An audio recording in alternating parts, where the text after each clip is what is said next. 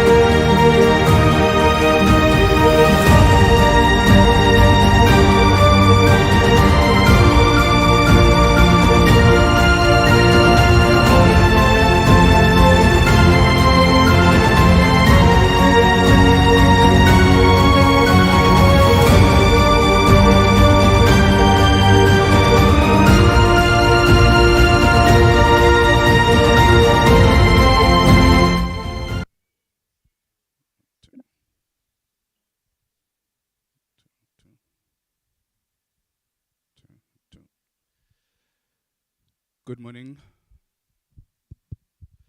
Good morning, ladies and gentlemen. Welcome to the IASP Africa Division 2023 conference. We are meant to start our program now at 9, but can I apologize for a delay? Can you please, ladies and gentlemen, allow us 5 to 7 minutes? We're sorting up a few issues, after which we will start with the program. Thank you.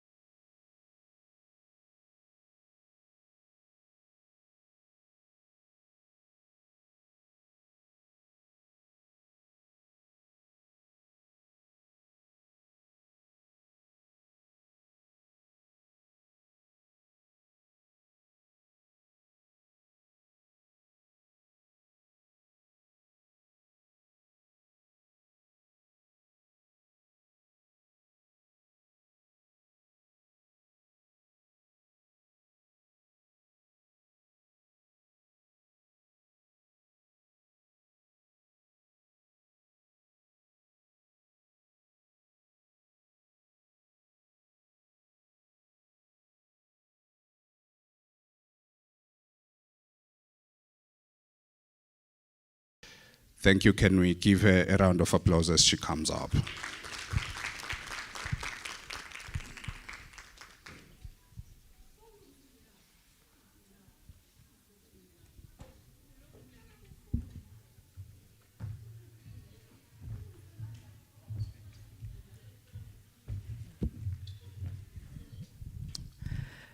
Good morning, everyone. Just a slight correction.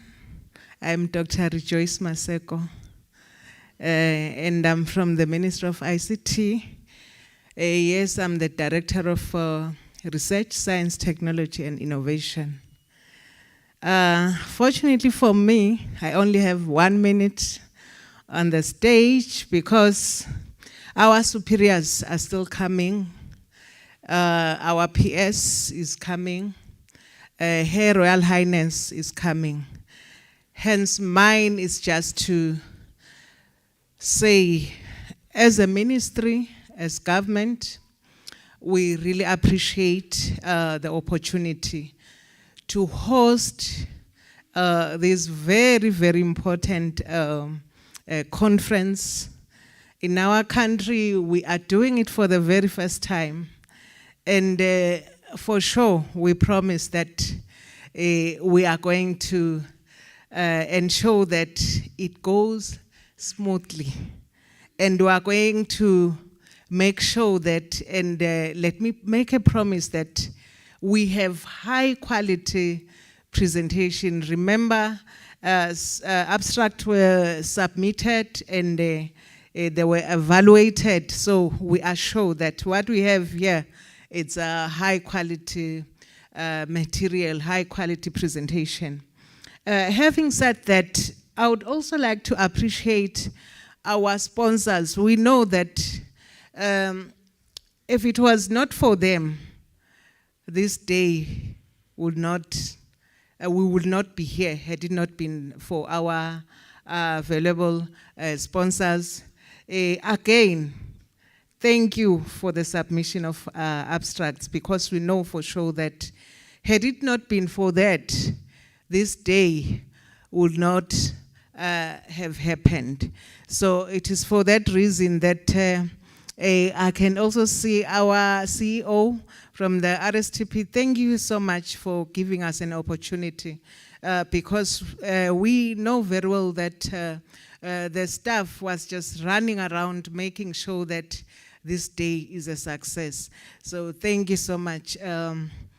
Mine, as I've already highlighted, was just to ensure, just to make sure that I remind you that we haven't forgotten.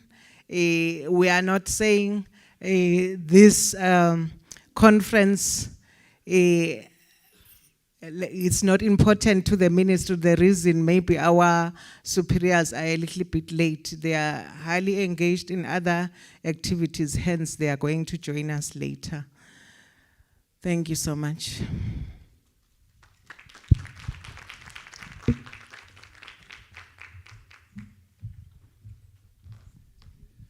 Thank you very much, Director. Without further waste of time, ladies and gentlemen, can I now invite the Chief Executive Officer of the Royal Science and Technology Park, Mr. Vumile Dlamini, to give us his welcoming remarks. Can we please welcome him on stage?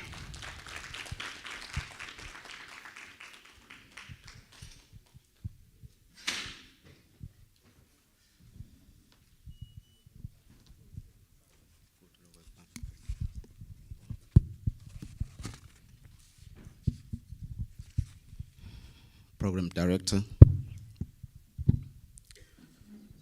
senior government officials present this morning, Chief Executive Officers, members of the International Association of Science Parks, partners, sponsors, government representatives, speakers and researchers, distinguished ladies and gentlemen, a very good morning.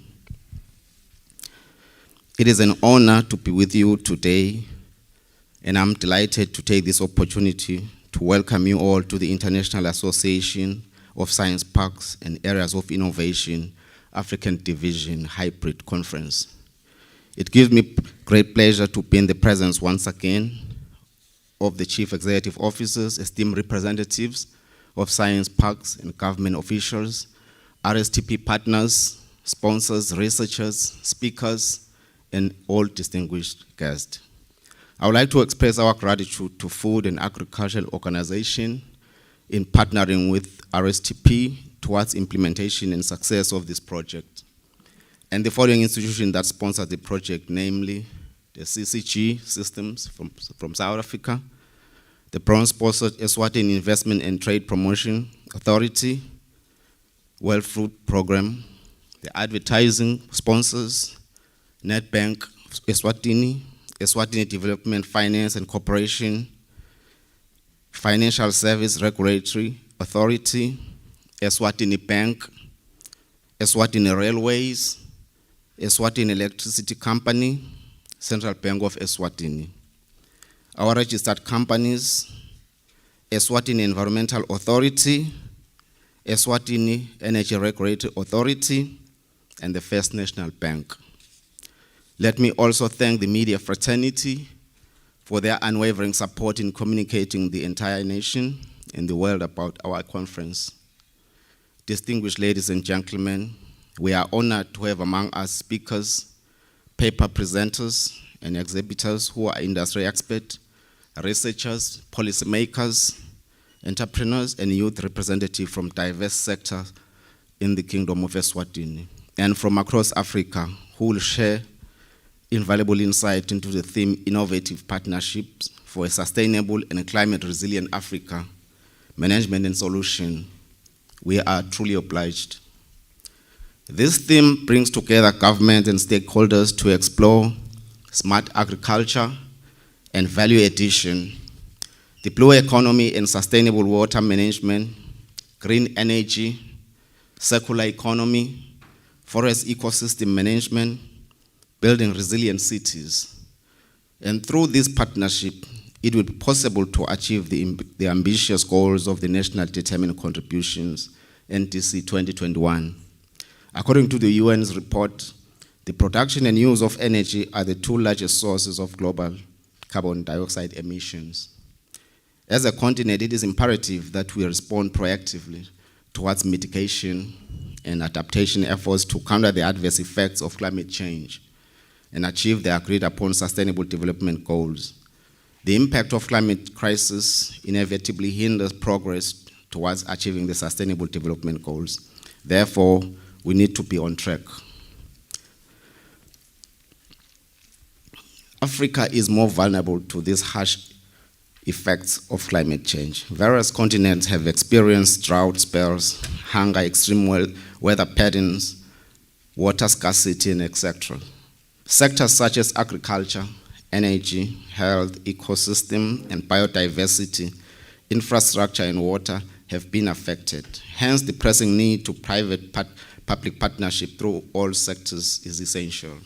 According to the Sustainable Development Goals report of 2023, it is the world's poorest and most vulnerable women and children who are experiencing the worst effects of the unprecedented global challenges. Together, as the International Association of Science Park and African Community, we can reignite progress towards achieving the Sustainable Development Goals and create a brighter and sustainable future for all. Based on the above statement, RSTP, as a representative of the Kingdom of Eswatini, will present the vision of climate change based on current situation and future challenges at the COP28 Arab Emirates at the end of this year. As you well know, that there are two sections. There's the blue section where the head of states join together, and there's a green section where scientists and researchers join to collaborate on some of these issues. Then I would like to thank you all for joining us today. We hope the conference will inspire us all. Thank you.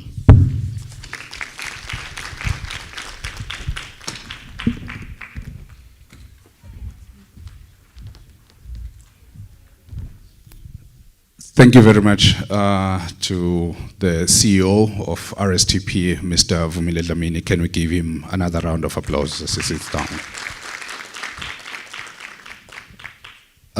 Ladies and gentlemen, can I now invite the Chief Executive Officer of the International Association of Science Parks and Areas of Innovation headquarters, who is joining us virtually, Ms. Alba, will give us her welcoming remarks and will also give us a brief overview of who IASP is for the appreciation of everyone in this conference. Can I now hand over to the IASP headquarters CEO? Thank you very much.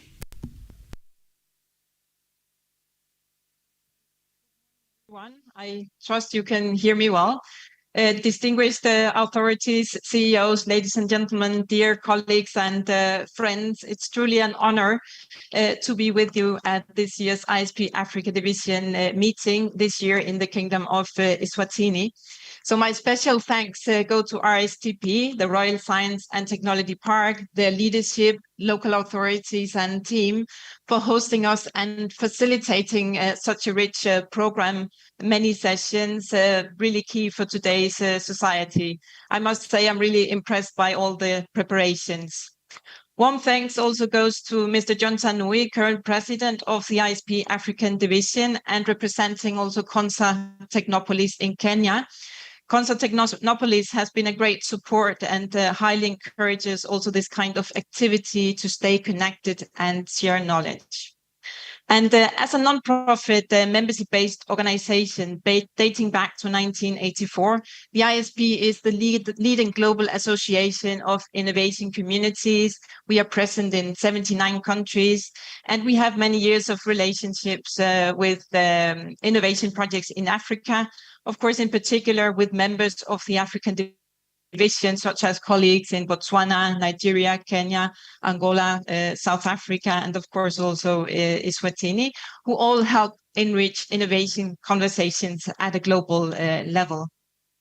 The Royal Science and Technology Park of Eswatini is a more recent member of our association since 2019, I believe, and it's really remarkable that you so quickly has taken on this responsibility of organizing our annual meeting. It truly shows your commitment to accelerating innovation and knowledge sharing, and we thank you very much for the effort. Let me also take this opportunity to greet all other members of the African Division who may be connected, as well as all other attendees and speakers today. Many of you may be familiar with ISP, but it may not be the case for everyone. So I was also asked just to share some words about our global network now that you are hosting the annual meeting of our global association.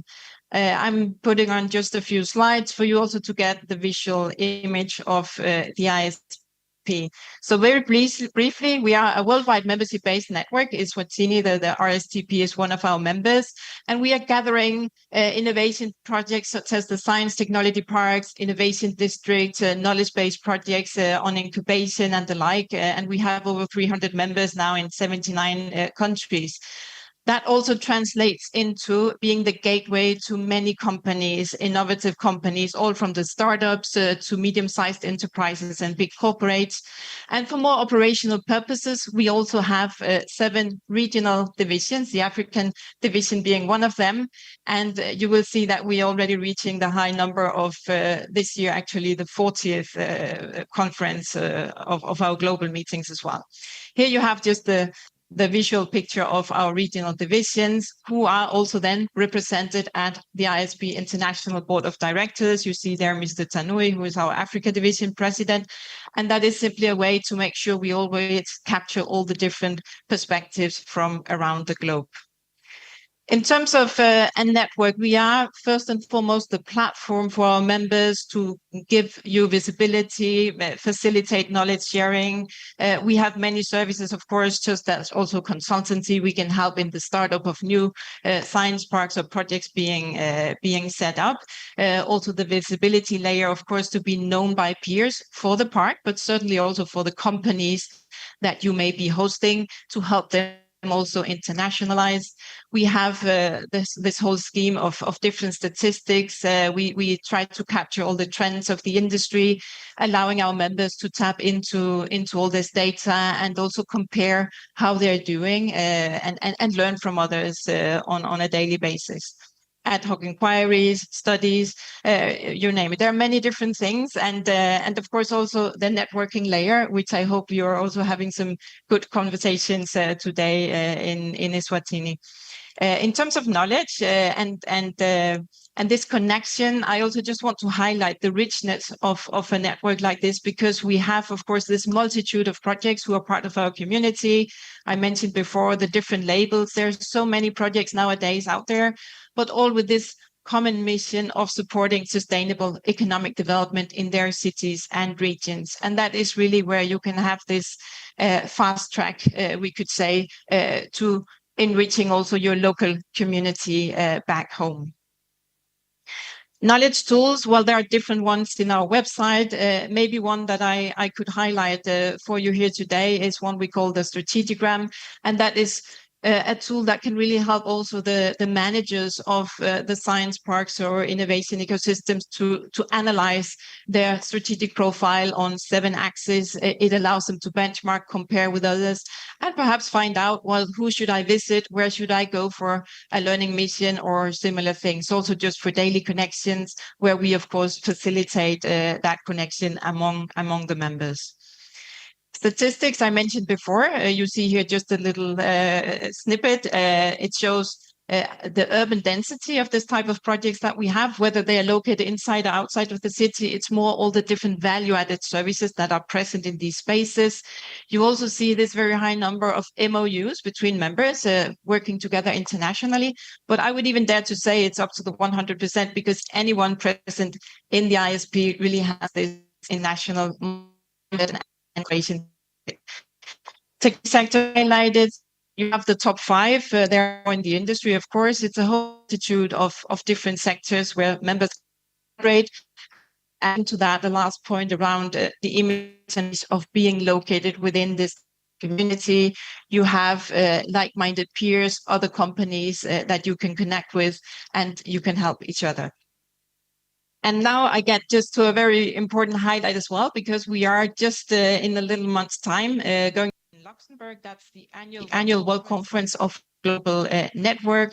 All of you are, of course, most welcome. There's still time to register if you would like to join us. We will indeed have many of our colleagues from Africa present. And the very good news also that next year our big meeting will actually be in the Africa division in Nairobi. So you can take note of the dates, and we hope to see you all in some of these meetings. Just to highlight, because you have a very relevant topic of today, I understand you're going to discuss innovation partnerships for sustainable climate resilient Africa. And it really builds very well also on all the topics that we have been discussing internationally speaking.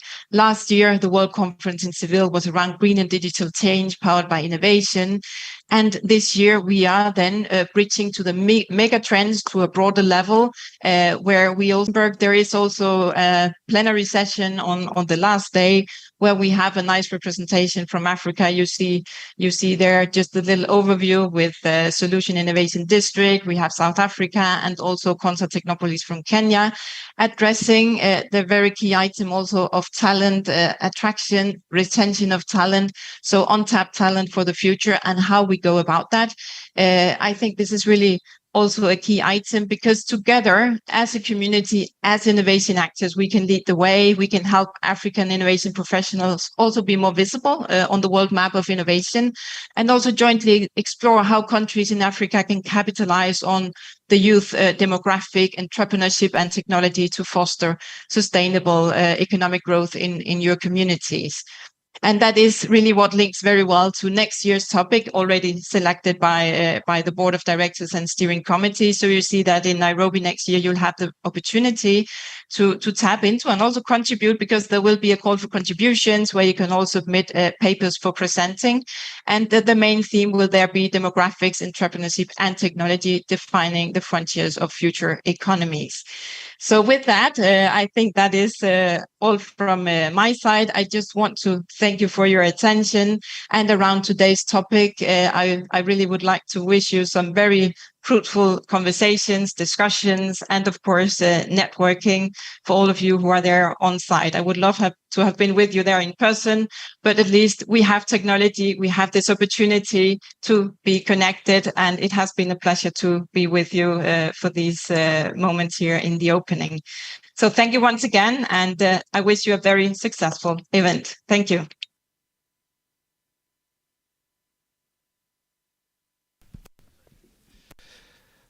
Thank you very much to the CEO, Ms. Ebba Lund, who is CEO of the IASP headquarters. And I am pretty much sure that we all appreciated the overview that she gave us on IASP.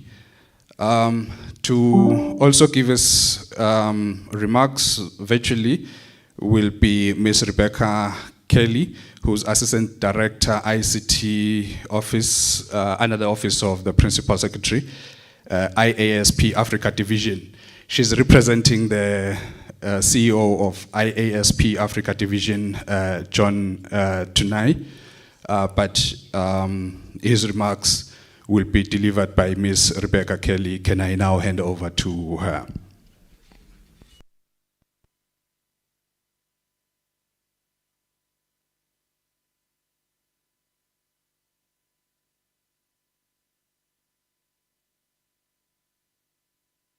Thank you. Good morning to the Minister ICT, Her Royal Highness Princess Sika Nyiso, the CEOs present, leadership of the Royal Science and Technology Park, distinguished guests, ladies and gentlemen. I'm here to represent the ISP Africa President, Engineer John Tanui, who would not be with us because of a state function, which he is attending today. And therefore, I read his speech. Ladies and gentlemen, it is a delight to join you in the inauguration of the 2023 conference hosted in the captivating surroundings of Eswatini. The theme we gather under is Innovative Partnerships for a Sustainable and Climate Resilient Africa, Management and Solutions, holds a profound significance for the African continent. This is a critical discussion towards achievement of Africa Agenda 2063 and achievement of our SDG goals. We acknowledge our distinguished hosts for this remarkable gathering, the Royal Science and Technology Park.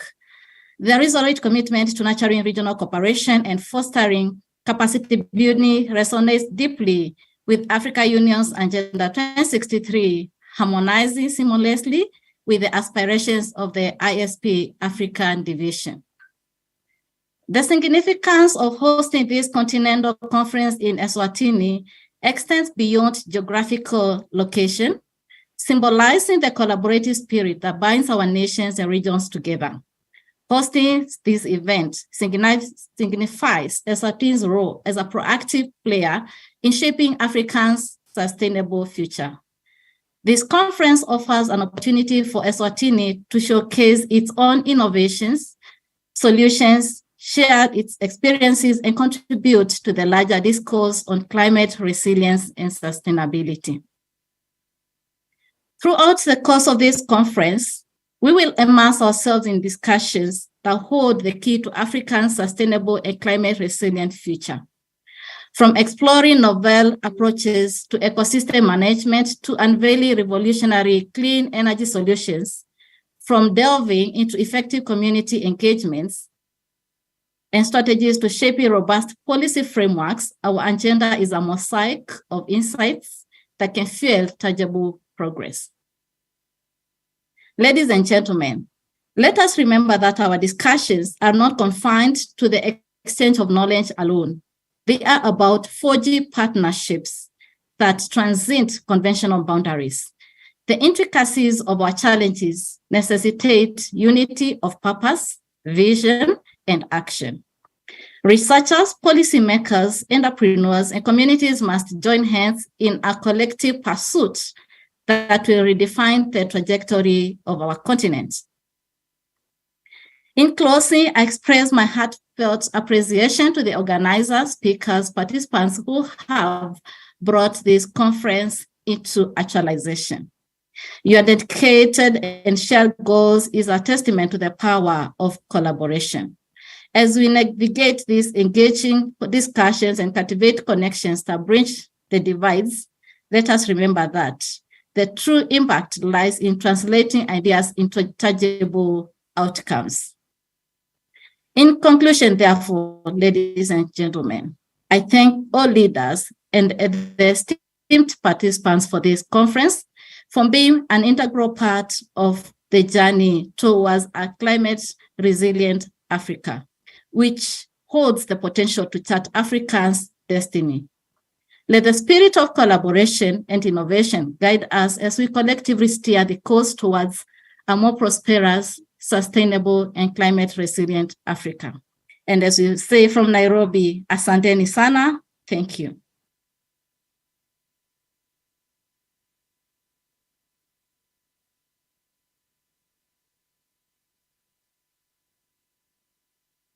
Thank you very much to Ms. Rebecca Kelly for those remarks from the Iasp Africa Division CEO. Can we give her another round of applause?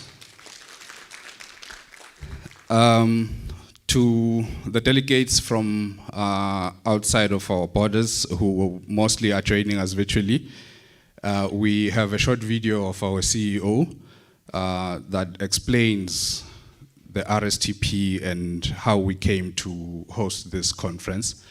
Can we now enjoy that video, ladies and gentlemen?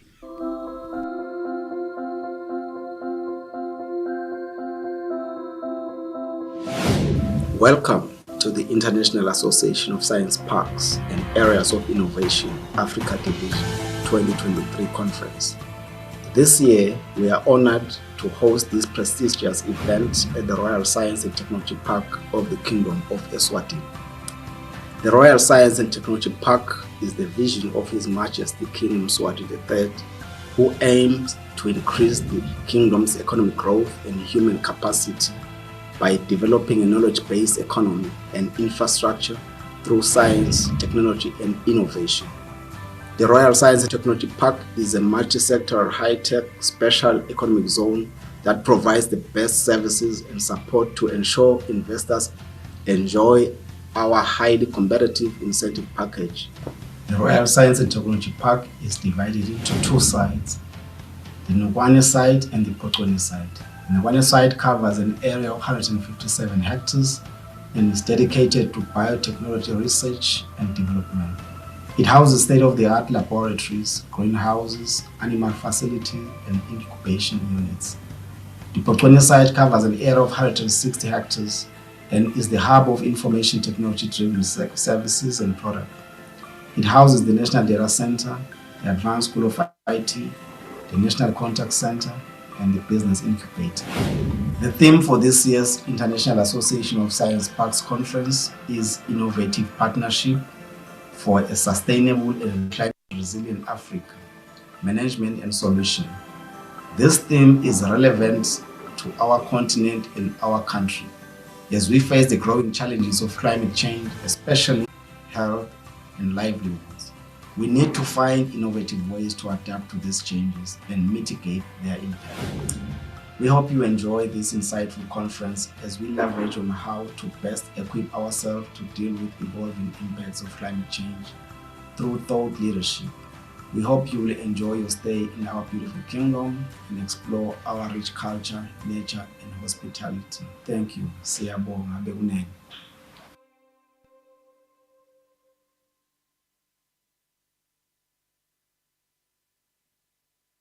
Thank you very much, colleagues. We are using this conference, amongst other things, to also exhibit what we have as a country, which is why the next video, a very short one as well, is going to talk to us about what do we have as the Kingdom of Eswatini. Thank you very much, colleagues.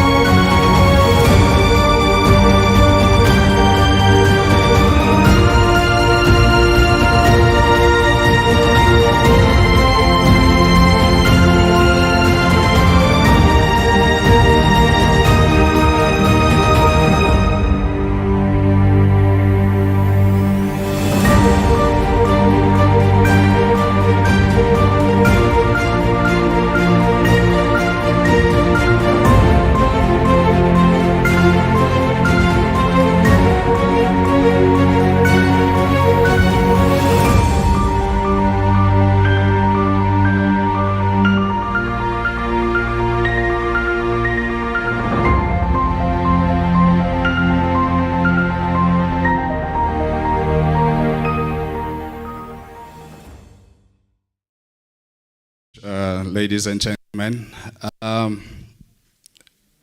I know that this is the official opening where the Honorable Minister for ICT, Her Royal Highness Inkosatana Princess Khanyiso, will officially open this conference. But before we get to that, she was already with us. She's already at the venue. So, but before we get to her speech, so that she can actually appreciate the value of the conference and the presentations, ladies and gentlemen, can we have our first presentation under the theme, the blue economy and sustainable water management, as we know that we have got 6 sub-themes for this conference. Can we now go on to the presentations on the first sub-theme, which is the blue economy and sustainable water management? Talking to us on water harvesting, we will have Mr. Makosini Koza. And for this session, the moderator afterwards will be Mr. Dumisani Kenny Hlanze. After these 3 presentations, it will be Mr. Koza Makosini, who is from the Ministry of Natural Resources and Energy. And then we will have a presentation on water treatment technologies by Mr. Peksisa Nsibanze from Art3 Services. And then we will have Mr. Tumsani Kenny Hlanze moderating this session. But can I now invite Mr. Koza from the Ministry of Natural Resources to give us his presentation. Can we give him a big round of applause as he comes up?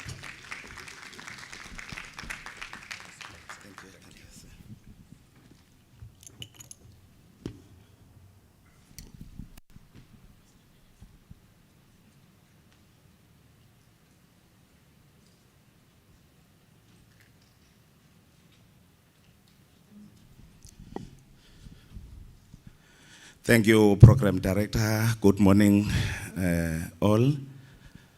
Program Director, Her Excellency, the Honorable Prime Minister, the Honorable Minister for ICT, CEOs present here, delegates from all sectors, and all protocol observed. May I take this opportunity to give a presentation? I'm not sure now. I was thinking that maybe it is now being taken on board.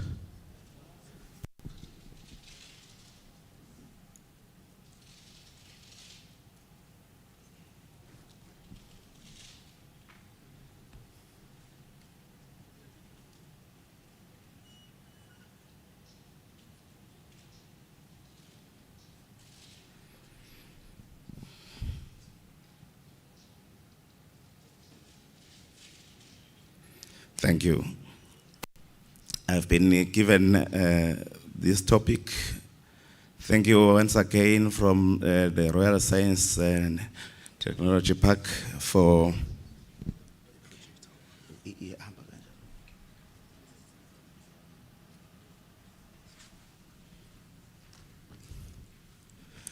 Thank you so much, Program Director.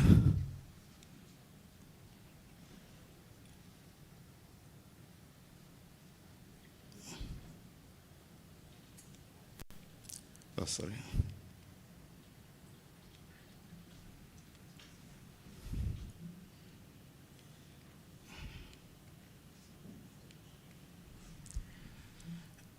As I've already indicated, I mentioned that I'm Makosini Koza, who is supposed to present on the water harvesting.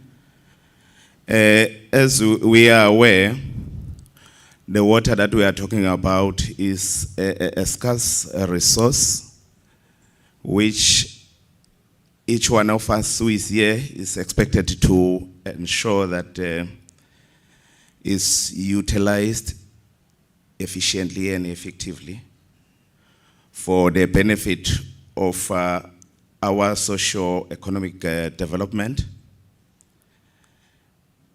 Maybe before I can go further on how or what usually happens in most cases.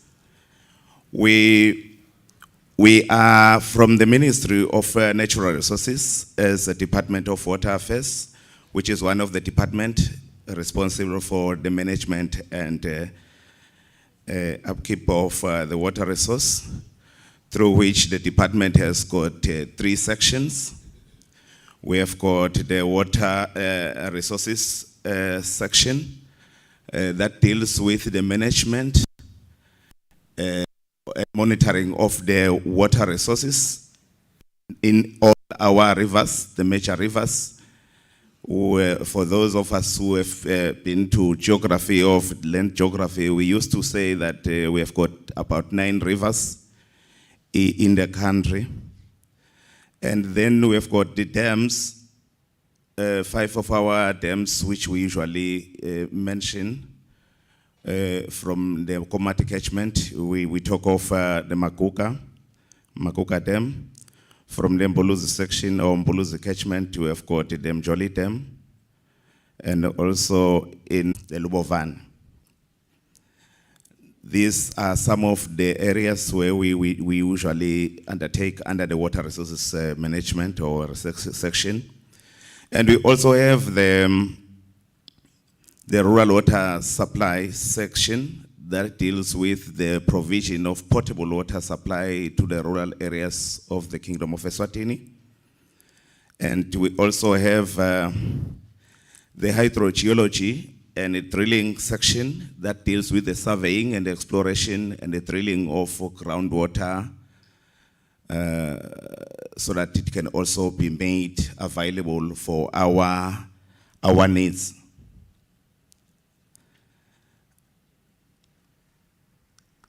As I've already indicated, as a department, we are under the Ministry of Natural Resources and Energy, as we have already indicated, to facilitate the provision of water for various uses through improved water resources management and development to support sustainable socio-economic development. One activity which as a department or as a ministry is to develop water infrastructure to store water during the rainy period for use to support socio-economic activities. Over the years, there have been increased variability and reliability of rainfall, which puts a risk on socio-economic activities. Now that it depicts the needs for harvested water builds resistance or resilience for water users to enable mitigation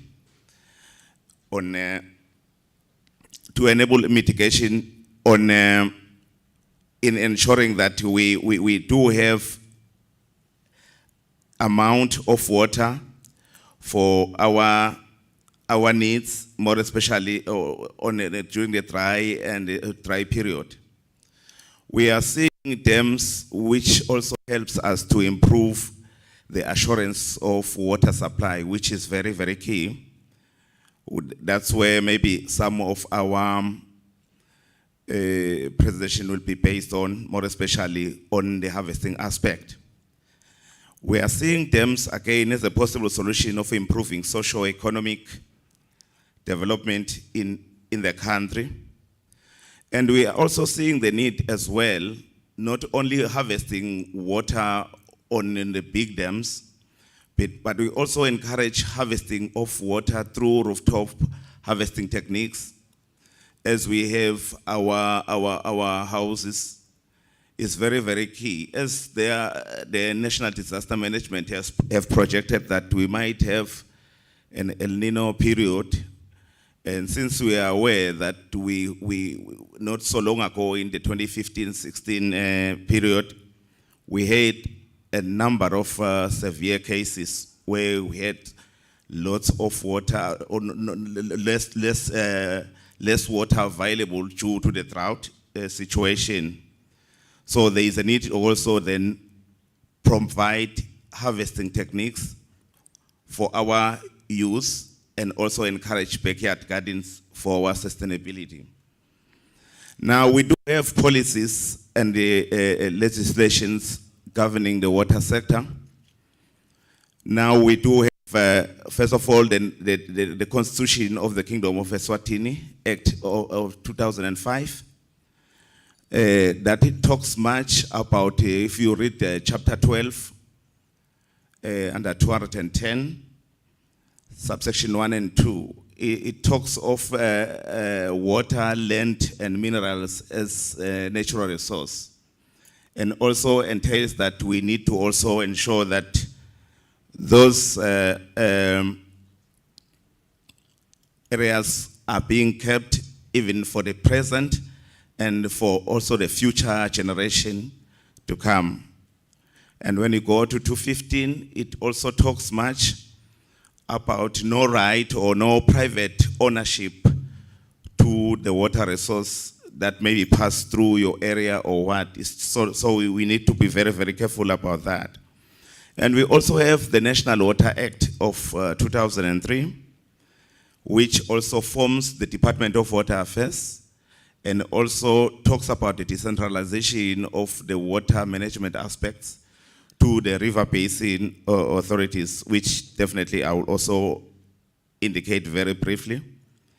And we also have the Water Services Corporation Act of 1992, which establishes what we know today as Eswatini Water Service Corporation and her mandate as well. And we also have the National Water Policy, which is in place for that also mentions things that pertains to the water that we have. And on top of that, again, we do have our Integrated Water Resources Master Plan of 2016, which also covers or talks about the dams for future, the present one, and then other issues that pertains to water resources as well, where we will see some of the dams which have been earmarked for future development also in that Integrated Water Resources Master Plan. And maybe it's worthy also to mention that apart from the master plan that talks about the integrated water resource management, we are now in the process of establishing or of developing the National Water Supply, Sanitation and Hygiene Master Plan, which a consultant has been engaged.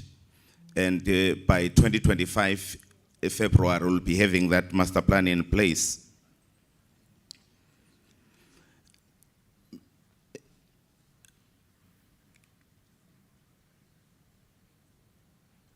Another thing which maybe it would be very, very important that I mention is that the water resources that we are talking about is transboundary in nature. We do have rivers which starts from our neighboring country, the Republic of South Africa, into the kingdom, into Mozambique. And we also have rivers which starts from Eswatini as well. I think about 2 of them. If not 3, is the Black Mbuluzi and the White Mbuluzi and the Ngwavuma. They start in the country, and that one we usually share it with either Mozambique and also some with South Africa. So this slide talks about the initiatives that we have, where we have this cooperation with our neighboring states, and also with Eswatini, we've got a joint water commission with South Africa, where we are also sharing the Makuka Dam and the Trikopis Dam.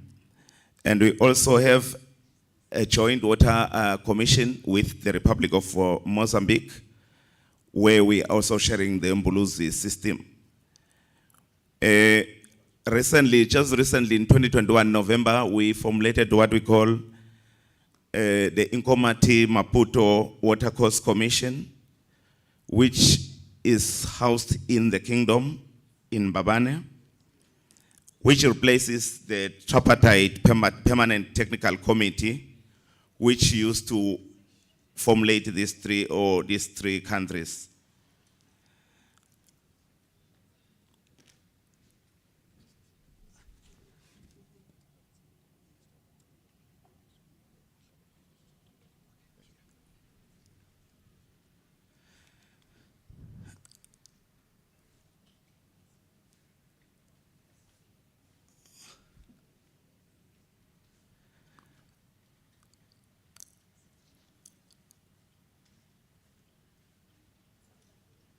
Sorry. Sorry. May we rise, colleagues? Thank you.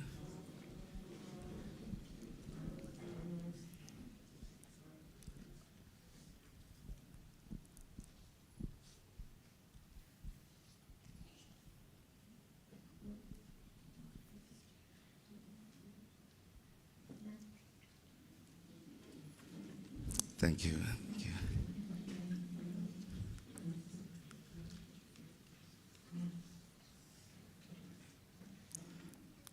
Thank you, Your Excellency.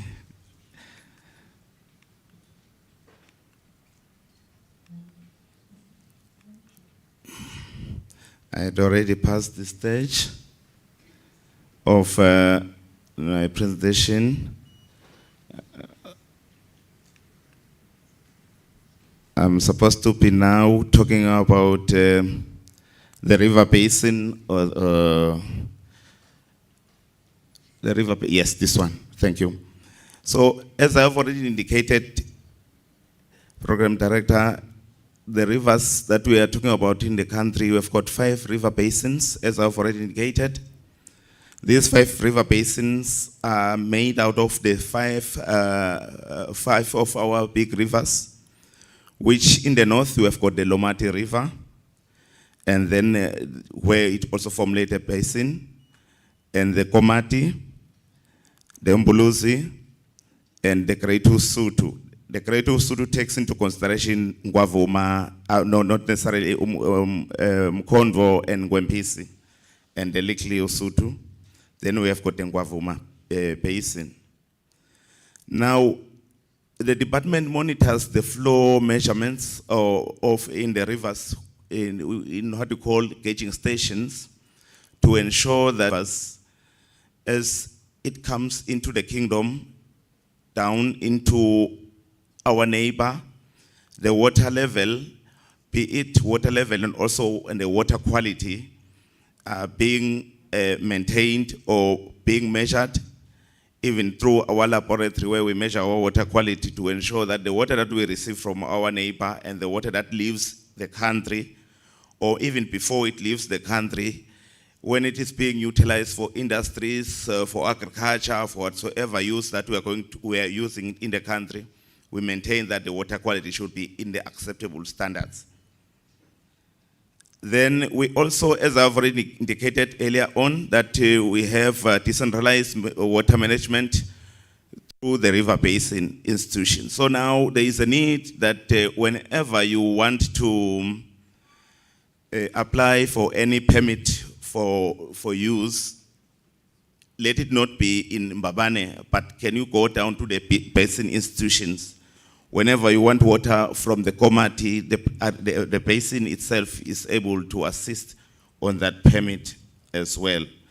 And also through the Joint River Basin Authority, which is the technical wing for the river basin.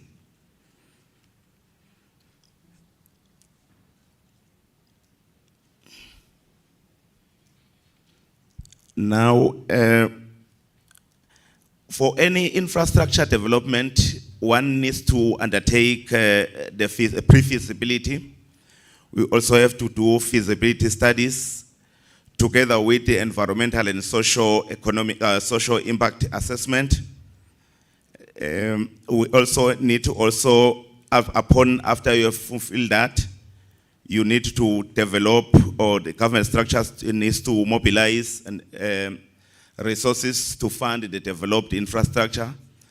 Then you undertake the construction phase and the supervision through either our institutions like SWAY or COBWA, and we also do the operations maintenance. Maybe as I'm about maybe to finish, let me just highlight some key dams. We have got the dams, the Makuka Dam within the Usutwa, the Komati Basin. We have got the Lubovane. I'll just mention the big ones, which are within those dams. And even for their use as well, these are some of the dams which are existing in the country, which are for irrigation mainly. There is also hydropower. Then now there is that need to undertake proposed new dams. We have seen the need that the population of our country is growing. There are so many developments that are coming in place, urbanization and etc. So now, which cannot be met with what we have now, more especially in our rivers. As you can see that our rivers, in as much as we do have water, but based on the protocols and agreements, those water are not available for use due to the fact that they are not that much adequate. As I've already indicated, the 2016-15 drought, yes, it taught us a lesson that indeed we need to stay prepared. Now, we do have some projects which are in the pipelines for the development.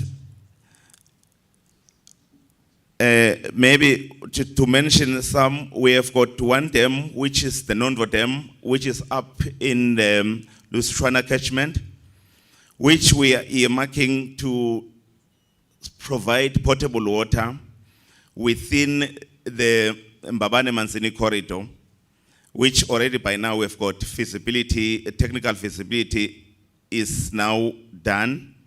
We are now only reviewing the environmental and social impact assessment report for that. And we are also having the Mbageni Dam, which was commissioned just recently by His Majesty. It's being a dam that is within the Ngwavuma water system, which again is one of the dams that is also going to assist, more especially those areas in the south, which are so dry, and also increase the availability of water in times in times when we are affected by drought. Otherwise, the other dams are at a feasibility or pre-feasibility stage. We need to also develop a dam below Maguga, which is known as Silingane. And again, that dam is also going to assist the country with water as well.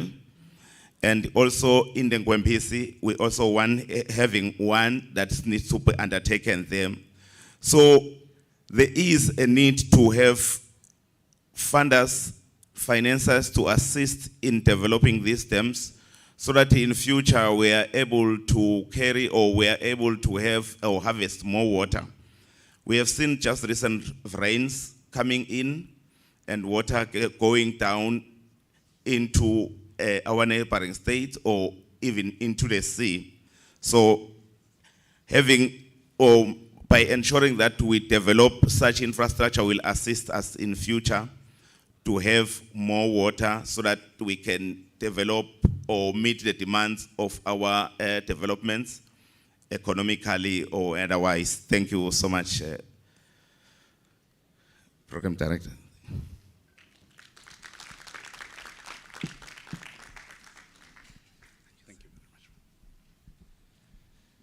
Thank you very much, Mr. Koza. Can we give him another round of applause as he sits down? Your Royal Highness, and Honorable Minister for ICT, thank you very much for taking time to be with us. We appreciate your presence and we appreciate your permission for the Royal Science and Technology Park to host this event on behalf of the Kingdom of Eswatini. Ladies and gentlemen, we cannot overemphasize the importance of this conference, particularly to the Kingdom. And it is, in fact, a clear indication, the presence of Her Royal Highness in our midst, that the kingdom does take this conference as seriously as it can ever be. Her Royal Highness, had it not been her putting the significance of this conference on high priority, she had other engagements that she had to attend to, which is for that reason that I would now request the Principal Secretary of the Ministry of ICT, Mr. Pesheya Dube, to introduce Her Royal Highness to deliver her remarks. Over to you, Nyamatane. Goes.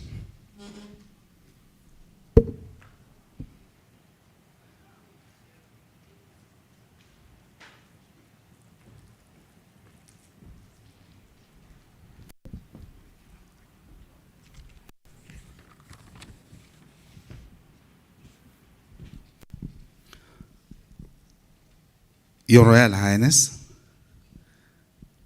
Ingosatana, and Minister for Information, Communications and Technology, Speaker in the House of Assembly, Baba Petros Mavimbela, esteemed representatives of the International Association of Science Parks, sponsors, research institutions, universities, distinguished guests, ladies and gentlemen, good morning.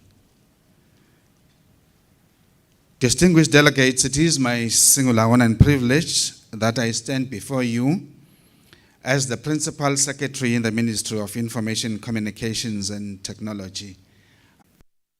The projected outcome of hosting the IASP 2023 Assembly is significant as it has the potential not only to create opportunities for increased collaboration between science parks in Africa and globally, but also to showcase the immense potential of the innovation and growth of the African continent, or rather the African continent possesses. Your Highness, we are grateful for your valuable presence and unwavering support as we are gathered here for the official opening of the International Association of Science Parks, the Africa Division 2023. The Honorable Minister, to those who may not know her very well, has been a guiding light in championing the role of science, innovation, and technology in our nation's development. Recently, she played an active and leading role in ensuring that the Royal Science and Technology Park Bill of 2023 is passed into law. We are honored and privileged to have you once again, Your Highness, in our midst to share your invaluable insights and experiences. Your presence underscores the significance of this assemblage and the commitment of the Kingdom of Eswatini towards advancing the field of information, communications, and technology. Without wasting time, may I, at this point, kindly request you, Your Highness, to address this gathering. I thank you.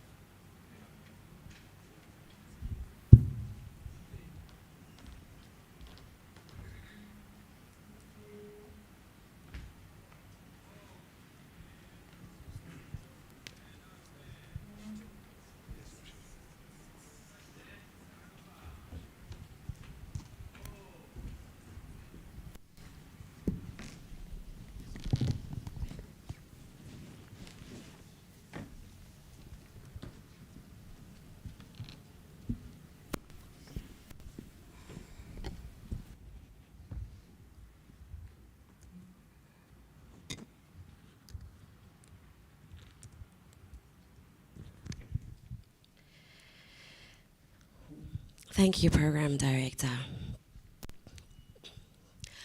The presiding officer, the Honorable Speaker of the House of Assembly, Honorable Petros Mavimbela, the Principal Secretary, Mr. Peshe Adube, the Chief Executive Officer, Lion Vumile, of the Royal Science and Technology Park, esteemed representatives of the International Association of Science Parks, the Research Science, Technology and Innovation Director, Dr. Rejoice Masego, sponsors, research institutions and universities, distinguished ladies and gentlemen, it is a good winter's morning.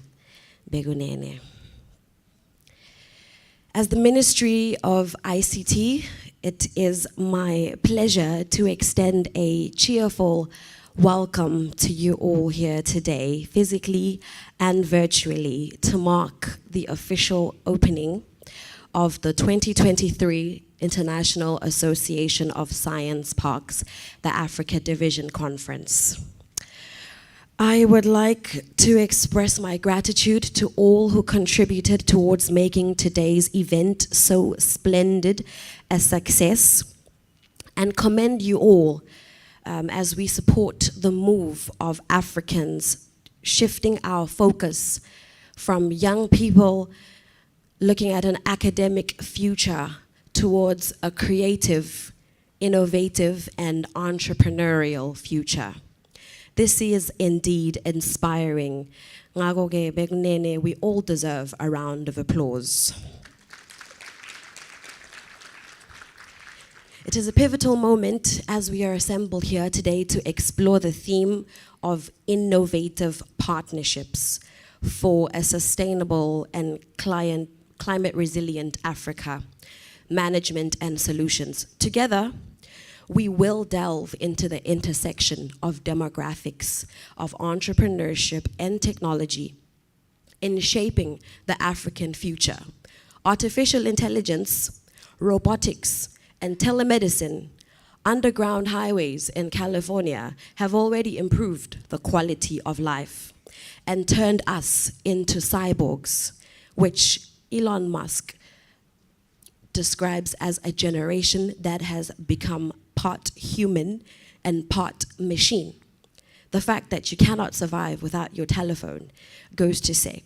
Even in a study, it was discovered that young people would rather go without a certain activity than their cell phones.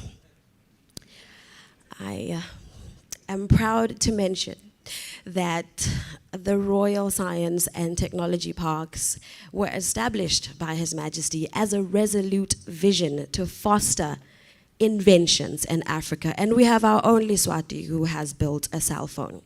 This will also lead to facilitating patenting, an issue that is often underrated in the kingdom, and strengthen the bonds within the research and development cluster, so we can turn our ideas into money.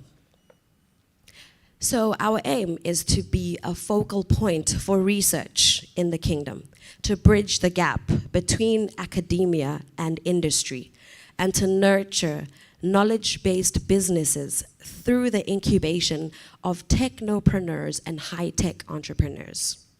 So as we proudly host this conference today, we showcase our commitment to sustainable development, innovation, and exchange of knowledge among Africans.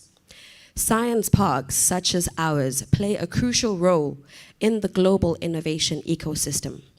They are catalysts for developing our economies and are at the forefront for promoting sustainable development and climate resilient development.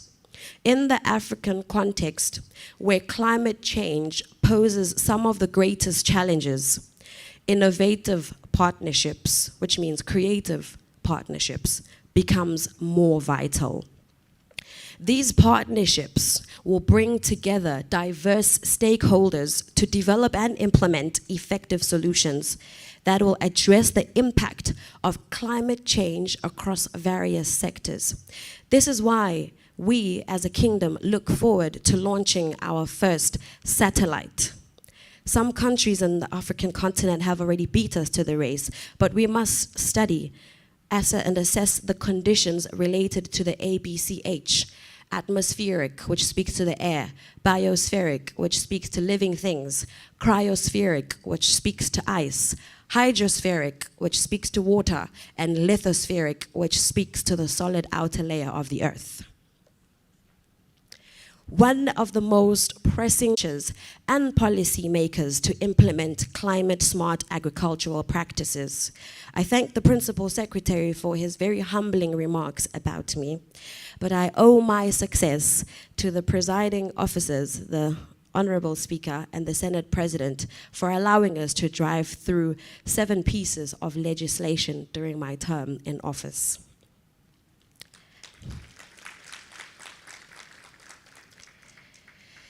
So let the partnership with the African Development Bank and the International Fund for Agricultural Development and the World Bank support climate resilient agriculture in Africa to ensure food security for our people.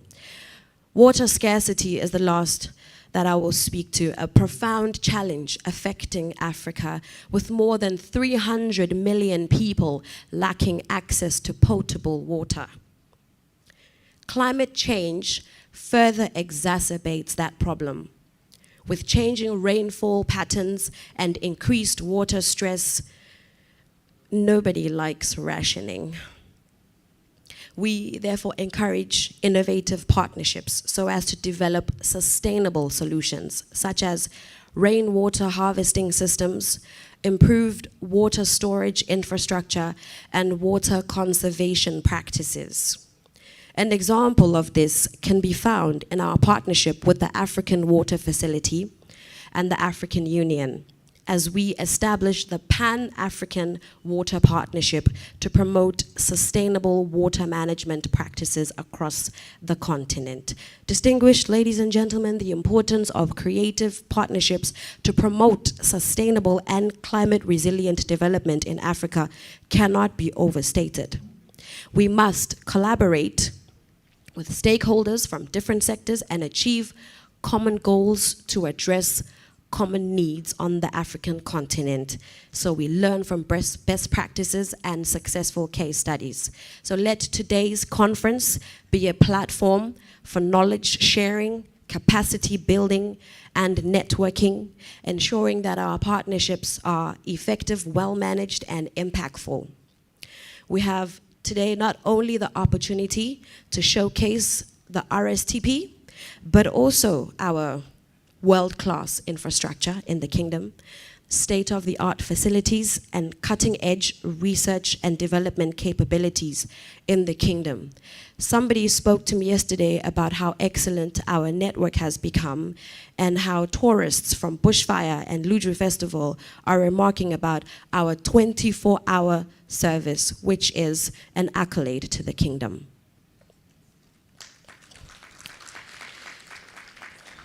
This is a demonstration of His Majesty and His government's commitment to attaining the Sustainable Development Goals, climate change, resilience, and innovation on the global stage. Therefore, ladies and gentlemen, in conclusion, through the exchange of ideas and experiences, let us uncover solutions and improve partnership management.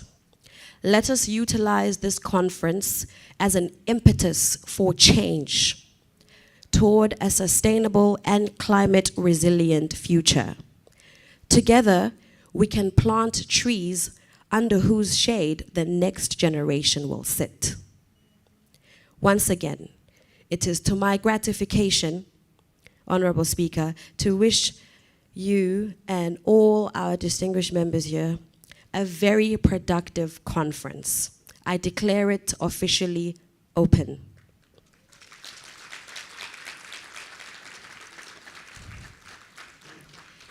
And thank you all.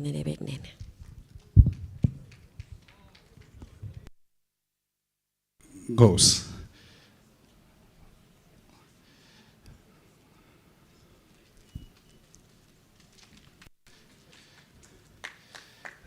Kankosi angaze ayandathi tibuya kuye tibuya ku CEO nengabhane Nkosi. Goes.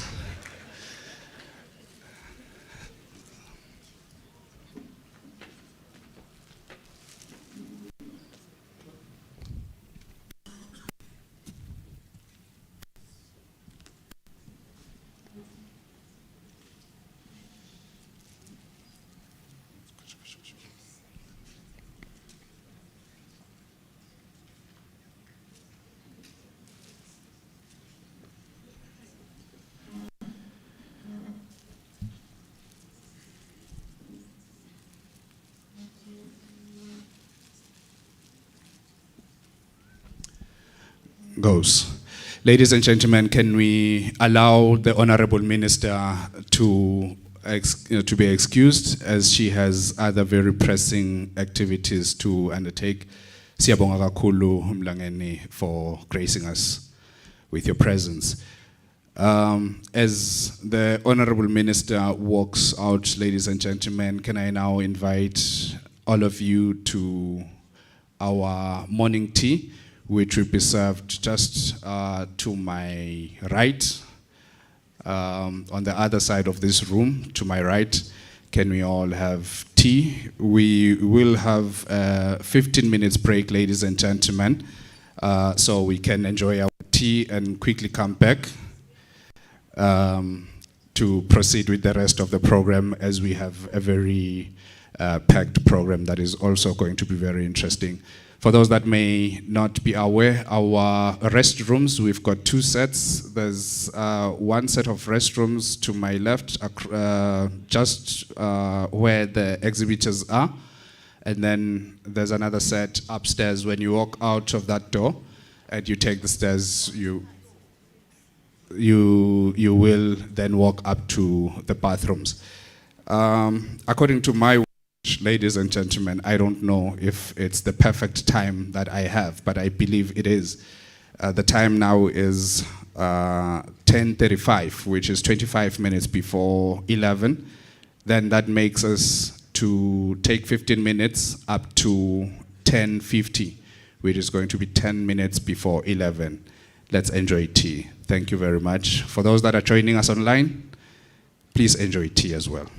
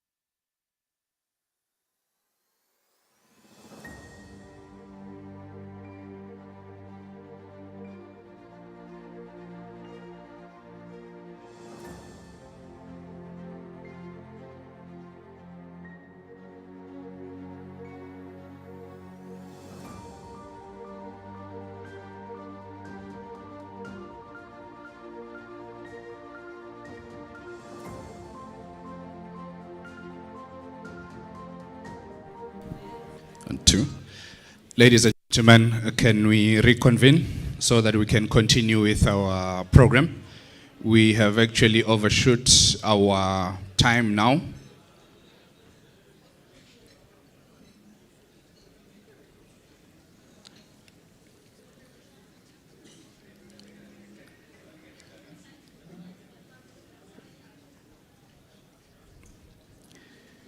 Can I call the meeting to order, ladies and gentlemen, so that we can continue with our program?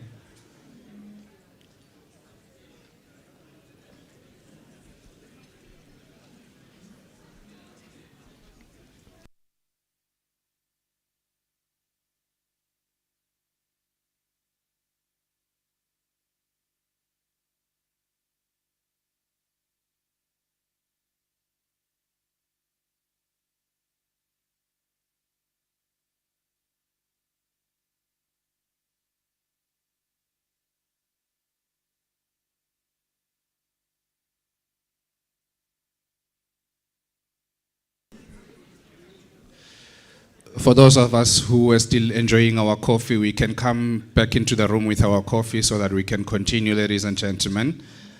In the interest of time, we have a couple of sessions ahead of us before the end of today. So we have a couple of paper presentations as well. When the time is right, we will invite our researchers to present their papers in a different room. So if you will be interested to listen in to those paper presentations, we will direct you to the room where the paper presentations will be done. But for now, ladies and gentlemen, can I thank you again for coming back for this session, and we are humbled by all your presence here, and we believe that we will share ideas as the theme for this conference stipulates. Partnerships are actually very vital.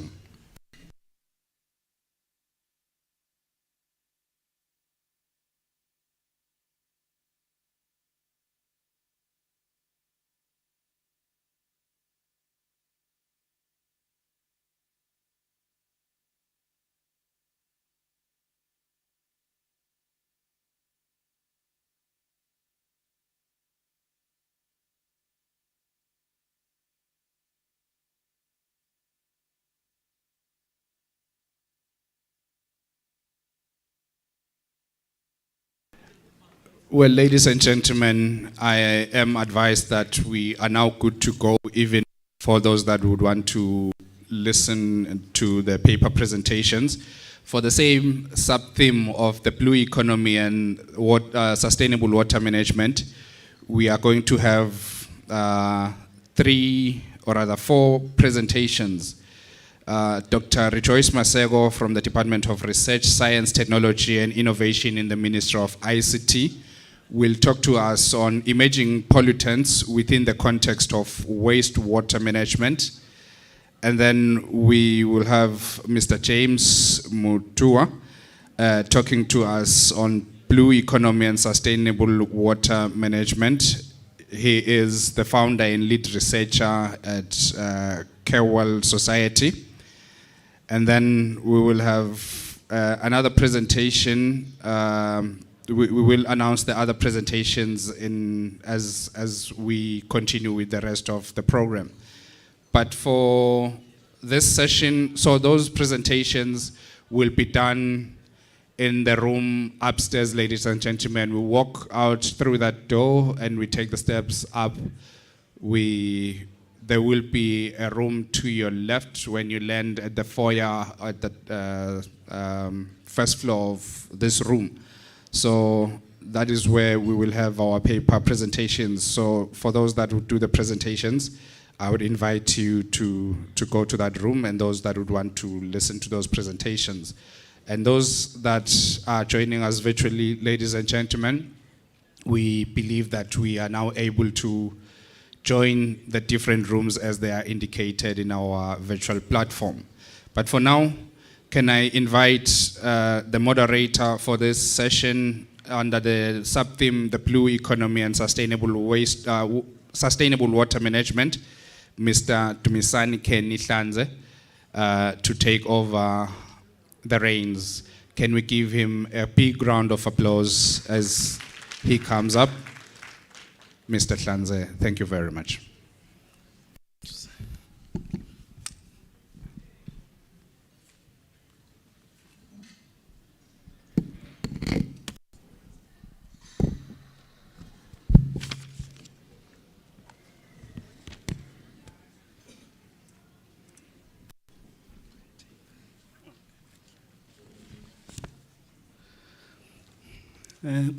The program director, government officials, the private sector, civil society, speakers, researchers, sponsors, distinguished ladies and gentlemen, may I take this opportunity and greet you all. My name is Dumisani Kenneth Hlanze. I am the moderator for the sub-theme Blue Economy and Sustainable Water Management. There are speakers who have been identified to make presentation under this sub-theme. And we have already had the first presentation by Mr. Koza. But before I call up the speakers, I would just like to give a brief introduction or background on the sub-theme on blue economy and sustainable water management. Geographers mentioned that we are living in a planet covered with over 70% by water, and 97% of this water is not usable to human beings. So only about 3% is regarded as fresh water. And this 3%, a greater proportion of it is also not accessible to human beings because it is locked down in deep aquifers and also formed as ice and glaciers. So this basically means that we are having far less than the 3% of fresh water that can be accessible and usable to human beings. And also due to impacts of climate change that impact on water resources availability, rainfall variability, we are also experiencing severe water shortages. And this therefore calls upon sustainable water management initiatives. When you're talking about sustainable water management, we are basically focusing on the 3 pillars of sustainable development, which is mainly the economic development, socially, as well as environmental sustainability. Then now coming to blue economy, and there are various definitions that have been brought forth to define blue economy. This is basically a term in economics relating to the exploitation, preservation, and generation of a marine environment. And the Commonwealth of Nations considers a blue economy as an emerging concept which encourages a better stewardship of our ocean or blue resources. And the Conservation International defines the blue economy as a concept which includes economic benefits that may not be marketed. And these include carbon storage, coastal protection, cultural values, and biodiversity. The European Union defines blue economy as all economic activities related to ocean, seas, and coasts. While the World Bank defines it as a sustainable use of ocean resources for economic growth, improved livelihoods, and creating jobs while preserving the health of the ocean ecosystem. So now, in all these definitions, you get to hear one specific word, ocean, ocean, ocean. And then this now brings us to one fact that we are having more than 190 countries globally. And 44 of these countries are said to be landlocked countries, which basically means they do not have direct access to the ocean. And 16 of these countries are in Africa, and one of them is Eswatini. So with this definition having ocean, ocean, ocean, one is asking himself, does it mean that these landlocked countries are not relevant to exploring the blue economy? So that's why we will have these speakers now who will be coming up to give us a brief presentation and see opportunities for the countries, or specifically Eswatini, on how it can explore opportunities that are available in the blue economy. Personally, I would say that there is a need for an all-inclusive and accommodative definition for the blue economy, which will include the countries which are landlocked, so that they can also see their benefits or their role and within the space of blue economy, so that no one is left behind. So at this juncture, having made this brief background, I would like to call upon the speakers. One is Mr. Koza, who has already presented on the water harvesting. He will come up and take his seat along with Dr. Lihlemafu, who will be presenting on water treatment technologies.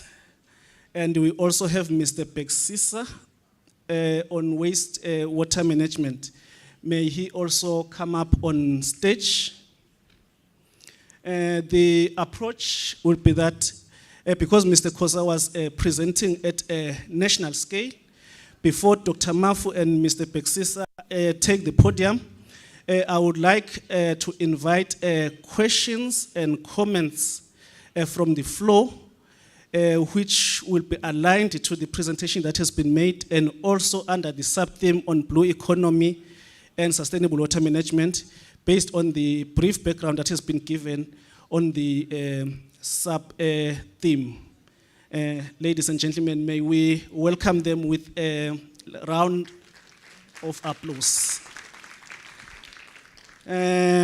Before we start our presentations, we have Mr. Koza, who has already made a presentation on water harvesting nationally.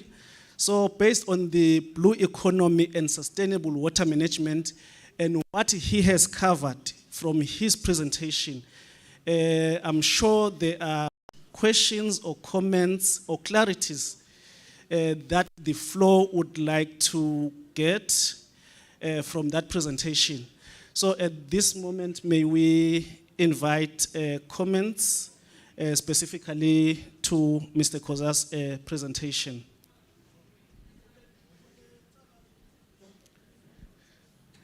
He was presenting on water harvesting. He touched on the legislative framework, the river basins in the country, the pipeline projects that are ongoing in terms of dam construction and stuff.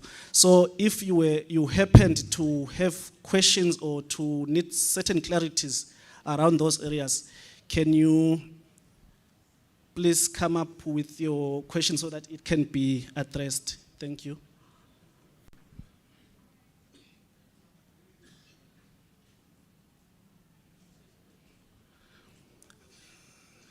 This tells me that one, we didn't hear him. Two, we heard everything. So which?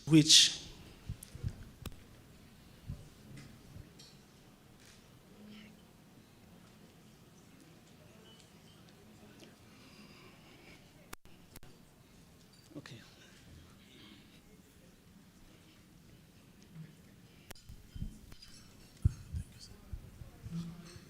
Good morning, everyone. Thank you, Mr. Koza, for your presentation on the water harvesting and the information on dams locally.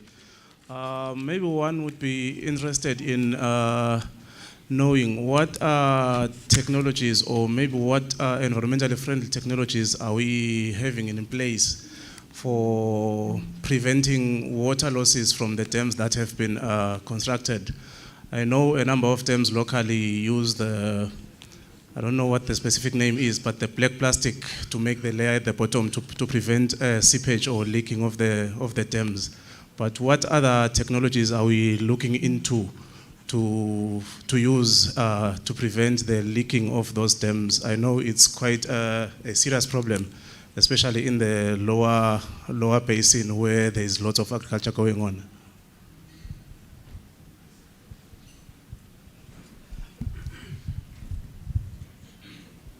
Is that the only question? Okay.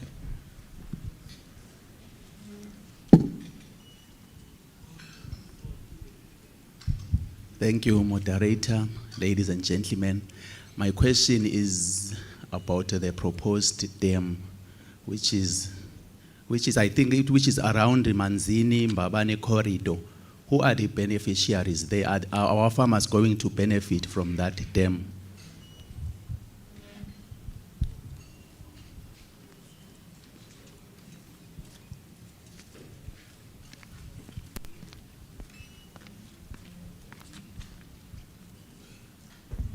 Siyabonga.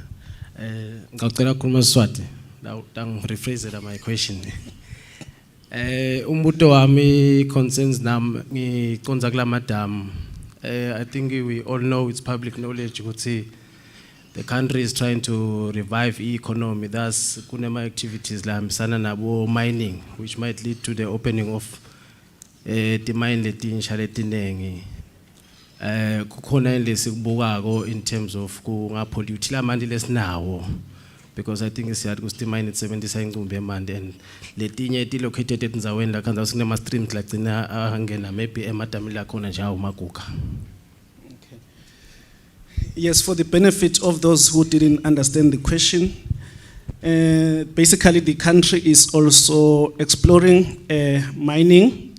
And when we talk about mining, there are also aspects of water pollution due to certain wastes that are generated from the mining sector. So the question is, are there any initiatives in place to reduce the impacts of water pollution, especially the nearby streams associated with those mines? Thank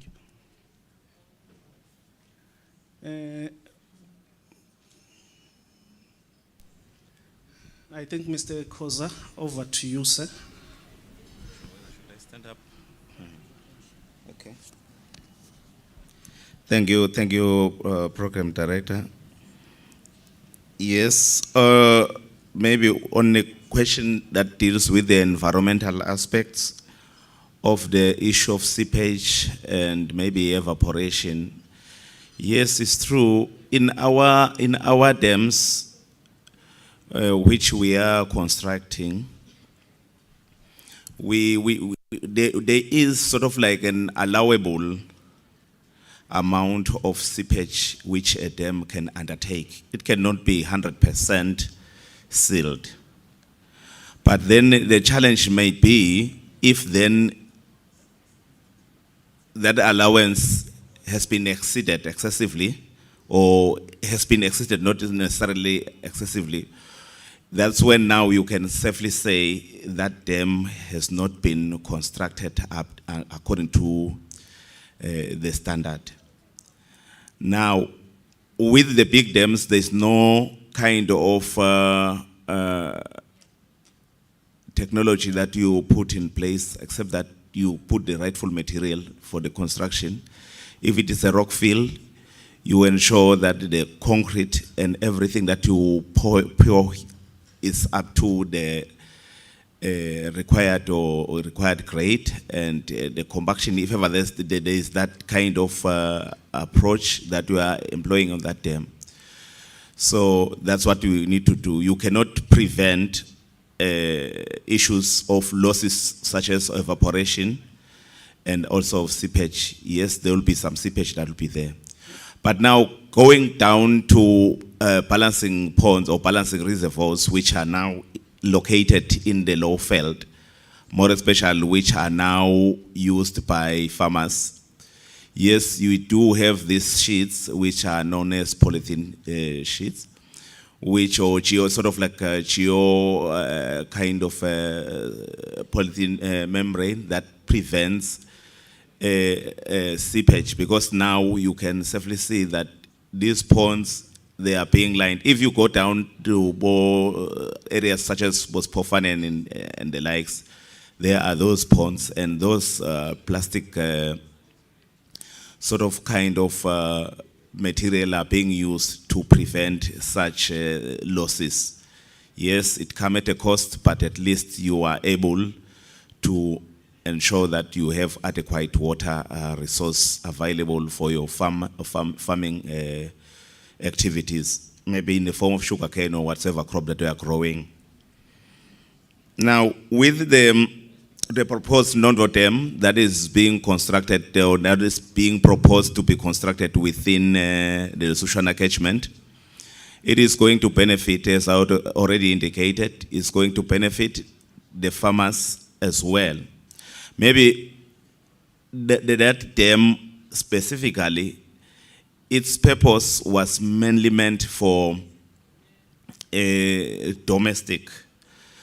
But then what we normally do as a ministry, and also we normally construct a dam for a multi-purpose use, like in a form, if let's say there's a need for power generation, we allow that.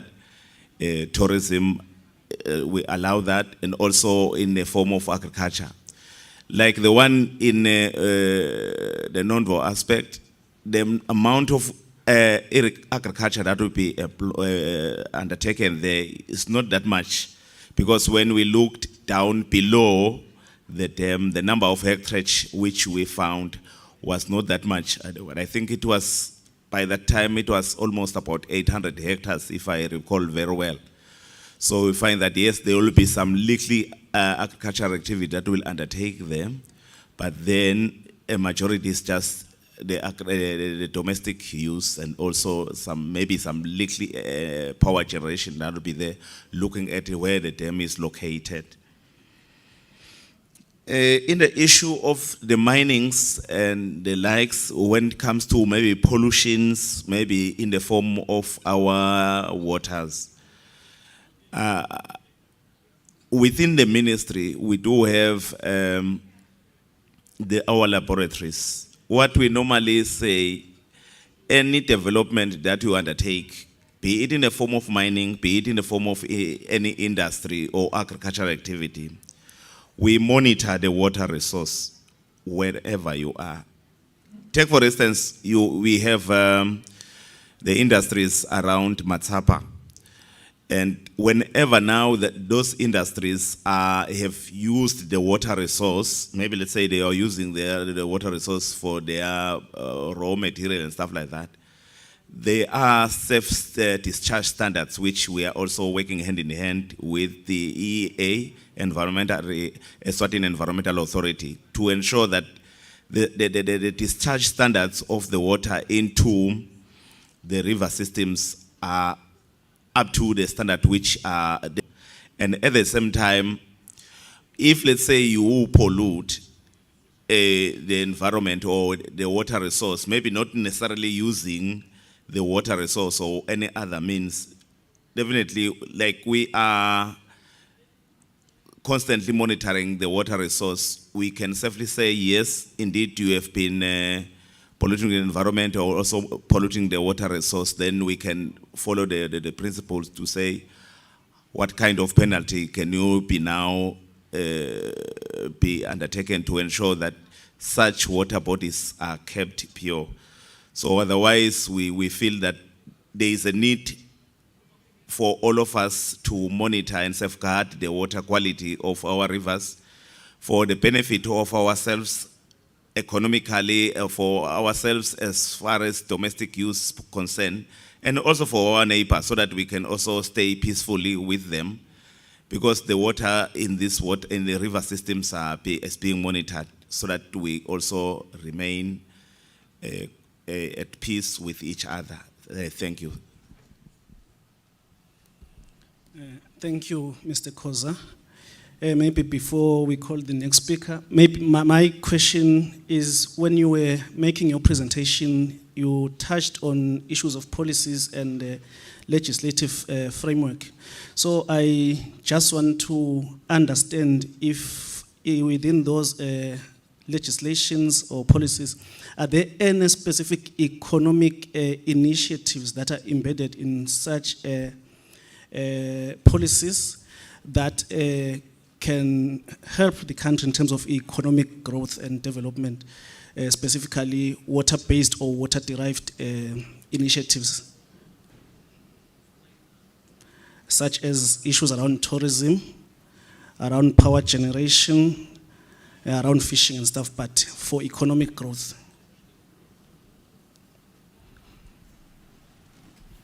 Thank you, moderator. Yes, our policies, the way they are crafted, they are crafted to ensure that, like you, as you are aware, that water is life, first of all. Then water is very key for our economic activities, the backbone to any development in the country.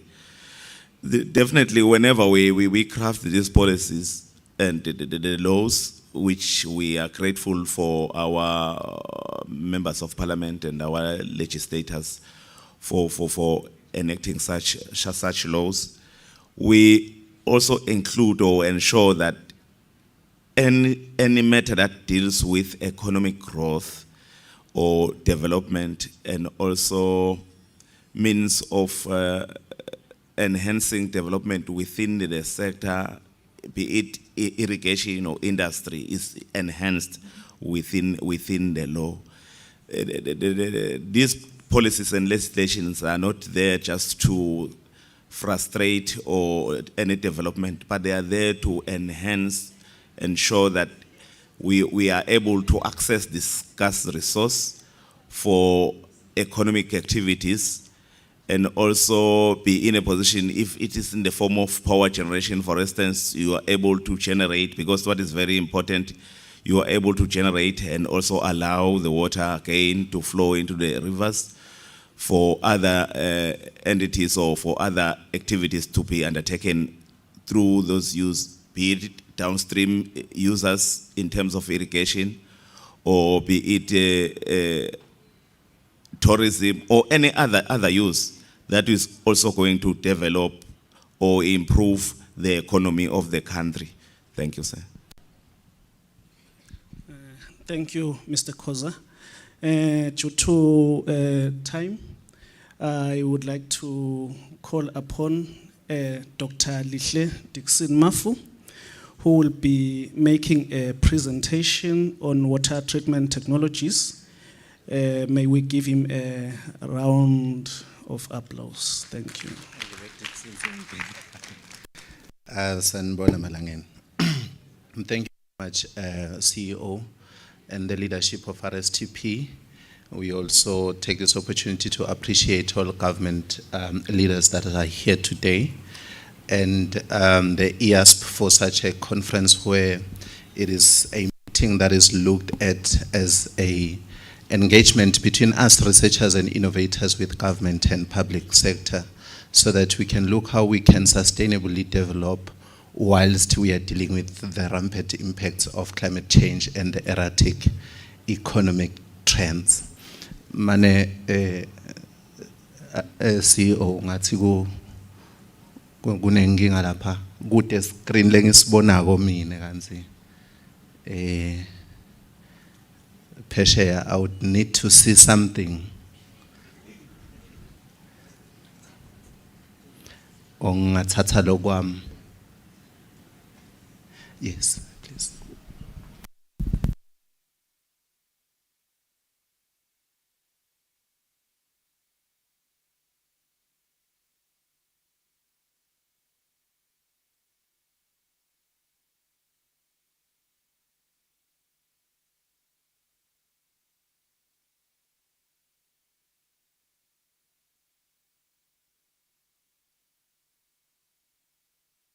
So basically, colleagues, what we are trying to discuss today is a problem of water.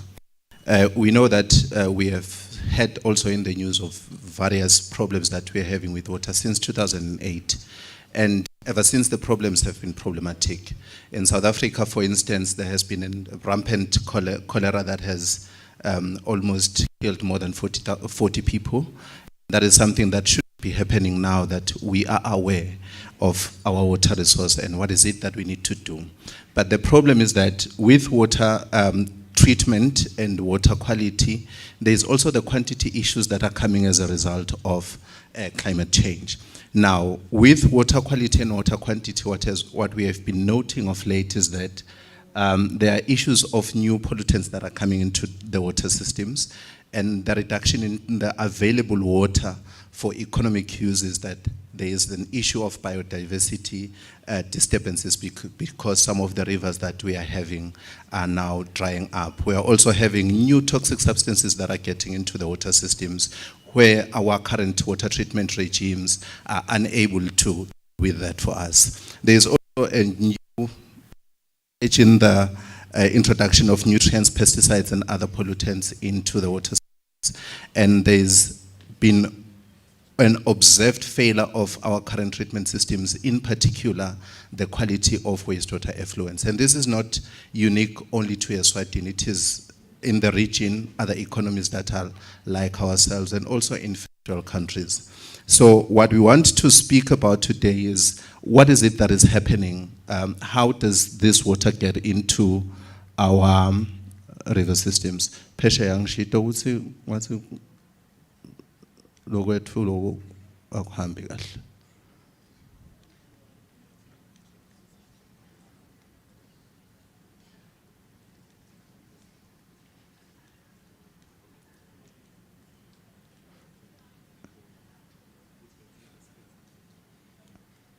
Yeah, there's something wrong here. Okay, so what we have noted is that with industrialization and the development that we are currently having is that there's a new demand for more water. And now in our country, what we're noting is that with household connections, it means then I have more water available to use. I'm not only limiting myself to the 30 liters that is gazetted in law, but now I can wash hands with 5 liters of water. I can go to the loo after peeing and then I flush down 6 liters of water. And those issues are saying that we are now having unnecessary demand for water because the water is available and we are not efficiently managing it so that we can have more available for the 22%, for instance, that doesn't have access in the country currently. So what we note is that, okay, what we note also, no, there's a problem here. Okay, so what we note again is that this water, the wastewater, after using it, now we are having more volumes in our homesteads. And these volumes, either they get into pit latrines, into septic tanks, or they are illegally dumped. What we also note is that now with industries, we are trying to revive the economy, and there is rampant use of the water, and there's many discharges of wastewater. But now what we also noted is that with our hospitals, if you are looking at the stage of the COVID virus and how we are now having an uptake of antiretrovirals and other medicines, the inability to limit also the issues of antimicrobials, then it means we are having new pollutants coming into the system.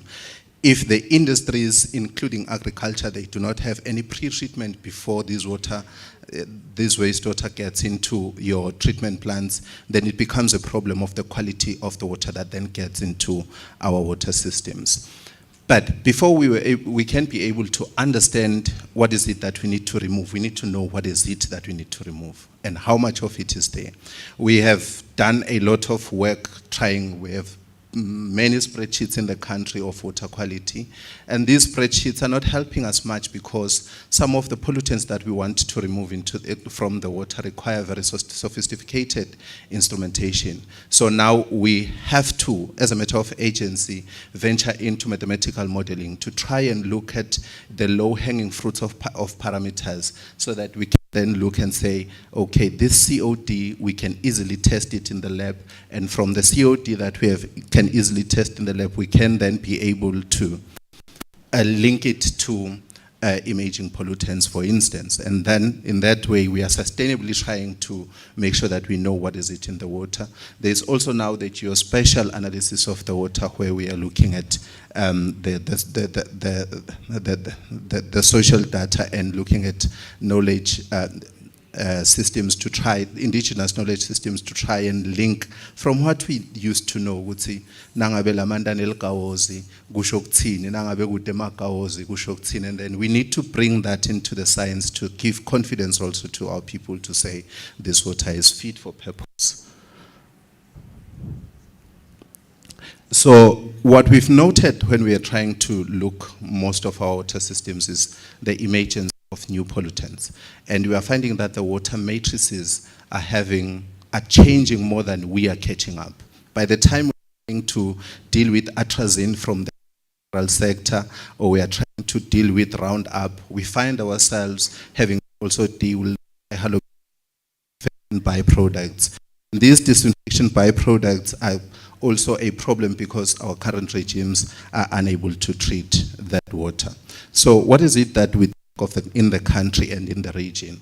We have seen a surge in policies. We have now the climate change policy, the water policy, and we have seen the streamlining of climate change impacts and problems into our legislation. So anything that we do, unfortunately, we have to have a climate lens into it, including the technology we want so that we can treat water. So that means, therefore, if there is a technology that is not environmentally friendly and not climate resilient, then we cannot take that into account, especially because we are in a global economy and some of the funding that we get so that we can improve our life is coming from your Clean Climate Fund, your JEF, and other organizations.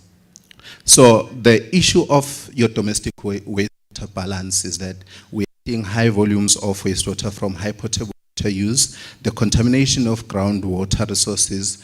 For instance, down in the Lubombo region, we have seen that now we are having boreholes that are showing total coliforms and fecal coliforms, something not getting before, because now the natural filtering systems are not able to handle the volumes of the septic tanks that we have. And those seepages are going to be a permanent problem if we do not find sustainable and alternative methods of trying to deal with that. But now we are looking at microgrid, mini-grid water management programs, where we looked at a sand filtration, a very simple sand filtration unit, Bobabe Koza. They use this for our rural water treatment macro schemes. We are looking at your grey water, your kitchen water, and your bath water. We found out that actually there's a very big reduction in quality parameters when you are using your sand filtration. And with this sand filtration, we also included bioadsorbent, where we are looking at modifying your sand regime so that we can put in your polymers, we can put in your activated charcoal, and we can put in your nanomaterials in just one of the regimes so that we can improve the quality of the water. And this has been very important because we have noted that actually you can recycle this water for reuse irrigation. It's a very, very small filtration unit, and the treatment volumes, including your clean bed filtration rate and also your treatment filtration rate, it's not as terrible as we were told before. And when we include this bioadsorbent, we note that actually even the maintenance of these filtration units, they come very much at a later. The issues of sustainability and climate awareness comes to the fore. The issue of natural water systems, we are using what we call hybrid constructed wetlands. We have noted that with climate change, we are having a challenge. Thank you very much.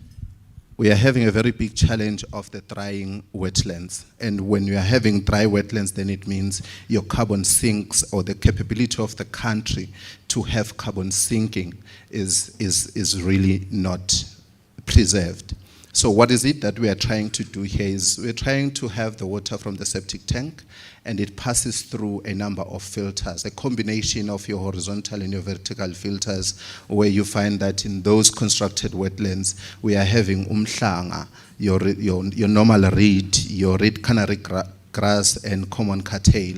We use them there so that it can uptake some of the nutrients. And then when it has uptake some of the nutrients, then as it goes towards your settling tanks, you find that you have reduced a lot of total ammonia, total nitrogen, total phosphorates, and we also find a 96% of the removal of total suspended solids, your chemical oxygen demand and your biological oxygen demand. And really, this is trying to say this is a natural system that we can use, and in this natural system that we can use, we don't have to worry about the introduction of new chemicals into the system. And we're doing this project in Nyanga in Cape Town with a very fairly good success rate. But the problem with some of the settlement patterns that the region has is that if you are in a township kind of a setting, then we are going to be struggling with space. And then we are fighting also the issue of order so that we can be comfortable around this hybrid constructed wetlands. And if we are looking at the settlement patterns in our country, you find that there are areas where we need to try and pilot this. And we are very happy that this conference is about sustainable collaborations and collaboration. Other one is putting money, other one is putting the other things so that the things can happen. What we also noted is that a very old adage that we had known that dams are natural water treatment systems. Our stabilization pond, there just before the outflow, there just beyond the outflow, also acts as a settling tank, because now even those flocculants that are not being cleaned naturally by the constructed wetlands cleans more water, as such that we found that the total efficiency of the system is above 90% removals. And when we tested for the fitness for purpose, we found that for irrigation it is totally okay. And we also found that this water that is coming from your stabilization ponds going into the receiving waters, they actually pass especially the standard that we are currently having in the country. Your conventional wastewater is one that is very much problematic, because now we are speaking of the volumes, we are also speaking of the concentration of pollutants that are there. And if the treatment plants are operated above their capacity, then it means you need to invest a lot more for maintenance. What we note is that actually we have seen some maximum stages in your pH, your COD, your BOD, your TDS. But what we've also noted is that there is the new pollutants. For instance, we found caffeine, bisphenol A, ibuprofen, and some residues of your lazimovidine and other of the pharmaceutical byproducts. The current standard that we are using doesn't account for that, and therefore we can say we don't want to even look at that because the law doesn't say that. But our social responsibilities say whenever we see anything that is toxic, we find it, we remove it, and then we go and try to change the law. But in wastewater treatment, we are currently very lucky that we are not generating more of your sludge. But when we checked the sludge, we found that there is actually some parameters of importance.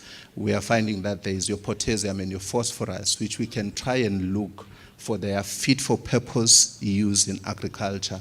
And also there is the obvious thinking on inclination towards thermochemical conversion of sludge for renewable water, for renewable energy.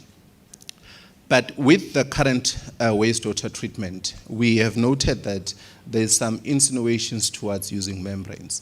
And we know that membranes are very, very thought to be expensive. But now also the changing matrix of our water means that the membranes that we have, we cannot use them as they are. The same problems is that the effluent that we get gets into our natural water systems, and then at some point they are going to end up into our potable water system. We are still having the same problems. The surface water quality, we really need to understand, and we really need to focus that in 10 years' time, what is it that we envisage to be happening on the surface water, so that we do not invest in a treatment protocol that is only going to be relevant for the next 5 years, and then at the introduction of new pollutants in 10 years or 15 years' time, then we are not being assisted by that investment. Now, what we've tried to do, because already there is millions of money that has been put into our system, is to look how can we manipulate coagulation, how can we manipulate filtration, and what is it that we are getting at the end. It has been a very eye-opening expedition to note actually that our drinking water quality is one of the best in the region, even though we are still struggling with the issues of aging pollutants, personal care products, your pharmaceutical byproducts, and disinfection byproducts. The disinfection byproducts are such a very problematic issue because you are dealing with a pollutant that you know, and this pollutant that you know gets into the chemicals that are trying to remove these pollutants that you know, and they produce an even more dangerous pollutant that is very hard to understand. For instance, your natural organic matter, your trihalomethanes, your VOCs, and all the likes. Those are the ones that I was saying that they require very complicated laboratory pre-treatment methods and the instrumentation, one that we currently do not have in the country. But through the partnerships,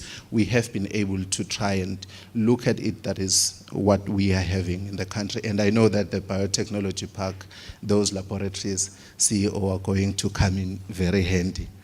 Now, if we are speaking about membrane technology, we normally in the country, we normally are not very happy about it because we think that it is very expensive.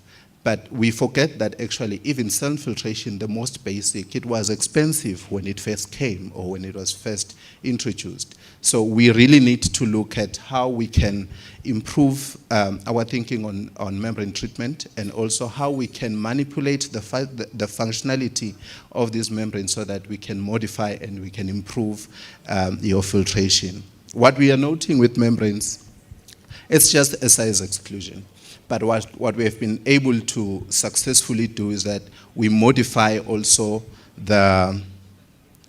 modify the surface so that we can find a filtration unit that is targeting these special pollutants that we are speaking about. We are not saying that let us look at the treatment system and abolish all of it. But we are saying, let us look at the treatment system and look at a spot where we can include a membrane filter that is dealing particularly with these problematic pollutants, which are not normally reduced by your normal filtration that we use and your adsorption.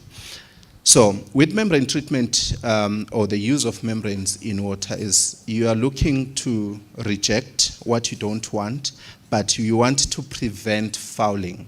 If you are preventing fouling, it means you do not want to block these pores so that what you want can pass through. So what we do when we are doing the surface modification, we have used bioadsorbents, we have used polymers, we have used also nanomaterials, and there's a lot of work that also goes into this characterization to then check that the surface of this membrane is such that it can target this and this and this for us. And what we have noted is that with surface characterization, we are improving the rejection for specified membranes, and you are reducing the fouling, which is going to be the blockage of these membranes. You find that they are no longer being able to do what we want it to do. Now, lastly, what I'm very also interested in is the issue of the sludge, because it is not a problem now, but when we run and and chase it when it is a problem, then we are not going to find comprehensive answers. What we have done actually is that if you're looking at the investment in energy, the investment in energy is in excess of billions, probably in South Africa, and there's a lot that is being done in the country. We are thinking renewable, we are thinking sustainable, we are thinking of trying to have scrubbers in treatment plants so that we can trap oxygen and, we can trap carbon dioxide and any carbon dioxide equivalent that can be changed from methane, from all these other greenhouse gases. But if we are not able to use your wastewater treatment sludge in agriculture, we are also noting that actually there's a lot of carbon that is in wastewater sludge. The approach that we took is, we know what coal is. We know bituminous coal, we know subbituminous coal, and we also know the anthracite that we have in the country that we cannot use in energy applications, but it is mostly used in steel. What we are looking for is we're looking for properties in the sludge that can be manipulated so that it can act as a coal. How do we want this to happen? We are looking at your hydrogen carbon ratio and your oxygen carbon ratio. We're also looking at the carbon lattice to look at the carbon layers within this sludge as to how do they compare when you compare them with coal, so that we do not have to modify much on the existing infrastructure should we need to.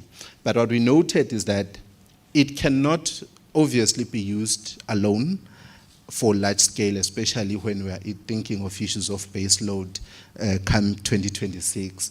But what we note is that you can either co-fire it with coal, either as the raw biomass, or you can have the biomass or the sludge being fired alone, and you are having the coal fired on another boiler, and then the overall energy yield is improved, other than when it's just the sludge only. But also what was very important was to note that there is a lot of potassium that is in our sludge, and we know that potassium acts as a catalyst for coal conversion, which improves also your energy yield against a solid yield of each of the energy inputs that we are having. And I want to thank Babe Khoza, who was the first person to listen to us when we wanted to collaborate with government PS, and there's a lot of work that we have done together, and the EWSC for allowing us to access their information, to access their expertise, to also access their infrastructure, and those three universities who have really tried that we get to do the work that we do. Thank you very much, moderator. Thank you, Dr. Dixon. Ladies and gentlemen, he has presented, but for now I wouldn't let questions due to time, but we will call upon the stage Mr. Beksisa Sibande for his presentation. Welcome him by a round of applause. Thank you.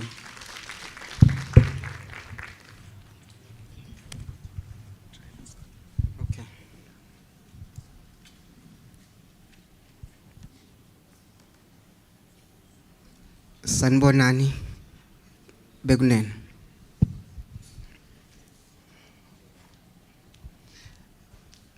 I'm coming in as an entrepreneur, which means I will take it to the grassroots level, where I may shock you.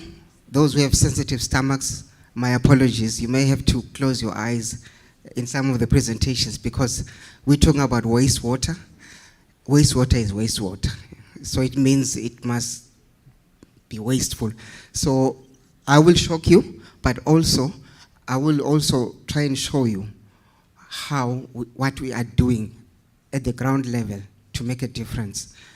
I was one of the lucky ones. I was incubated RSTP. I'm a graduate of the incubation process, where we did some development of a technology that we will speak to now. I am so happy that I will meet Dr. Mafu here, because there's so much collaboration that we will have and we will do.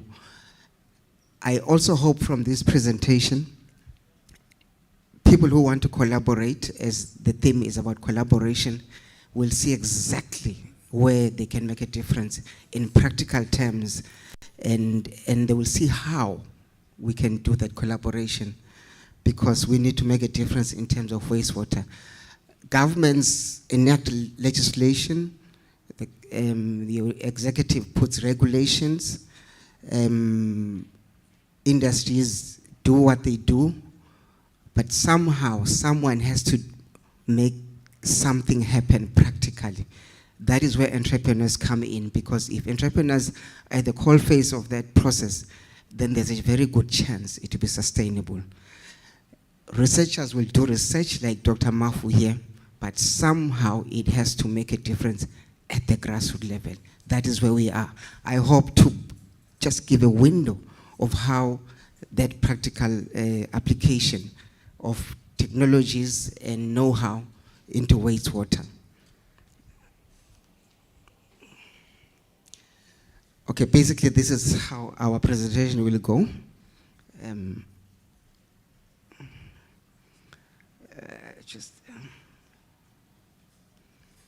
have to duplicate this.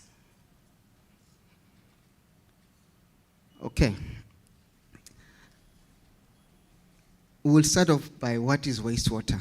I will not assume anything. I will show you what wastewater is and why it's important that we do something about it. So my apologies to those who maybe have sensitive stomachs. This picture was taken about 3 months ago. That is wastewater, and you can see it's ugly. You imagine waterborne, you imagine pollution of waterways, you imagine terrible aesthetics because the smell that comes out from there is terrible. That is wastewater.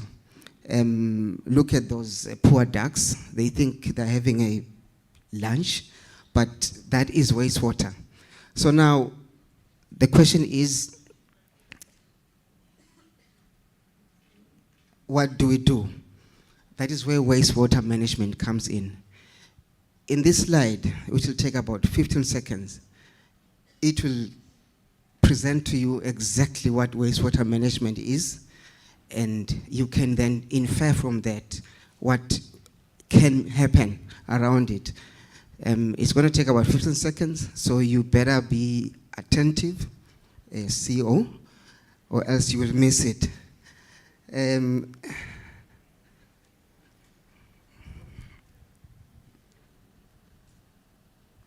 This is a treatment process that we enacted about 4 or 5 years ago.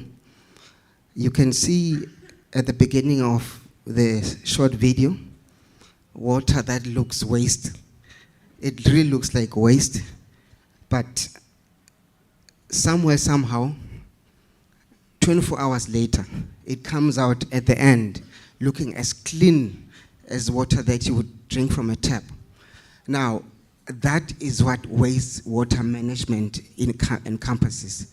You have to take that water at that state that you could see it, and then it should come out at the state that you saw. Now, what I want to happen is for us to have an imagination of what it would mean then if we could take that water and produce the water that is coming out. What would that mean to climate change? What would that mean to conservation of water? What would that mean in terms of conforming to regulations and legislation? What would that mean in terms of reuse? Because that water, if I could put it in a glass, you probably would drink it. So that is what water management is all about. We developed this technology based on freely available knowledge while incubated at RSTP. So the development was basically trying to use locally available material to make it happen. So that is what it was all about. So we were able to make some components which you would normally have to order maybe from the States.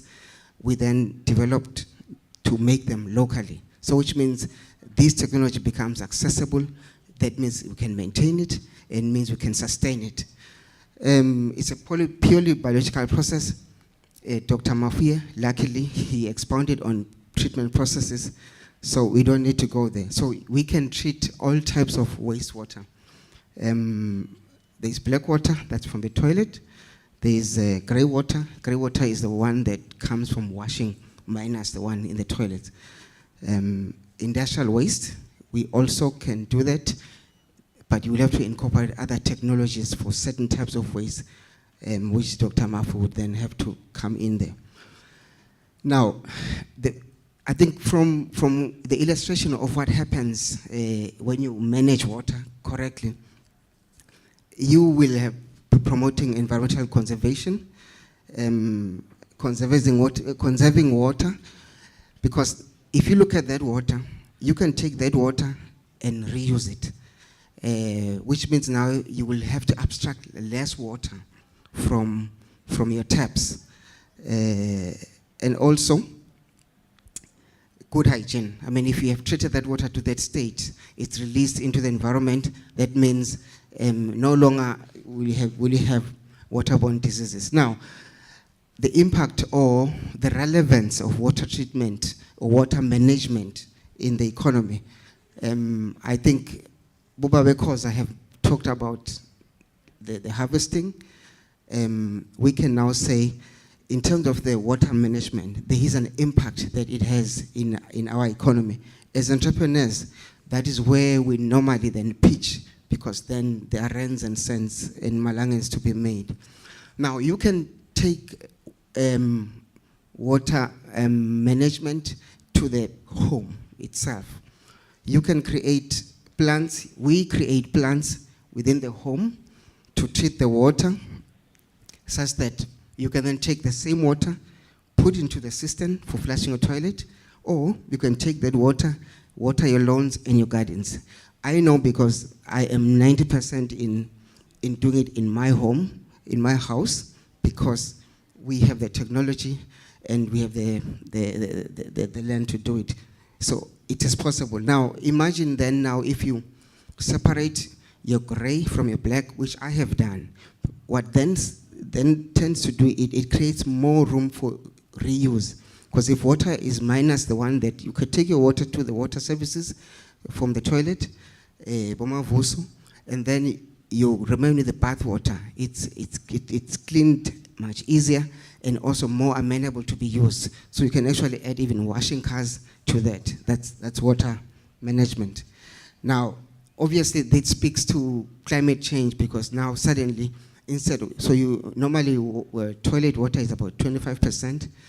So you minus 25% from the water that's coming in. Imagine the water that you use for your lawns. So you will reduce your water abstraction by up to 50%, if not more. Commercial applications. If our environmental authority demands that if you are going to put up a development, you need to manage your waste that you'll be generating. Water is one of the wastewater is one of the things that you'll be generating from your process. If it's a housing development or a commercial shopping center, you need to have a system to manage your water for you to be able to be given the authority to operate. So businesses will not start unless they have a solution for water management. So in so doing, you will be protecting the environment, recycling water for reuse, because now suddenly you will be using water for your toilets. You're making cost savings. There is a township that's coming up. I think it's this direction. Luckily, we have been involved in the development of the treatment system, wastewater treatment system. That township, the water that will be treated from their wastewater will be used, to be taken back to the residents for them to water their lawns, and so that the place will always be green, which means they will not need to pay for water to water their gardens. It's going to happen, I think, in the next 24 months, because that's how water management impacts our societies. Now, I wanted to have this as an example, because I believe for those seeking partnerships, I think Dr. Mafu touched on informal townships, informal settlements. We believe with water management, you can make a difference in the townships. For example, in those establishments, as you can see Timela over there, there is normally no formal sewage reticulation facilities like from the water services. There are pit latrines. Pit latrines, they are 2 meters away from your house. You can imagine. Normally there's overflowing sewer because the septic tanks usually fill up fast. Now, that's an example of how we can use water management. You can create a system where they will have water initially. Let me put it here. Yes. You can have the initial consignment of water, take it to their housing establishments, have a treatment system that takes the water, treats it, and then takes it back to the toilets. And only add more water because there's water losses, add more water because from your washings and all. So that is an example where you can have a small package plant, manage the water, and solve a problem of hygiene, of aesthetics, and of restoring dignity, because sometimes I imagine when people live in slummy areas where there's flies and everything, they are always angry. You get into a taxi, you just touch their toes, they hit you. Not because it hurts, but because they're just frustrated because they're living in unpleasant conditions. So the conclusion is water management meets all these sustainable development goals. You're talking about goal number 6, goal number 11, goal number 12, goal number 13, 14, and 15. So water management does speak to all these goals, and indeed it is possible to meet them through managing water. It has a high social impact. It makes people happy. It restores the dignity of people, and it makes living spaces pleasant. You can see those happy human beings because their area is, it makes commercial sense. That's a conclusion to my presentation, that it makes commercial sense to manage your water. You will make savings. You will meet the minimum standards for you to operate, because if you do not, then the law takes on and they close establishment and you are out of business. So that is where I will end with the presentation. Siabong. Thank you, Mr. Pexisa. He was supposed to be the last presenter in this subsector, but may we take this opportunity and allow Dr. Joyce to make her presentation. Thank you. Okay. You have to come with it, yeah. Yes.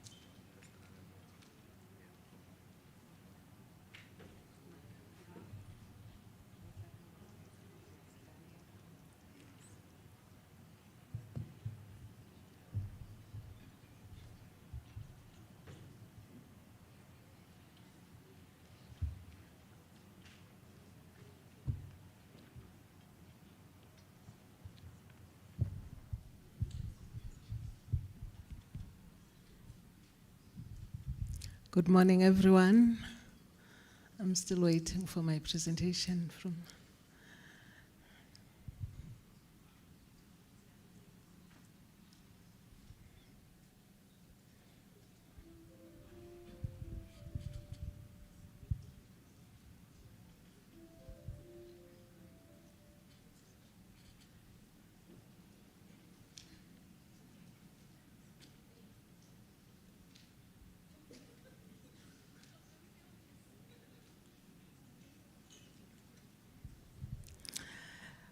Yes, as introduced, Rejoice Maseko from the Ministry of ICT. This is just to spice up what we are all about. You will recall that from our PS presentation and from the opening remarks from our Honorable Minister, Her Royal Highness, we are mainly about creating an enabling environment. But we are saying to the researchers, we are also doing some research. We do collaborate with universities, and going forward, we are willing to collaborate as we coordinate. Yes, my presentation is titled Emerging Pollutants Within the Context of Wastewater Management. Actually, I'm glad that my colleague here has already covered what I was going to cover, especially the last part when it comes to the wastewater management. Hence, I'm only going to present the first part. All right. He has already mentioned that, yes, antibiotics, very useful indeed. They improve the quality of health. In my slide number 1, I've divided the antibiotics into 10 groups. Those are the most commonly used. And also, I have highlighted part of the 120 that are used for improving the quality of life in animals. That means, as you know, we are taking them as human beings, but we also use them to improve the quality of lives in especially the farmers. So, thus we are saying,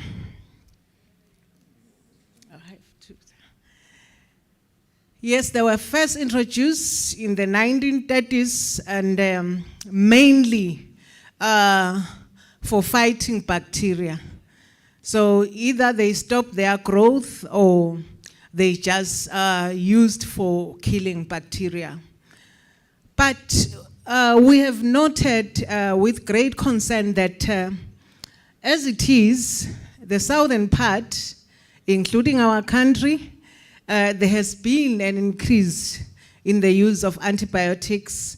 As we speak, it is predicted that by 2030, there will be an increase of about 67%. Sub-Saharan region, as it is, we're looking at going back to 1930s. The increase is almost 100%, 99.5%. But the problem is with antibiotics, as my colleagues have already stated, they find their way into water bodies. And unfortunately, you are not safe, even if maybe, I'm not sure, okay. You are not safe even if maybe you think, oh, I'm around town, my water It's checked, it's for quality issues, they are not a problem to me. But the bad news is wastewater treatment plants, especially the ones that we're having, they were not designed to deal with the removal of antibiotics and other emerging pollutants. My colleagues have already made mention of that. The diagram there is showing all sources of antibiotics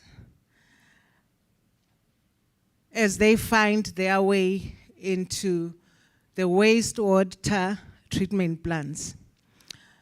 It has already been highlighted that, first of all, you find that you don't even care, in most cases, whether you still have 3 or 2 remaining. All we know, we throw them in the bin, or we flush them. Or not only that, our bodies, as we take the antibiotics, you find that not all is metabolized.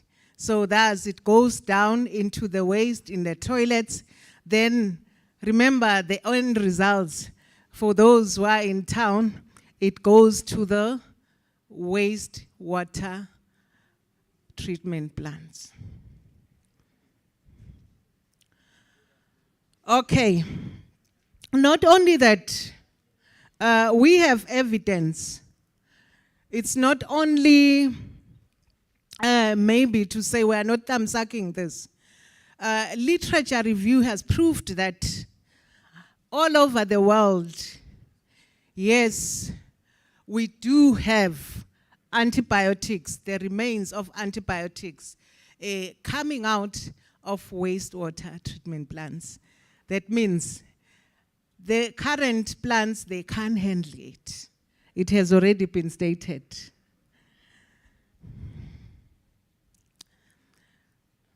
Then, if that is the case, what is the problem about it? Yes, our plants cannot handle it.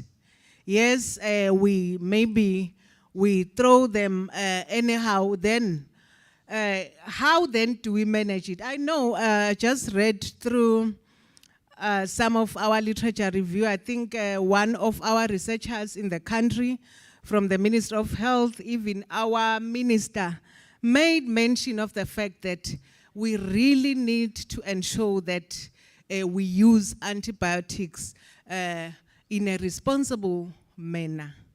So actually, maybe us, it's even, we need to be extra careful, because you can go to the chemist and you have antibiotics. But I know in other countries that is not allowed. And for you to get antibiotics, it must be prescribed by the doctor. But for now, one would say, I'm not feeling well, antibiotics will do. I'm not sure, maybe the Minister of Health is here. We can be advised on that if there are any changes. All right, but the problem is, if they are then all over, they have a tendency of giving rise to new species of bacteria that are resistant to the normal drugs. Now we find that now, for you to be treated easily now, you need a stronger one. Not only that, if they are found in the rivers, literature has proven that you find that they are also dangerous to the animals. Not only that, you find that, remember, the story does not end there. They have highlighted. You think you have a nice meal in form of fish. Little do you know that that has consumed the antibiotics that are in water, especially where it has been proven in South Africa that those water bodies around hospitals, that is where the problem is mainly found. As it is, because of the negligence when it comes to antibiotics, taking of antibiotics, we have cases where about 23,000 people died in the United States, in US, and 25,000 in EU. Deaths have been recorded already by around 2016 already. Just imagine. I'm wondering, what's the situation now? So thus, our study focused on the qualitative and quantitative analysis of antibiotics in wastewater.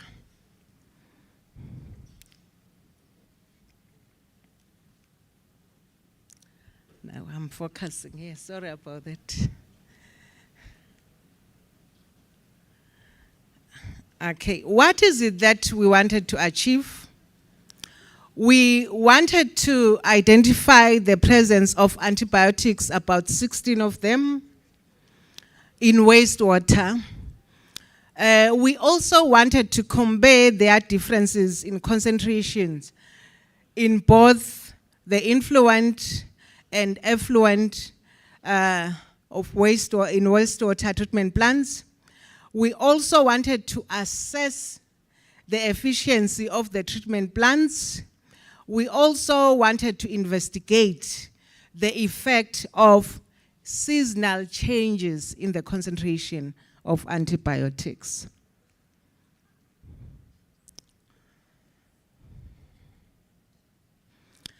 What were the questions that we thought would be answered by this research? They are as follows. Are the selected antibiotics, there were 16 of them, present in wastewater treatment plants? Remember, I've already shared the antibiotics of interest in the first slide. At what concentration are they present in both influent and effluent wastewater? How efficient, we were hoping to answer those questions. How efficient then is the wastewater treatment plants in removal of antibiotics? And of course, as per our objective, we thought this research will answer the effect of seasonal change. Where was this research done? Study was carried out in Pretoria, South Africa, the central part and the northwestern part of Pretoria. And we used, it's unethical to name the hospital, so we used one of the hospital also for the study. That means water around that hospital. Otherwise, also 2 rivers were used for the study. What method was used for this study? The study was divided into 3 parts. It was the sampling part and preparation of the sample, and we also had to do our extraction using solid phase extraction. And which instruments did we use for the analysis or for the characterization of the drugs? We use the HPLC-MS, high performance liquid chromatography, that means coupled with mass spec.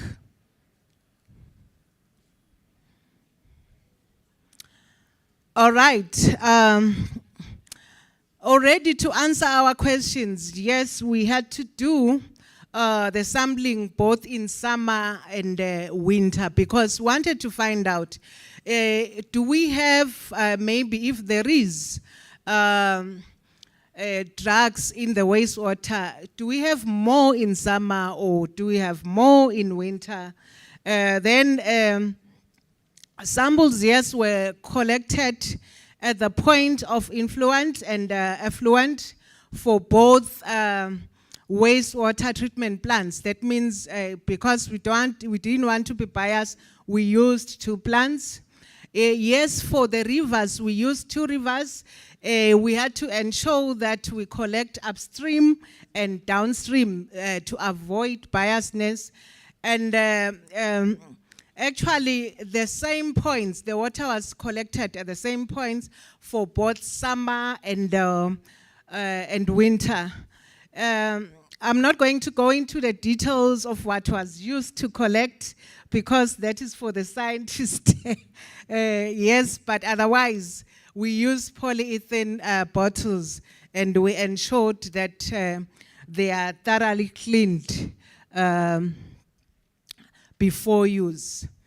Then the extraction, we used the solid phase extraction method because actually it is most commonly used for the extraction of anti-imaging pollutants, including antibiotics. So again, I'm not going to go into the steps because I don't want to bore you. Otherwise, we use the solid phase extraction method. I have the picture there of HPLC MS that was used for the analysis. And we used, scientists, you will understand, because I know the question that we have to answer first, which column are we supposed to use? Which one is suitable for the use of, for the analysis of emerging pollutants? And not only that, which solvents did we use? The solvents that were good for the for our analysis, it was acetronitrile and water. And again, the details of the instruments, the flow rate, you can read the paper. I'm going to share it with you, which was published. We know that before you can even analyze using that particular instrument, in this case, the HPLC MS, or any other instrument for that matter, there is need for calibration. Otherwise, your results won't be valid if you haven't done that. So thus, indeed, we had to calibrate the instrument using the standards. And here we are, when we are saying standards, that means if you want to check if there is penicillin, the drug penicillin in water, that means you must have a standard so that we know that if you say it is in water, indeed, you have started by, so we proceeded to the analysis of our samples. Here I'm showing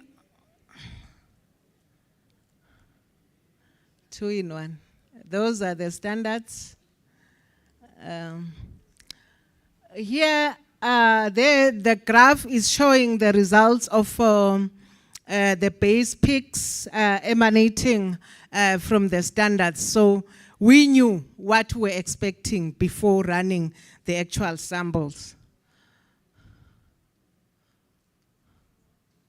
All right, again, it's evidence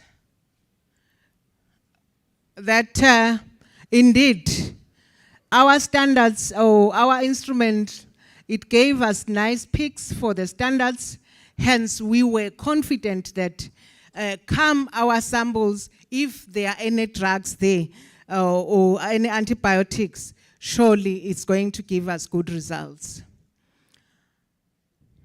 Now, when it comes to our samples, the graph there, it shows clearly that as per the literature review, it was not only in Europe, it was not only in Qatar, it was not only in US where you can find antibiotics in water, but even in the southern region, our water contains, the one from which we think is pure, it contains some antibiotics, because we found that actually it was slightly above the allowed limit by WHO, but in some cases it was below. So this graph is showing, it's giving us that information.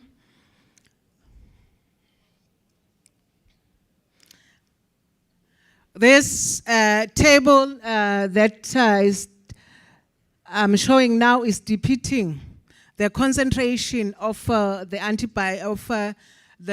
antibiotics, the 16. Indeed, most of them, it was above the limit.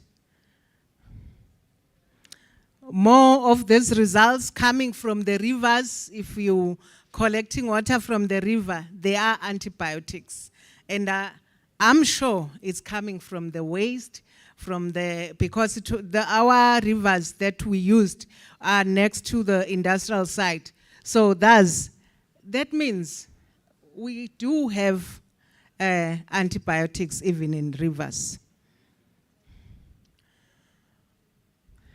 It did not matter whether it's summer or winter. We found the antibiotics in the wastewater. Whether influent or effluent, whether in the water bodies, we did get antibiotics. All right, in summary, as I summarize the results, all 16 antibiotics that we had targeted were detected and quantified in influent. That means water coming into the wastewater treatment plant and in the water that was coming out of the wastewater treatment plant. Just imagine 0.78 to 120 nanograms per liter. That is the range of the antibiotics, concentration of the antibiotics, and that was detected in the wastewater treatment plants. 14 were detected in case of the rivers upstream. Remember, we're collecting from upstream and downstream. And 12 in the downstream. That means the difference of 14 and 12 is 2. Some were decomposing along the way. The reason we couldn't detect them, they were circling, they were in the sediments, thus we couldn't detect them in the water. 12 were detected in hospital water during summer, whereas 15 were detected during winter. So winter, it's not good. It has a high concentration, there is a high concentration in water. But penicillin, I'm going to single out penicillin because it's mostly used, were the most frequently detected antibiotics in both wastewater treatment plants. The sulfonamides and penicillin, those were the frequently detected one. But however, we realized that we are safe with the ofloxacin and metronidazole because those, they were detected, they were not detected at all. In some cases, they were seldomly detected. Thus, the efficiency of the wastewater treatment plants, we deducted that it ranged between 0.3 to almost 100%. Thus, something must be done. We realized that antibiotics showed differences in seasonal variation. I like graphs because they show things, can see the concentrations there. Antibiotics in rivers. Graphs, they show nicely the results. Same thing here. Antibiotics detected in one of the rivers, Apis River. There you go. Antibiotics. Antibiotics in the hospital effluent, the graph is showing that. Thus, it did not end there. We also we did some risk assessment. And most of the concentration measured were above the predicted non-effect concentration.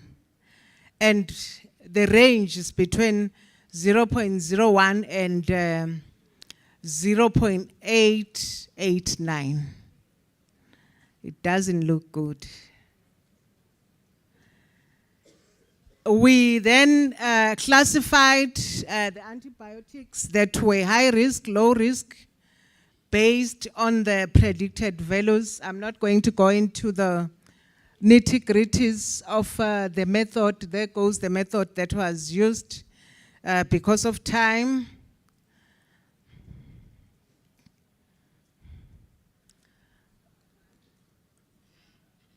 Oh, it's the one before.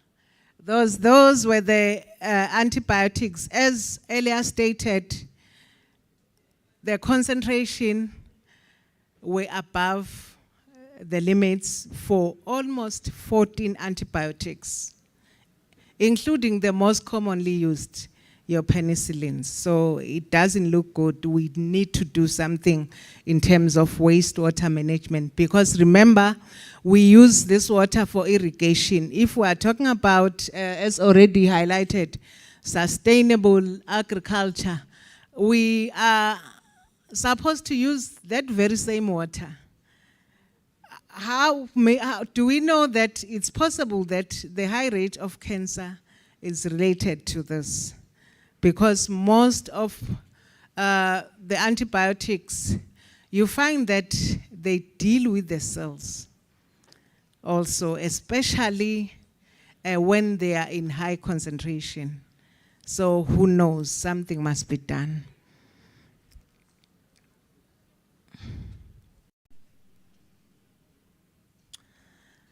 I've already, as I was going through the slide, I was also concluding. So thus I'm not going to go into the conclusion, but only to say, yes, we can confidently say our wastewater treatment plants, they need attention. We really need some revamp, because we have emerging pollutants. And we have proof, and this work was done in collaboration with UNISA, with UNESCO, with SMU, with various universities. And we were using instruments. Actually, he already mentioned that we do not have some of them in the country. But we know with RSTP, we are going to have them. They are just a few months away. Don't quote me on that. Thank you so much.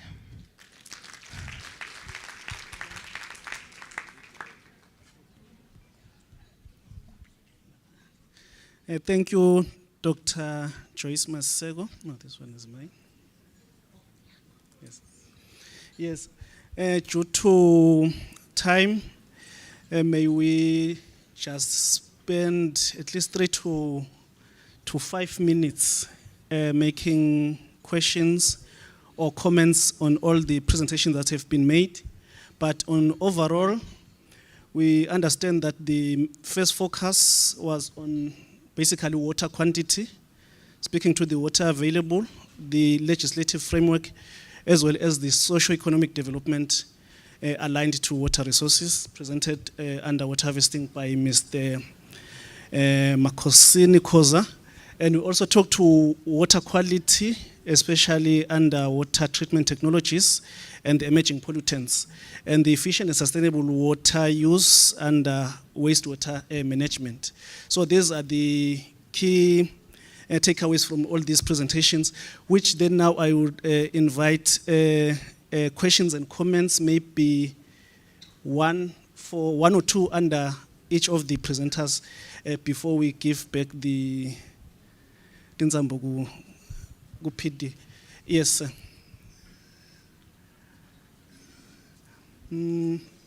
Program director ngicela usincedise.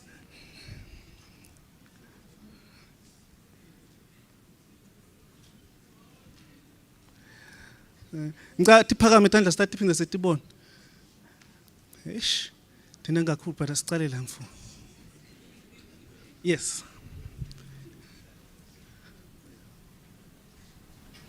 Presenters for such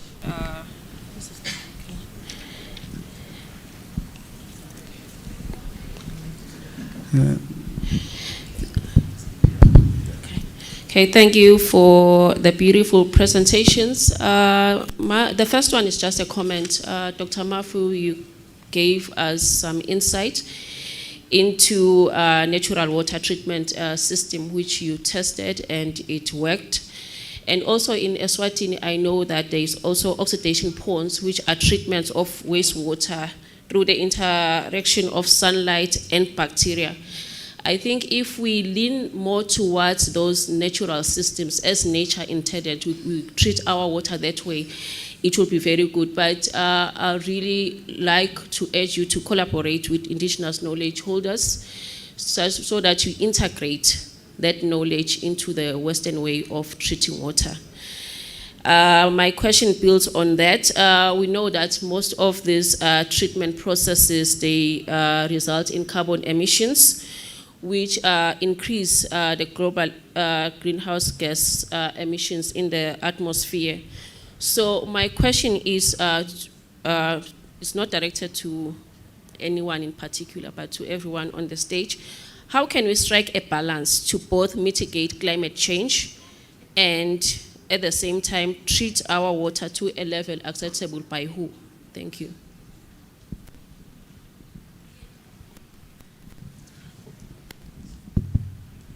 Thank you so much, moderator, for the opportunity. As an entrepreneur into waste management, I've been doing my research and I can attest to what Dr. Mafu mentioned earlier, saying that we can convert slug into fertilizer, for example. I've also got my hands on some research from Europe whereby they did sample and they did manipulate the proteins in terms of removing the harmful proteins that may affect the impact in seed or farming or growing of vegetables. Maybe towards the Minister of Environmental and Natural Resources and the Minister of ICT, I would just like to ask on what regulations, reinforcement measures have they tried to work on to try and meet and curb the detrimental effect of these mentioned effects from wastewaters that are seeping into our rivers. And to R3, maybe what challenges as an entrepreneur into wastewater management have they faced in trying to scale up their innovative solutions into a large audience? Thank you.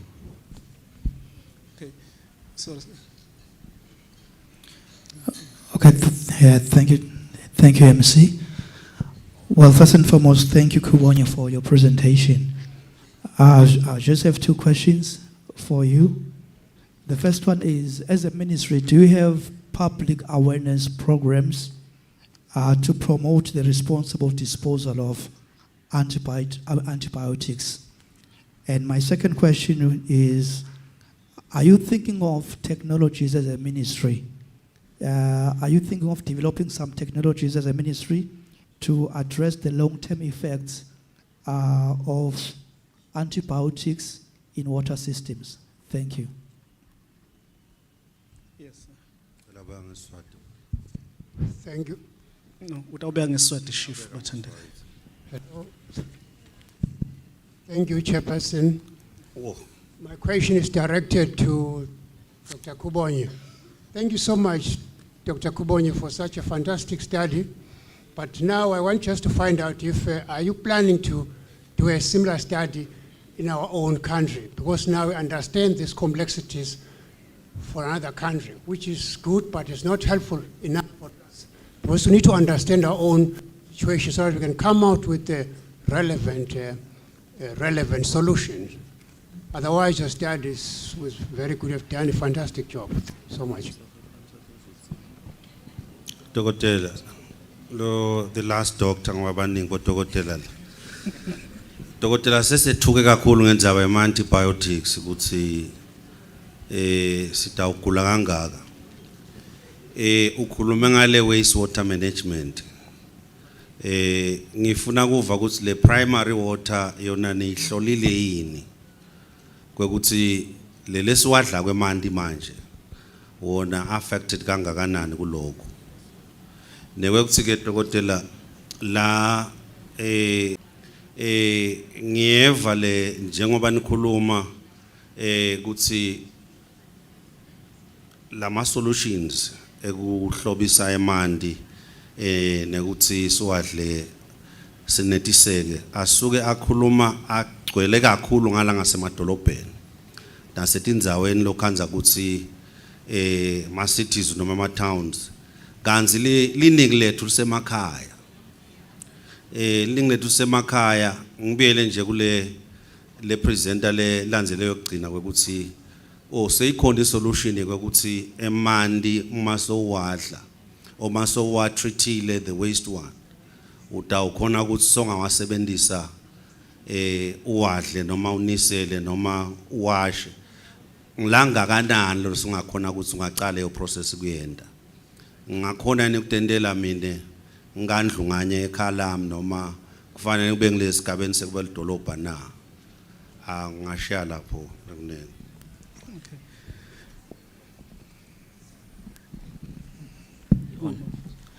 Hello.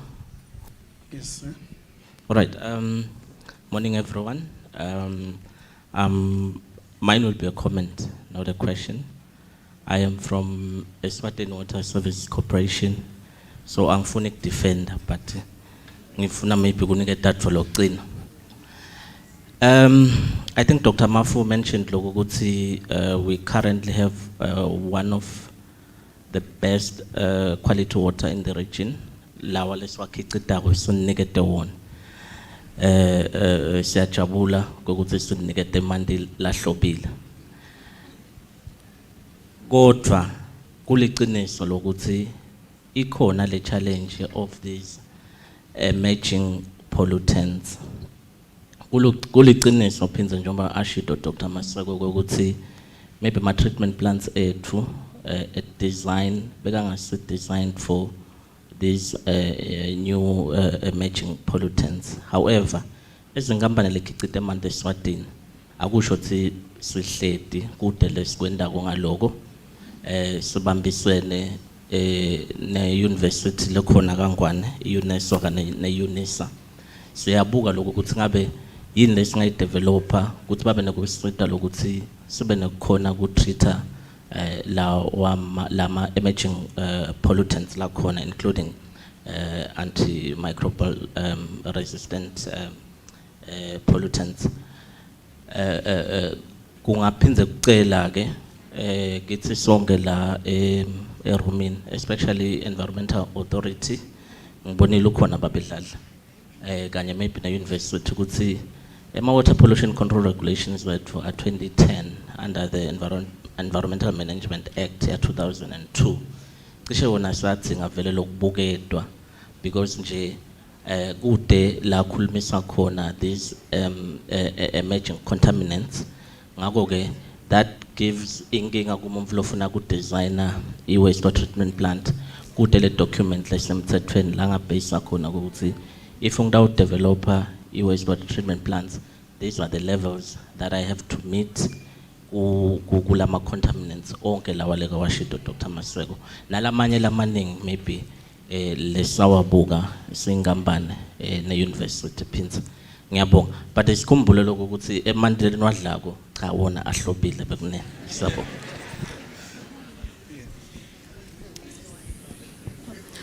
Good afternoon. Thank you all for your enlightening presentations. My question is directed at Dr. Mafu. With reference to these new and emerging conventional wastewater pollutants, caffeine or even bisphenol A, I was wondering in particular if we were looking at the specific industries responsible for these. With bisphenol A, we are seeing that it's coming from production of polycarbonate plastics. And I was wondering that in the fight against climate change, we often hold most industries accountable. We charge them for their emissions. Would this be something that we could include in policy to hold these industries accountable so that you may have the funds necessary for the new treatment plans coming forward? And my second point was about indigenous knowledge. I also second the comment about reaching to indigenous knowledge. But I was wondering how this is accepted by the West in terms of acceptability in implementation for our standards as a whole. Thank you. Thank you. Since the study was done in Pretoria, South Africa, are the results applicable to the country Eswatini? And okay, there were 16 antibiotics. From the 16, most of them you said they were above the limit. I want to know specifically how many from the 16. And then maybe you said penicillin is the most frequent, was the most frequently detected antibiotic. What is your recommendation pertaining to the use of penicillin in the country? Thank you. Thank you. Good day. I just wanted to ask a simple question. Where are these antibiotics coming from? What is the source? Is it the ones from the hospitals or what is the source exactly? Good afternoon, everyone. Housewife speaking now. Yes. Indzaba mandi clean siyabonga. Why from a borehole? Is there something, Dr. Mafu, that we can use to salinate the water? Because in the housewife, kufa magedlela, kufa emashawa, you know, bativoli, timpombi tethu, tiyalimala. So, kubuta nje nkosiyami. Kuthi yini lesingakufaka maybe before angene endlini ethanyeni, what can we do? Because the salt la ngichamuka kule area la ngichamuka kuyo. Yes, thank you. Nangla. Ngicela kubeka ngiswati nami. My question is director kubo tonke likhulume kubuta nje ukuthi akhona yini ema tools la in place to measure the negative impacts alama innovations list now, because I'm sure ukuthi khona lokuchamuka nawo. Ngabekisa nje babekhoza bayakhuluma ngendzaba yemandi, uyabeka ndzaba yemadam. So nasitawuba nemadam lamabili alo umfula munye, what's happening downstream bantu labathola imandi from lo mfula?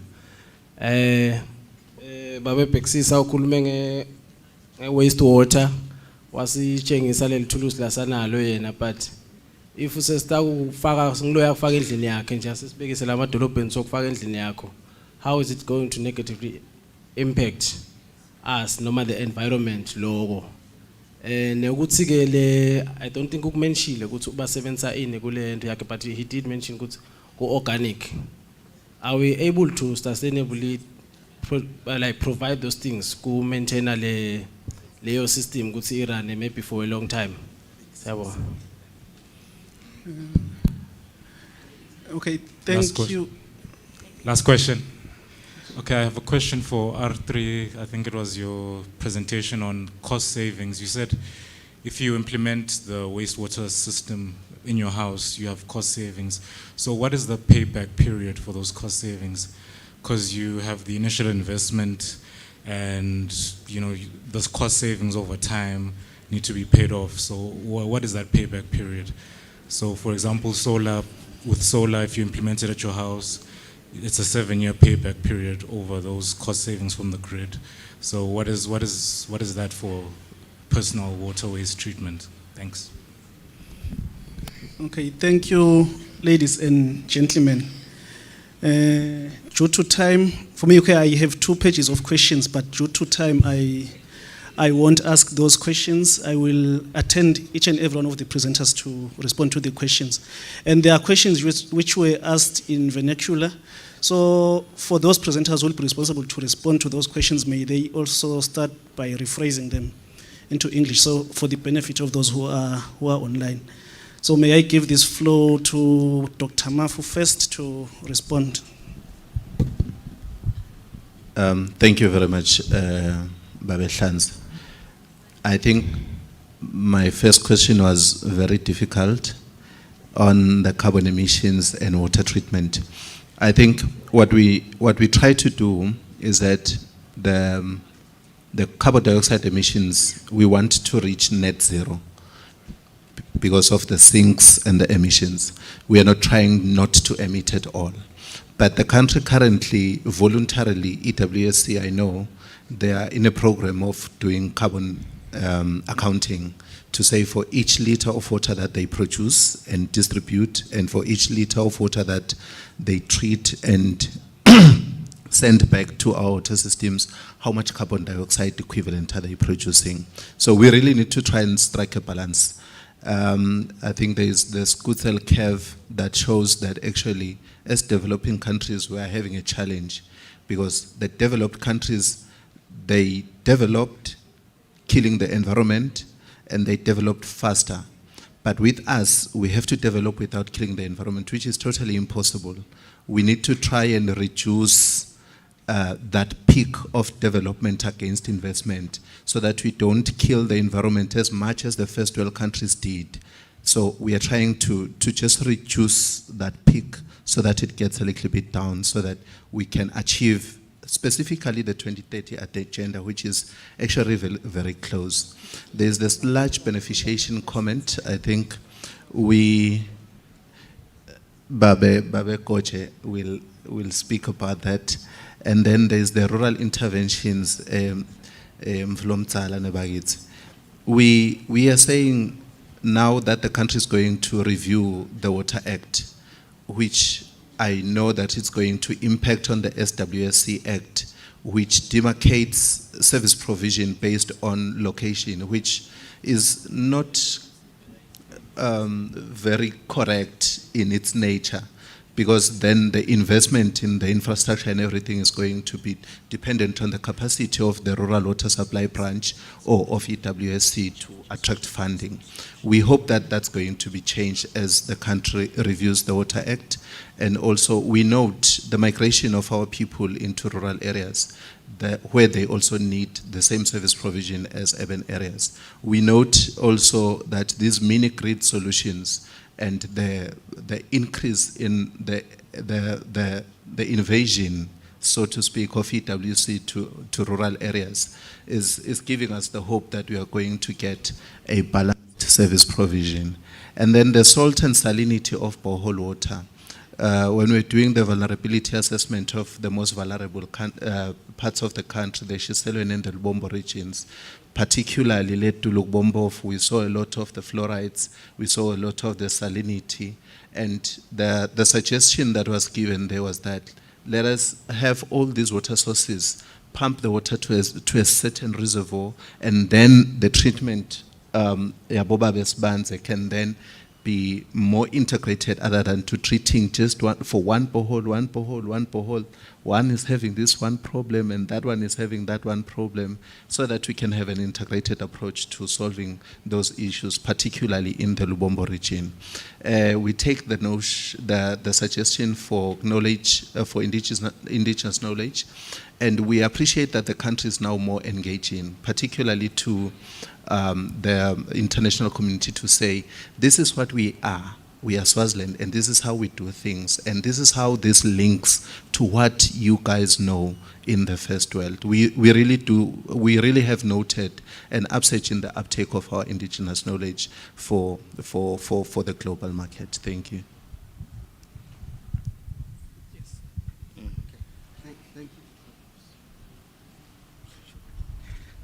Siyabonga. Let me start with the commercial one, which is the hardness. Yes, there are solutions for hardness that range from 75 parts per million up to 400 parts per million. 400 parts per million is a very hard water. 75 is moderately hard water.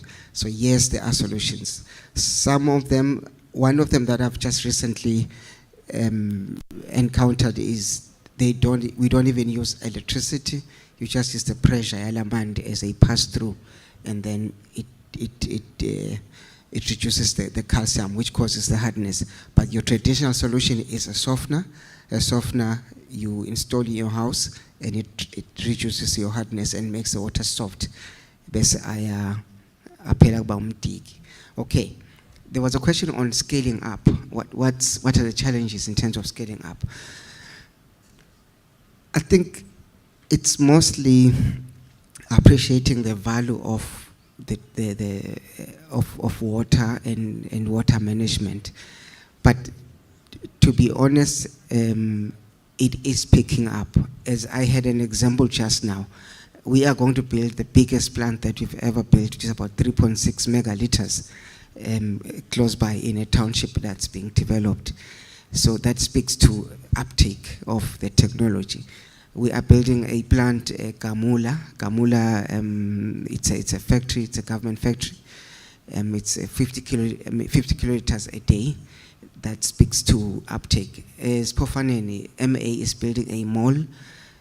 We are building a 30 kiloliter plant. That speaks to uptake. There is another project, is Matsanjeni. I think some of the pictures spoke to that. When you showed them the pictures, they commissioned us to build a treatment system there. So that speaks to uptake. When it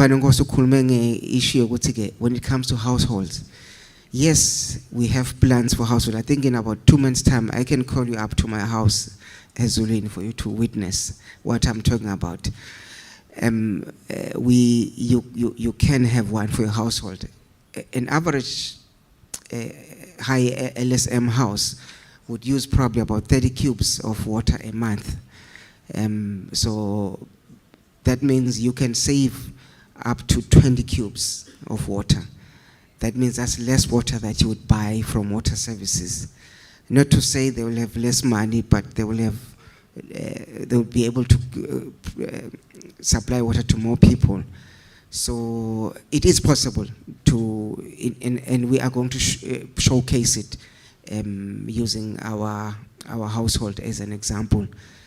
And what we are striving to do, some of the things that we are developing, we want to use solar power to power these systems, because these systems are using locally available pumps and materials. So, but we want to use solar power as an advancement that speaks to the question of how to balance climate change and water treatment. So if it uses solar power, then it uses solar power which will never go out. Also, some of the materials because it uses bacteria to grow. You normally buy packs, what they call media. What we want to use is to use these PET bottles, so as the media, which means now we're using recycled material to kwakalama media packs where your bacteria will grow, because what you want to do is to grow as much bacteria as possible so that it can treat your wastewater. So when it comes to the question of if everyone has a plant, there will be no harm done to the environment. Actually, the environment will be happy. Water service will have more efficient plants because now it means they will have less water to treat. Yes, fine, less dilution, but that's a problem. But it won't harm anyone to have your own system. It would be good if you can do it just like this township that's coming up. They're doing it as a collective. It's perfect that way. But the truth is people have their own units, so you can have your own unit, no harm done to the environment. The footprint is about maybe 2-4 square meters. That's it. Your typical septic tank size kind of area. That's all you need to set up a household plant. Okay, payback. I'm sure there is a banker. Payback is in two ways. There's money, payback, and then also there's not only just the sentiment, but the responsibility to the environment. That also counts for something in terms of payback. In terms of monetary terms, I would look at around, for a typical household that uses 30 cubes a month, I would look at around 4 years. But there are fringe benefits to having this, which you will not be able to necessarily magnify immediately. You will water your gardens, you will water your lawn, you'll be able to wash your car, particularly if you have separated the black from the gray. So all that is an added benefit, which in monetary terms you may not necessarily, but believe me, you will pay half the bill that you will pay to water services, if not less, for the rest of your life, because these systems, they can stay for 20, 30 years, maybe change a pump because everything breaks down, but it's something that off the shelf. We have strived to use off-the-shelf material. That was what the incubation was all about. We wanted to use locally available material so that it becomes sustainable. You maintain it easy and it's affordable to everyone. With the added innovations that we want to add in for using this, it will make it even more affordable for a typical Liswati that wants to be a responsible citizen. Another payback. At one time, there was absolutely no water in Mbabane. No amount of money would make you so then it was because what this means, if you have this system, it means you will always have water to flush your toilet, no matter if there can be, because you flush, of course it goes on your bath, it goes into your system, it then goes to your, so then you're getting permission to live a comfortable life. And how much is that? I mean, I think I have exhausted my. Okay, thank you so much, Dr. Joyce. I think you have negative 10 minutes, especially because you're the one who used most of the time. Thank you.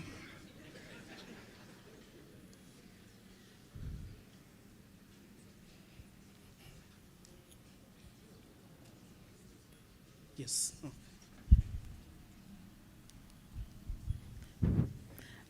Thank you once again. Wow.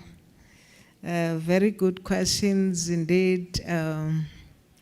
Maybe let me start from high level in terms of the policies.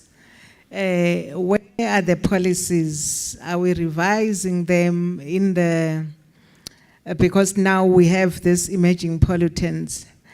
Yes, I think our government responded very well because just when there was a realization that things are changing, not only because maybe of climate change and the fact that we really need to transform our economy from resource to knowledge-based economy. So thus, our government established the Department of Research, Science, Technology, and Innovation, which is taking care of the national policies.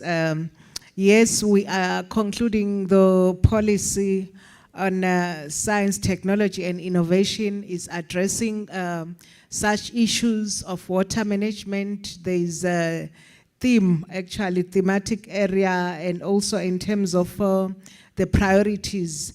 The country is saying, let us prioritize research or issues of water management, not just wastewater.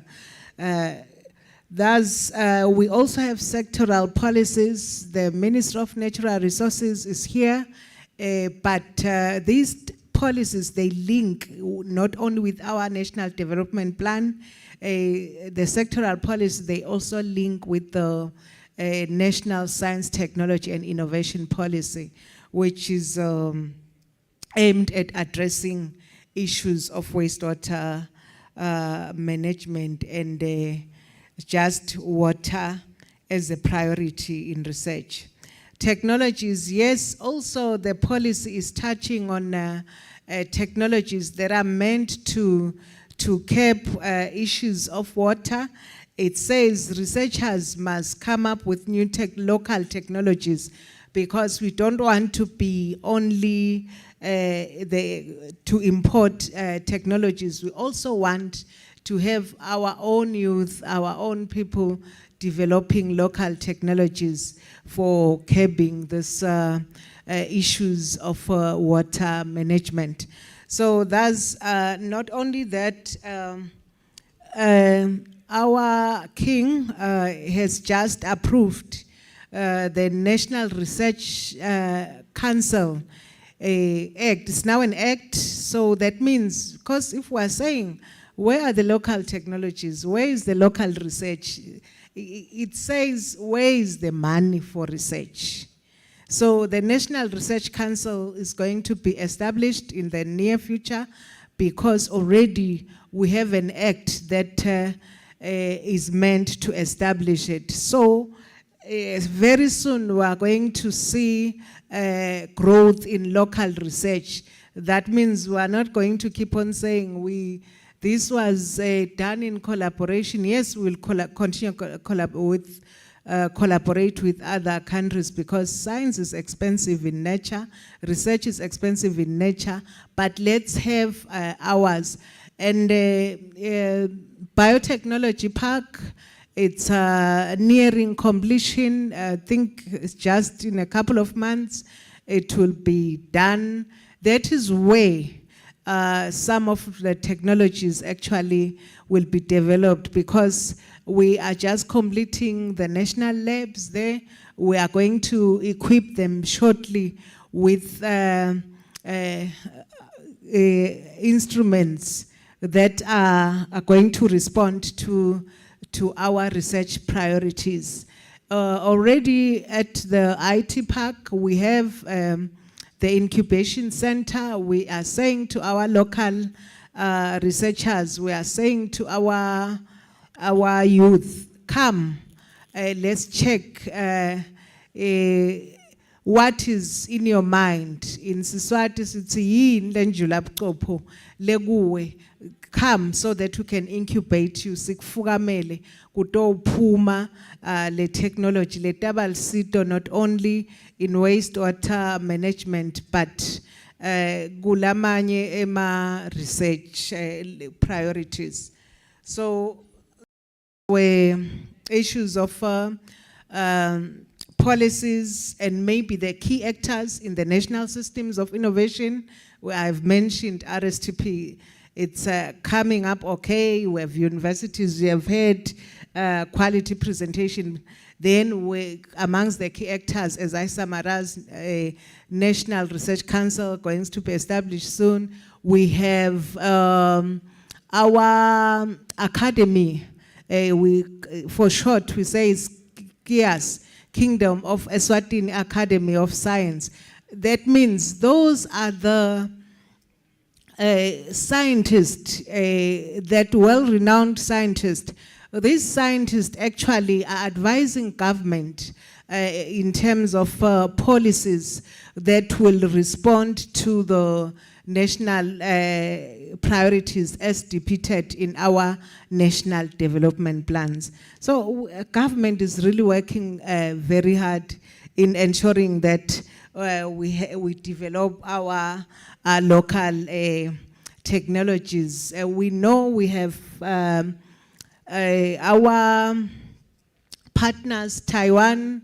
We are doing some reverse engineering. We know that yes, we import some technologies, but we are going to ensure that those technologies, we do some reverse engineering so that we adapt them to our local needs. I'm sure I've covered a lot in terms of what government is doing policy-wise, in terms of strengthening the national systems of innovation, in terms of establishing the key actors in the national systems of innovation. It is doing that through the Ministry of ICT. Another question was local solutions. I think I've covered that. Is there some local research maybe because as it is now, we can say maybe it's a South African issue, maybe it's a European issue, maybe it's only an issue in other countries. I think we have had a wonderful presentation from our university, our own university, under the circumstances, in the absence of the National Research Council. They are collaborating with other countries to ensure that at least research at local level is undertaken. Not only that,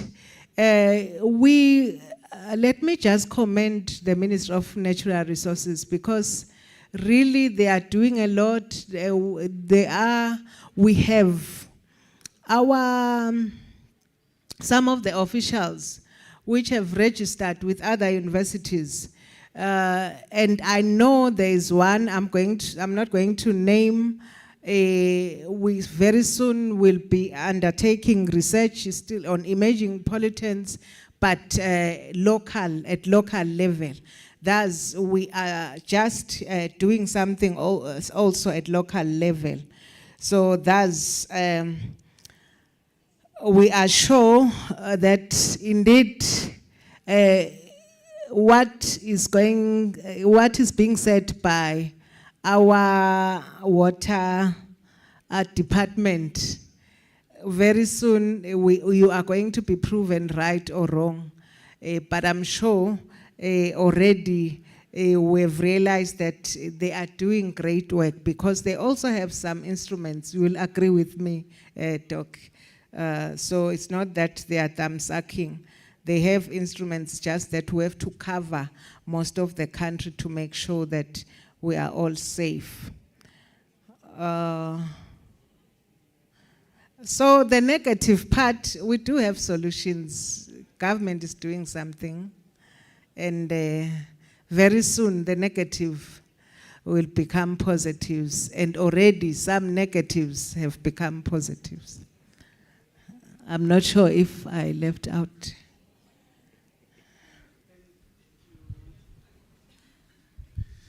Thank you, Doctor, for the elaborative responses.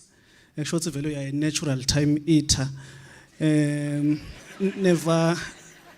Nevertheless, thank you, ladies and gentlemen, for your cooperation and the contributions that you have made towards these discussions.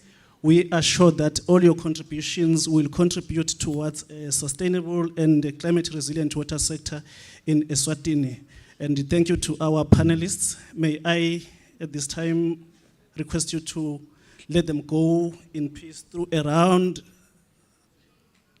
of applause. May I invite... Thank you, Mr. Slanze. Thank you very much, Mr. Slanze, and your panel. Ladies and gentlemen, can we give them another round of applause? And we can give Dr. Masego a special round of applause.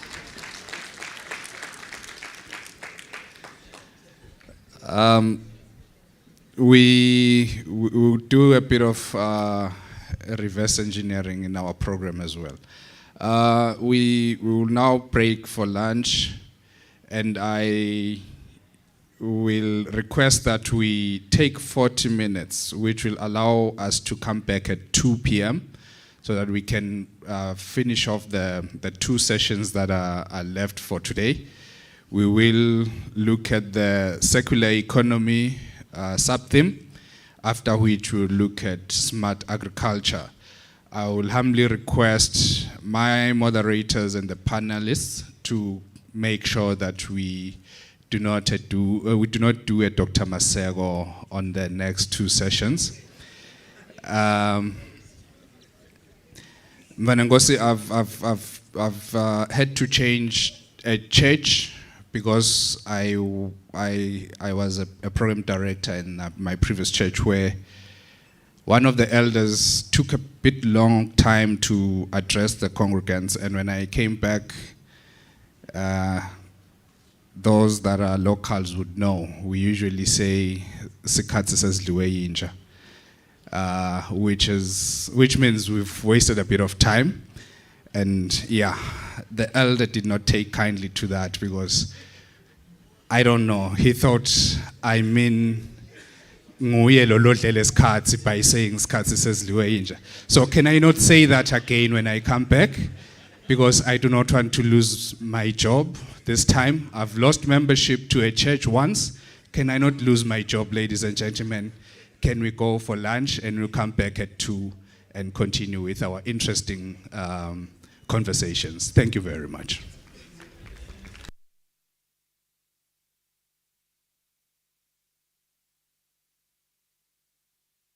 For those that are joining us online, ladies and gentlemen, for the next sessions, we hope that we'll keep time so that they don't get to be kicked out of the different sessions.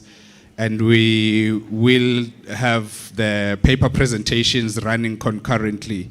So we hope that those that are joining us online will then join the paper presentation for circular economy, and later on paper presentation smart agriculture. But for each of the session, we will allocate it a specific number of minutes, which would be 1 hour, 30 minutes each, to allow that you rejoin for the next presentation or for the next session. So we will try to keep time so that we don't get people to be kicked out of the sessions. Thank you very much, ladies and gentlemen. Enjoy your lunch.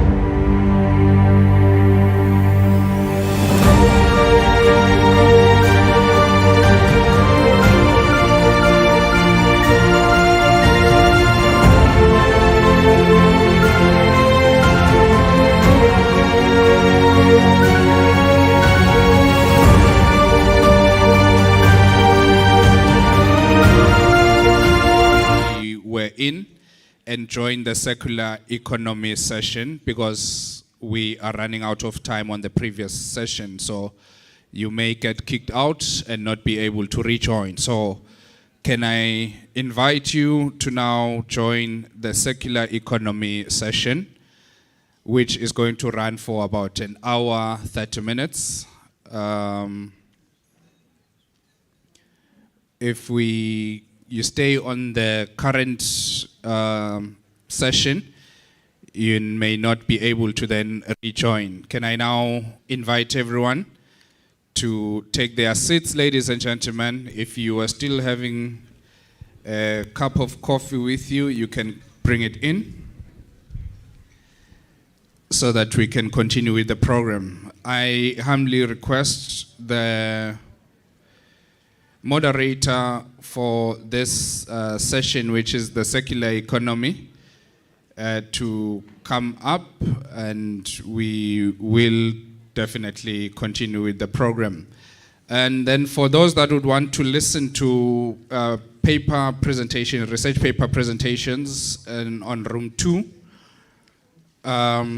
we will be having discussions on the circular economy as well, where we'll have different paper presentations on room 2.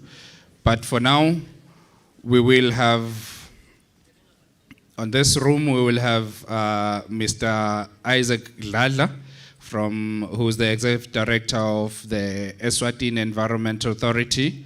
We will have Dr. Charles Lange, National Environment Management Kenya. And then we'll have Professor El Shemi from the University of Cairo. Those are going to be our presenters for this session on the circular economy. Can I request that we keep time and make sure that we stick to the allocated time? Presenters, we give you 15 minutes each, and then from there we will have 30 minutes for the moderator to do his job. But for now, Dr. Alfred, may I hand over to you as we are beginning the circular economy session. For those that are joining us online, again, ladies and gentlemen, I invite you to join the circular economy session, because the previous session would be running out of time. And if you get kicked out, you may not be able to then join again until the next session. We have 1 hour, 30 minutes maximum, but I would appreciate anything less. Thank you very much. Over to you, Doc.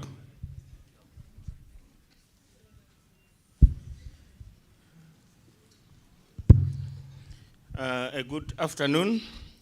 After the delicious lunch we have just had, I'm Dr. Alfred Mure. The first thing that I want to do is to correct my name. It's wrongly spelled. The spelling of my name is M-U-R-Y-E. Exchange the position of Y and R. R should come the other side. I think this is a very good opportunity that we are discussing issues that are of importance. Especially for me, I put importance into this conference because it's touching on topics that are of interest. As an environmental manager, as I was listening to the presentations, I was really impressed, and I was so happy that we have started touching on issues that are really very, very pertinent. When the lady, I think Dr. Rejoice, when she was talking about the penicillin in water and some of those drugs in the water, my appetite for water ran away, and I had to leave my bottle there. I couldn't continue taking it. I started asking myself what could be in this bottle that I'm drinking. But unfortunately, I have no choice because water is life. And I will have to continue taking the water as is. And one thing that was running in my mind is they are saying, yes, they are there in the water. Dr. Mafu, you said it, they are there in the water. But what is it that it is doing to our health? I think that is an area that you people need to dig deeper. What is it that it is doing to our health as human beings? Let me not waste time there. Otherwise, the MC will come and say that the dog has eaten the time. So I don't want to be that dog that eats time. And if you are a time eater, I'm going to make sure that I stop you. So please let us keep time. Ladies and gentlemen, before I invite the first speaker, I want to mention here that because I want to manage the time properly, I'm going to allow all the speakers. I don't see the third one, but I see two of them. I would want us to give them the chance to go through all the presentations. So if you have got questions or comments that you want to make, you should note them down. And then when they have all gone through their presentations, then I'll give you the chance to do that so that we can buy on time. Looking at the topics,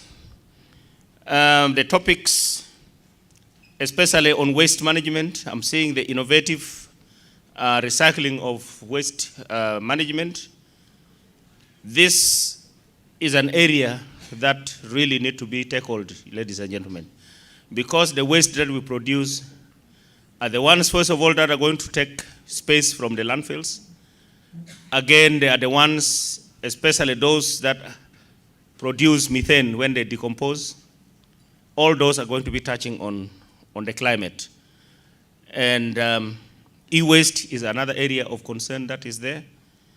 And then, of course, we'll listen to the experiences from Egypt as to what they are doing or what is the vision there in terms of climate change and how it can be sustained.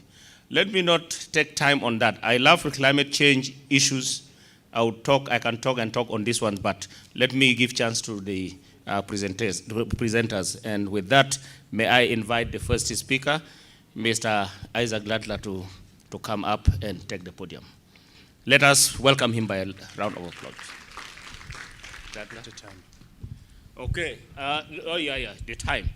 I think I have got 1.5 hours for all of you, so I'll give you 20 minutes, so that the 5 minutes is mine, and the 5 minutes is for them. Thank you. Thank you. Thank you, Dr. Mure. Good afternoon. I hope we will be able to navigate this particular hour after lunch. They didn't give me this Tafata thing, but I hope they will soon do, or they will be able to navigate for me. I just want to probably point out, just to stimulate the discussion as we navigate this whole topic of the circular economy. And I must confess that when we received the theme, we quite battled with my team how we are going to tackle the nexus around these key terms. And I hope I will be throwing a couple of those terms, and I hope the colleagues in the audience will be kind enough to be grabbing some of those terms and further digest some of them. I see Dr. Mavimbela here and the team from UNESCO. I see Babe Neil Jackson there from RSSC and all the minds. And as I'll be trying to navigate this nexus, I hope you'll be kind enough to be part of that. Let me just say, okay, point Ayla. Yes. Now, the nexus I'm going to deal with is the one around this issue of circular economy, the issue of innovation in circular economy, the issue of how we can transition into the whole space of bio-based materials as part of this whole discourse around circular economy, and even venturing into the idea of bioeconomy, if you like. This slide is quite hazy, but let me just say, the world is not a constant outpouring source of resources. Every resource that we use and consume has a limit.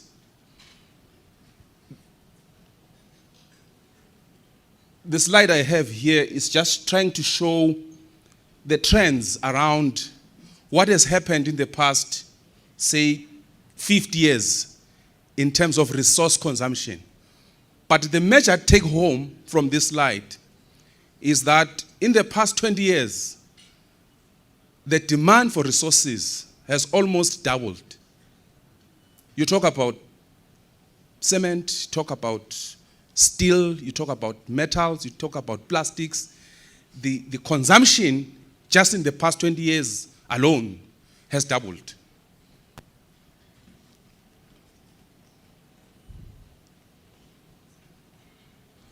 Now, the implication for this is that if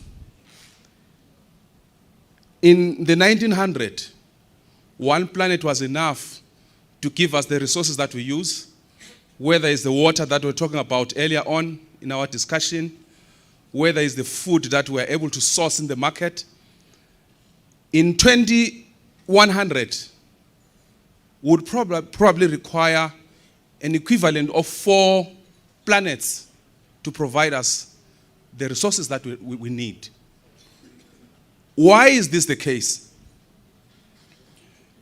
This is mainly because we are part of an economy which we call a linear economy. An economy which we have always known to provide resources which we could extract, produce what we need, distribute what we need, consume, and discard as waste. Now, this type of an economy cannot provide us with these resources any longer. That's why now we have to bring in the issue of circular economy. How do we turn this type of a linear economy into an economy that is able to sustain the type of resources that the economy will require going forward? That's why we have to bring in now, in the discourse, the issue of the circular economy. I've said already that we are from an economy which we have always known to be an economy where we take, we make, we consume, and we dispose. And my proposition this afternoon is that this type of an economy cannot sustain this planet, because I've said that the planet cannot continue to feed us with the resources that we need any further. That's why we need to depart from this linear economy and look at a proposition where a circular economy has to be part of our daily discourse going forward. I'm going to probably just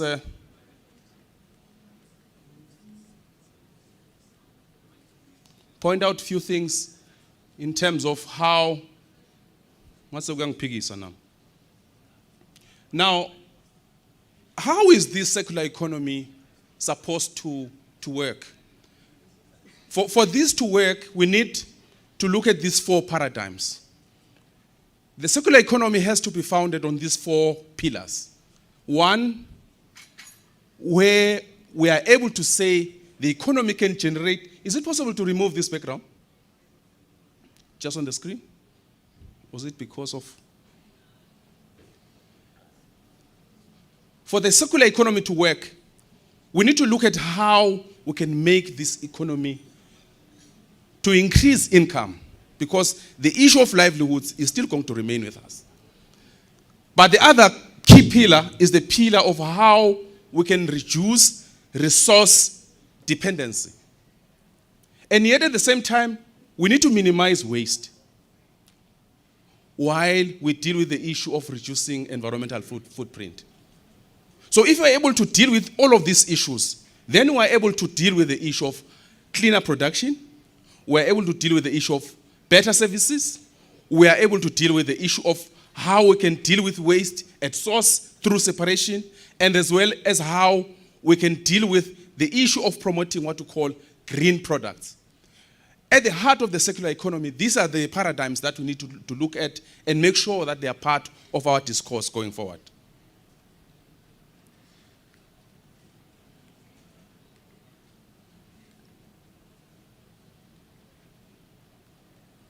What's going on?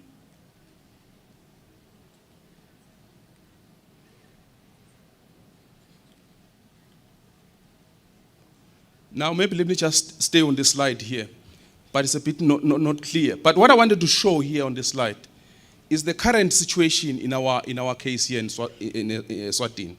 The red part is showing the amounts of waste and how we are dealing with it. We do have a bit of technical challenge there. Is it the same this way? Maybe let's change.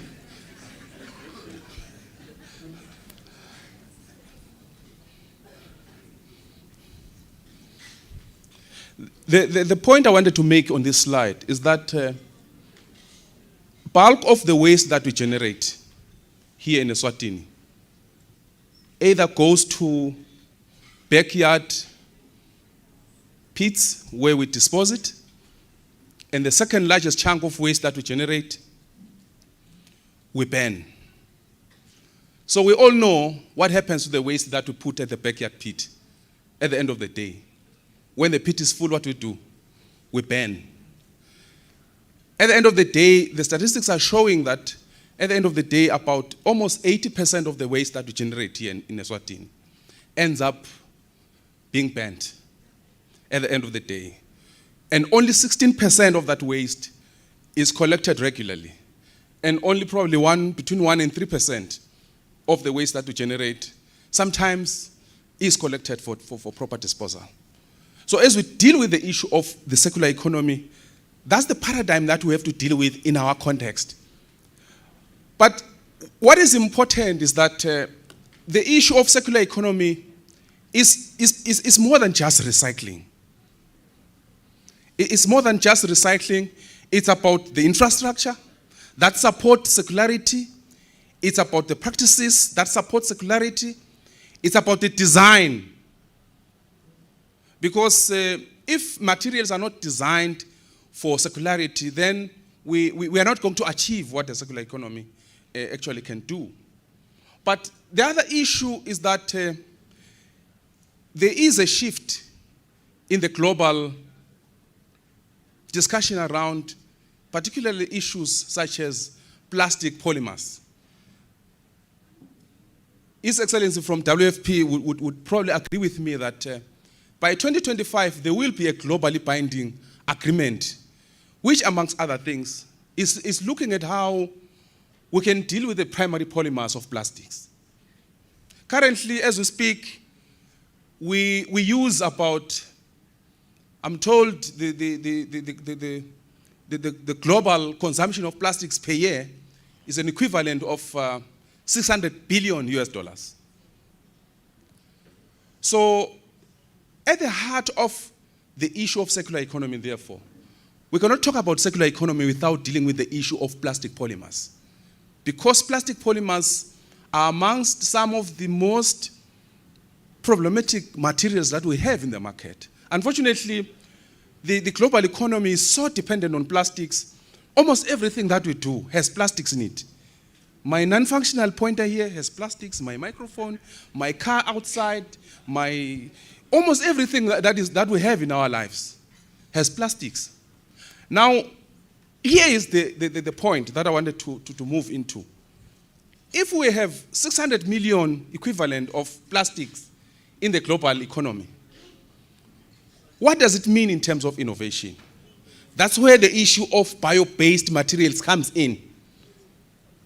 Because it's a question of saying then, how can we transfer this fossil-based, plastic-dominated economy into a bio-based, biodegradable economy, which can support livelihoods, which can support startups, which can support environmental sustainability, while we shift towards achieving the global target of cutting emissions at a global level. That's where circular economy needs to take us. Now, the issue of bio-based materials, I must just point out that on its own, oh, my thing is back. On its own, it's not a silver bullet. Because, let me make an example. If we talk of a problem of littering, for instance, whether plastic is bio-based or fossil-based, if you throw it outside, you will see it hanging on the trees along the road. So you are not going to address the problem of littering by simply replacing fossil-based plastic with bio-based or biodegradable plastic. Because before it biodegrades, it will be causing litter out there. And by the way, as we talk how we can transform this economy from a fossil-based to a bio-based, biodegradable-based type of material economy, as we speak right now, the 5 major shops in the country, you know them. Pick n Pay, ShopRite, OK, Boxer, who else? Super Spar.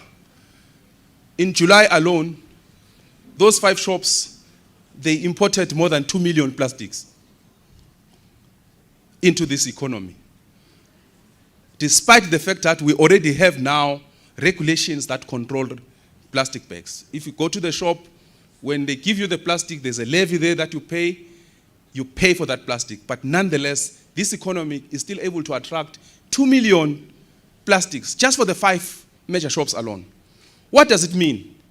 It means there is an argument, a very strong argument for bio-based, biodegradable materials, which can support startups, which can help us achieve our climate change targets and be able to inform an economy that can be more sustainable going forward. Because I'm lost, I'm just going to probably proceed and just go to my conclusions. But maybe before I do, I just wanted to share this slide around cell phones. The figures are saying only about 10% of cell phones are recycled, largely because the infrastructure that we have does not support recycling of such. You know what happened? Most of us and most of you, instead of discarding the cell phones, you decided to put it in your drawer. Not in the first drawer, but in the bottom drawer. I don't know why. Maybe with a view that maybe I'm still going to use my cell phone, my Nokia 900, I'm going to put it here. As a result, more than 2.4 tons worth of gold is sitting there in the bottom drawer because people can't part with them, Coach. About 25 tons of silver is sitting there in the bottom drawer, and 900 tons of copper is sitting there. In the process, we are busy digging for more gold. The Zamazamas are busy shooting others in Jozi for gold. And in the process, we're causing more pollution at Pikes Peak for the illegal mining of gold through cyanide and mercury. So all of these things needs to be part of our circular economy going forward so that we can be able to inform a process that supports this type of processes going forward. I've already spoken to this. I'm just going to conclude by saying, for us, as part of this community of practice, we need to be seen to be encouraging initiatives that are going to move towards a more innovative-based approaches that inform the circular economy that I've just spoken about. Secondly, we need to make sure that no material ends into the nature, and nothing ends into the environment, whether it's bio-based or fossil-based. The primary objective is that nothing should end in the environment, but it should be part of the circularity initiatives that we want to introduce to make sure that the environment, the oceans and everything is protected. The third thing is that with the legally binding initiatives, we should be prepared of a pushback. Many of these countries whose economies are fossil fuel based don't want any regulation of particularly the fossil-based materials such as plastics. So there will be a lot of opposition to this going forward. And we need to look at some of these niches, particularly as we look at startups, as we support young minds in terms of what they can innovate. As I've said, in our very economy here, I spoke about the 5 major retailers. I didn't mention all these others. You can see that in a month we consume on average more than 5 million single-use plastics. What if we will take that money and give it to young startups that are prepared to produce shopping bags that are bio-based, which can be sold and improve livelihoods out there? A lot can be achieved just by eliminating those fossil-based plastics alone. The issue of extended producer responsibility is going to be part of our life going forward. In the future, there will be nothing like Coca-Cola producing Coke and just sending a product into the market and say, "Nago kuwemhlaba." Every product that gets into the market, the producer will have an extended responsibility to say what eventually happens at the end of the chain of that product. And if practice alone will not work, certain legislation will have to come in and deal with that. The last point I want to make is that if we talk bio-based materials, we certainly need to look at how we can harness available technology. And certainly biotechnology is one of those tools. Biotechnology, bioengineering is one of those tools that are out there which can fast-track some of these innovations, which can be part of this broader circular economy, which can help inform and hasten our ability to achieve what we need to achieve in terms of our climate change and low carbon economy. With that, let me end there, Dr. More. Thank you very much.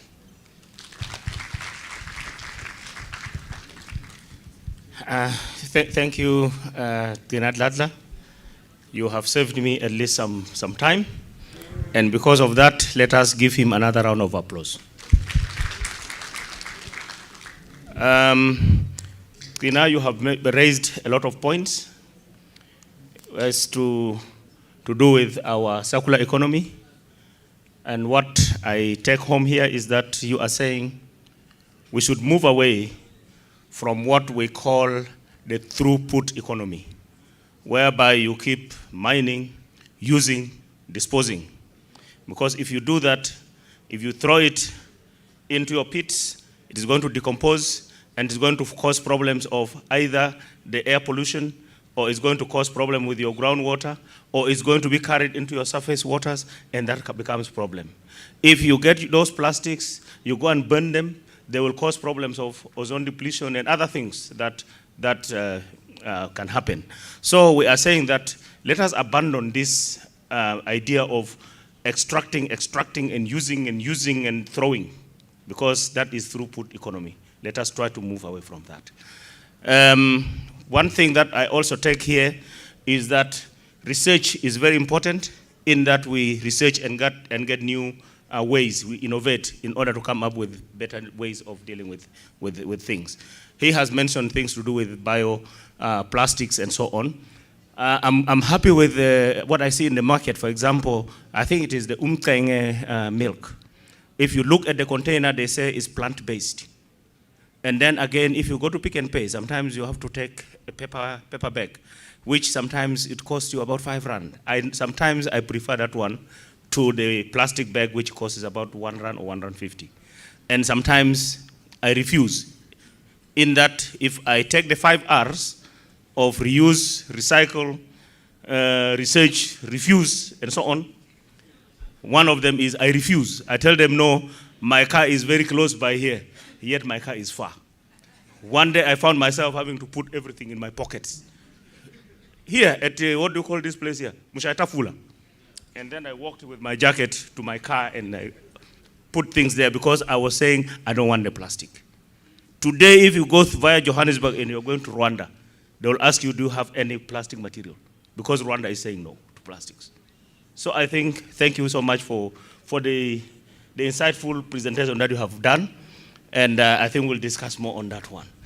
Otherwise, with that, let me invite, sorry, I forgot my program. I need to see the name. Help me to invite Dr. Is that Charles? What's her name? Is the third one? The third one is Professor Elsami. Please, the podium is yours.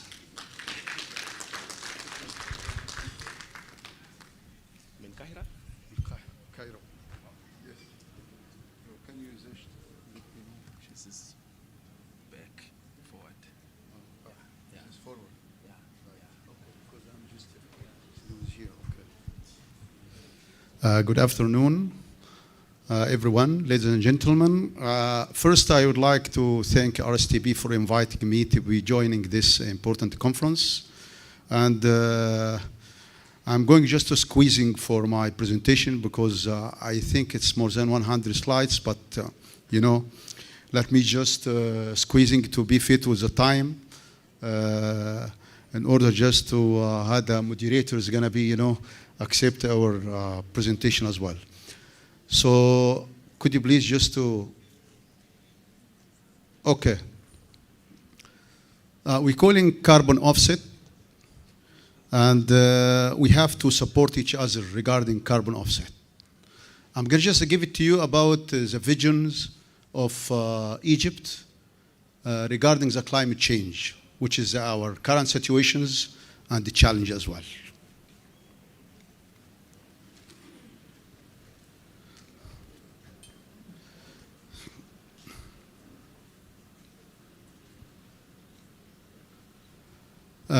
I do have my colleagues. I have to acknowledge my colleagues, which is going to be working with myself. I'm the former dean of the Faculty of Agriculture, Cairo University, and we do have staff members from Cairo University and as well from the Agriculture Research Center. So I'm always start my presentation with these pictures, if you have seen. In Egypt, our area, the rest of our area, more than 96% like this one. So you can imagine, we just sit around just 4% of our area. So just the surrounding of the river Nile from north to south, you know. And even in the coastal area for the Red Sea and the Mediterranean Sea as well. So if you do have this nature, so what you can do, because there is a big challenge for you. So that's why we do have such kind of opportunity to work for the climate change, to reduce the carbon emissions as well. Because green area,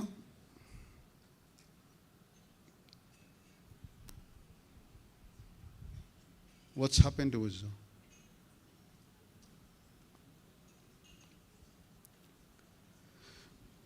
some countries in Africa, they do have the same picture in the desert, especially in sub-Sahara desert and North African as well, countries. But some countries,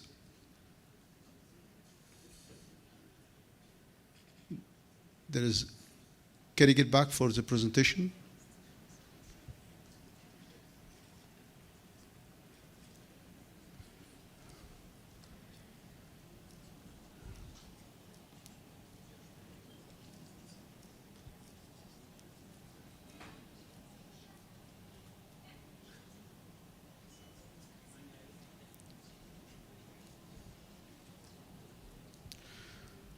Technical issue is going to be solved very soon, you know. because we are going to talk about the climate change. Climate change is not so easy to solve the climate change issues, you know. That's why it might be come to my presentation as well.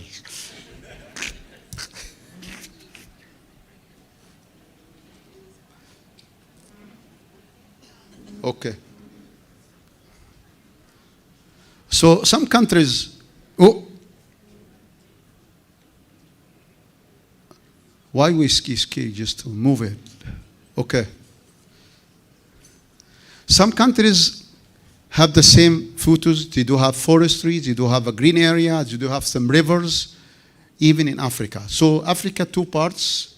Some of them, they do have a green area, and some of them, they do have the desert area. That's why I'm just coming to this tape, you know. We do have a problem. Our problem, like you have seen in this picture. So, but how we can solve this problem? Using science and research. If you are not going to using science and research, you are not going to return this tape to the normals, to listen for the music as well.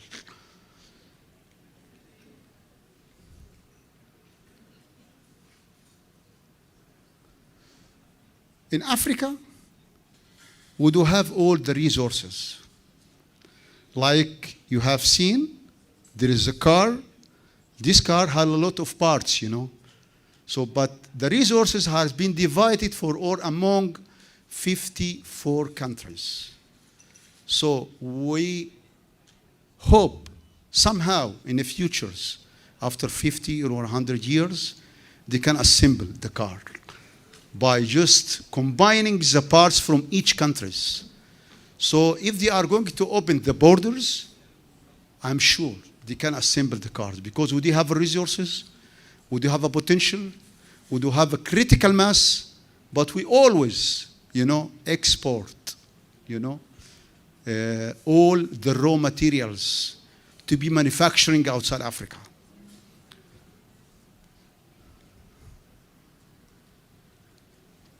We do have this for the research. Everybody, if you don't have this, you could not survive, you know.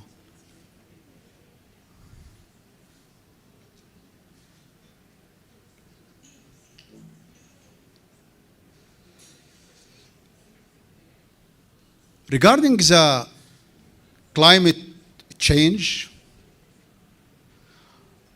there is a global warning regarding the carbon emission as well. And the history of the COP, I mean the Climate Change Conference organized by United Nations, it has been established since 1995, but the first conference, they are talking and taking seriously the issue of climate change is gonna be in the COP21 in Paris. So start from this one, they are talking about the issue of the climate change as well. And we're calling it the production and use of the energy are the two largest source of global carbon emissions.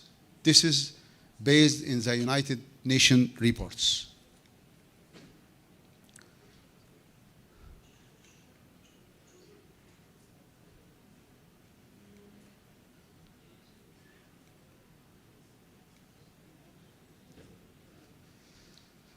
If you look at this slide precisely, the carbon emissions start from 1960s coming to 2020.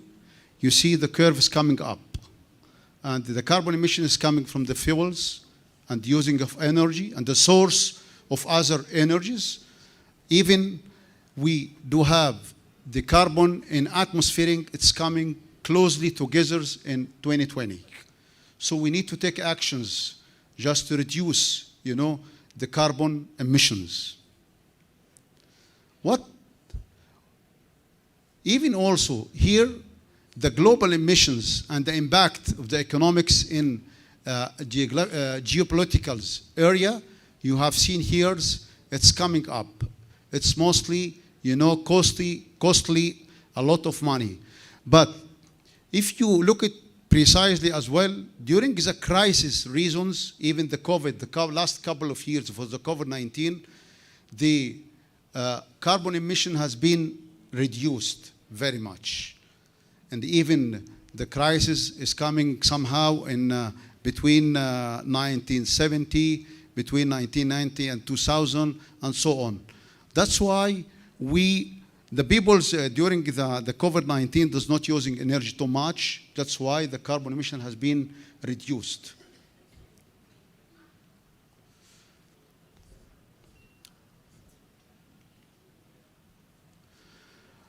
Total greenhouse gas emissions have continued to rise during the period from 2010 until 2019. It's going to be raised very much. That's why the efforts made by most of the nations just to try to reduce the temperatures only 0.5 centigrades. Because if it's going to be raised for 2 centigrades, it's going to be caused a lot of problems, you know.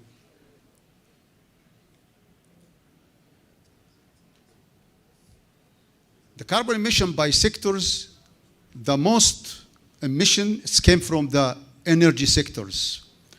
Then the second one from transportations. Then it's gonna be, you know, agriculture and the industrial as well. This is the source of the emissions based on the sectors. And global emissions by gas, I mean, 65% is gonna be carbon dioxide. We do have another methane, nitrogen oxides, and also carbon dioxide.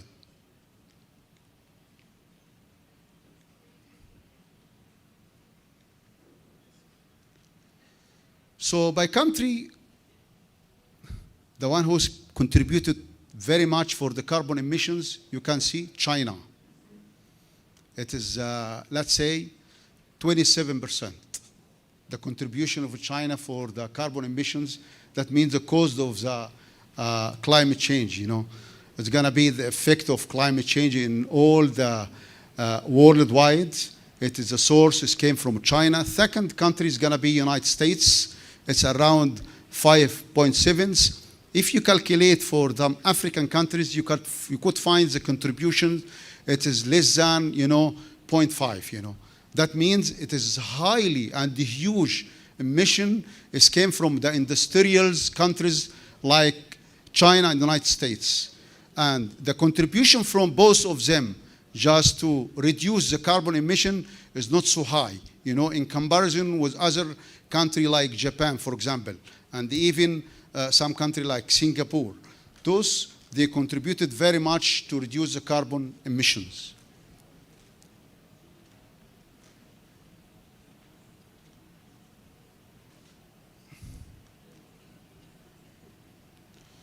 Just, I can just give it to you about also what is the global, you know, warning regarding climate change for the water management system, you know. Let's say this one, I mean, every region faces more severe and frequent compounds by cascading climate risks, you know, regarding these common problems and the challenge along river basins, you know. That means the water secured also, we do face big problems based on the side effect of climate change.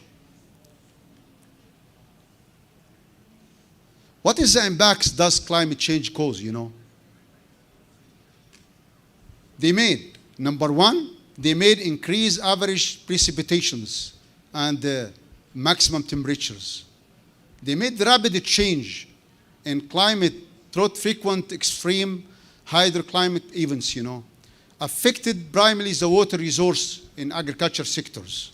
And also the water resource not to be managed, you know, in order to reduce the risk of this climate change.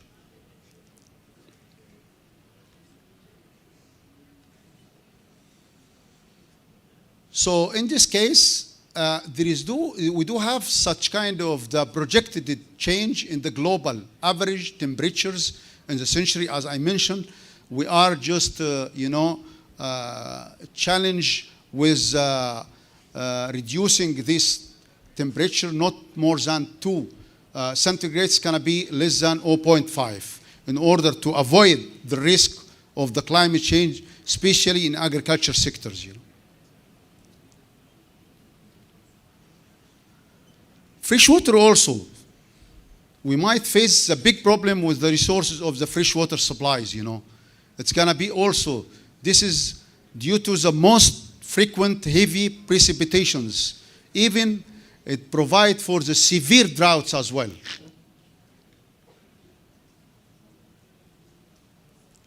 For the regional worldwide, it might be affected different from region to others. If you consider for the some North African countries, it is, let's say, the mid and South African countries, it's going to be caused such kind of the food security issue.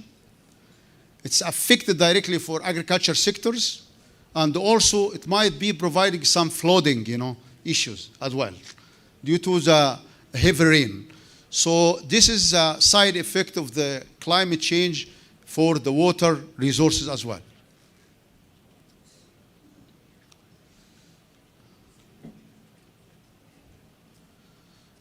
So in the North African countries, we do have received some crisis regarding the extreme flash flood in the Middle East and the MENA regions.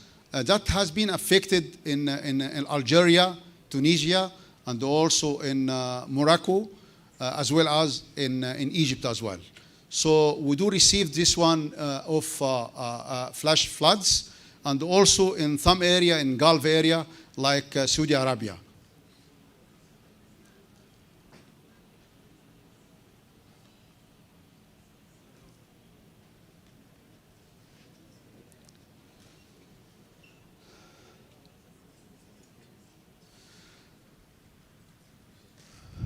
Let me just give it to you the examples of how does it Egyptian government has been taking some actions just to avoiding the effect of climate change.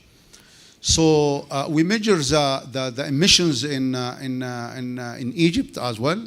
It might be population now is more than 100 millions, and we do have now the emissions based on the on the carbon emissions. It's going to be increased from 0.06 over the figures to 2.2 ton per person in 2015, and in days it's much more. So that's why we would like just to have such kind of actions in 2018. Egypt just emitted about 250 million tons of carbon dioxide. We are ranked number 27. Share was 0.75 in global emissions regarding the carbon dioxide. That one, it is based on the electrical power. That one, based directly from the electrical power. That's why, we are just switching these technical powers to be using, the nuclear resources for the, for generation of electricity as well. We do have under establishment of these stations, and also in 2020, it's going to be jumping up to 269 million tons.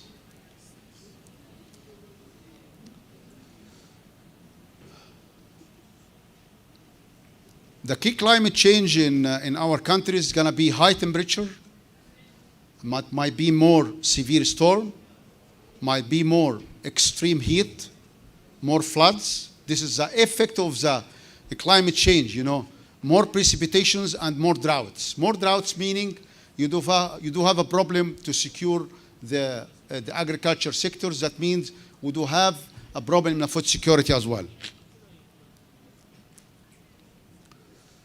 In comparison between 2010 and 2021, the temperature has been jumping and down again, but in days it's going to be coming up When I just traveled just last couple of days, our temperature there is 45 centigrade, you know.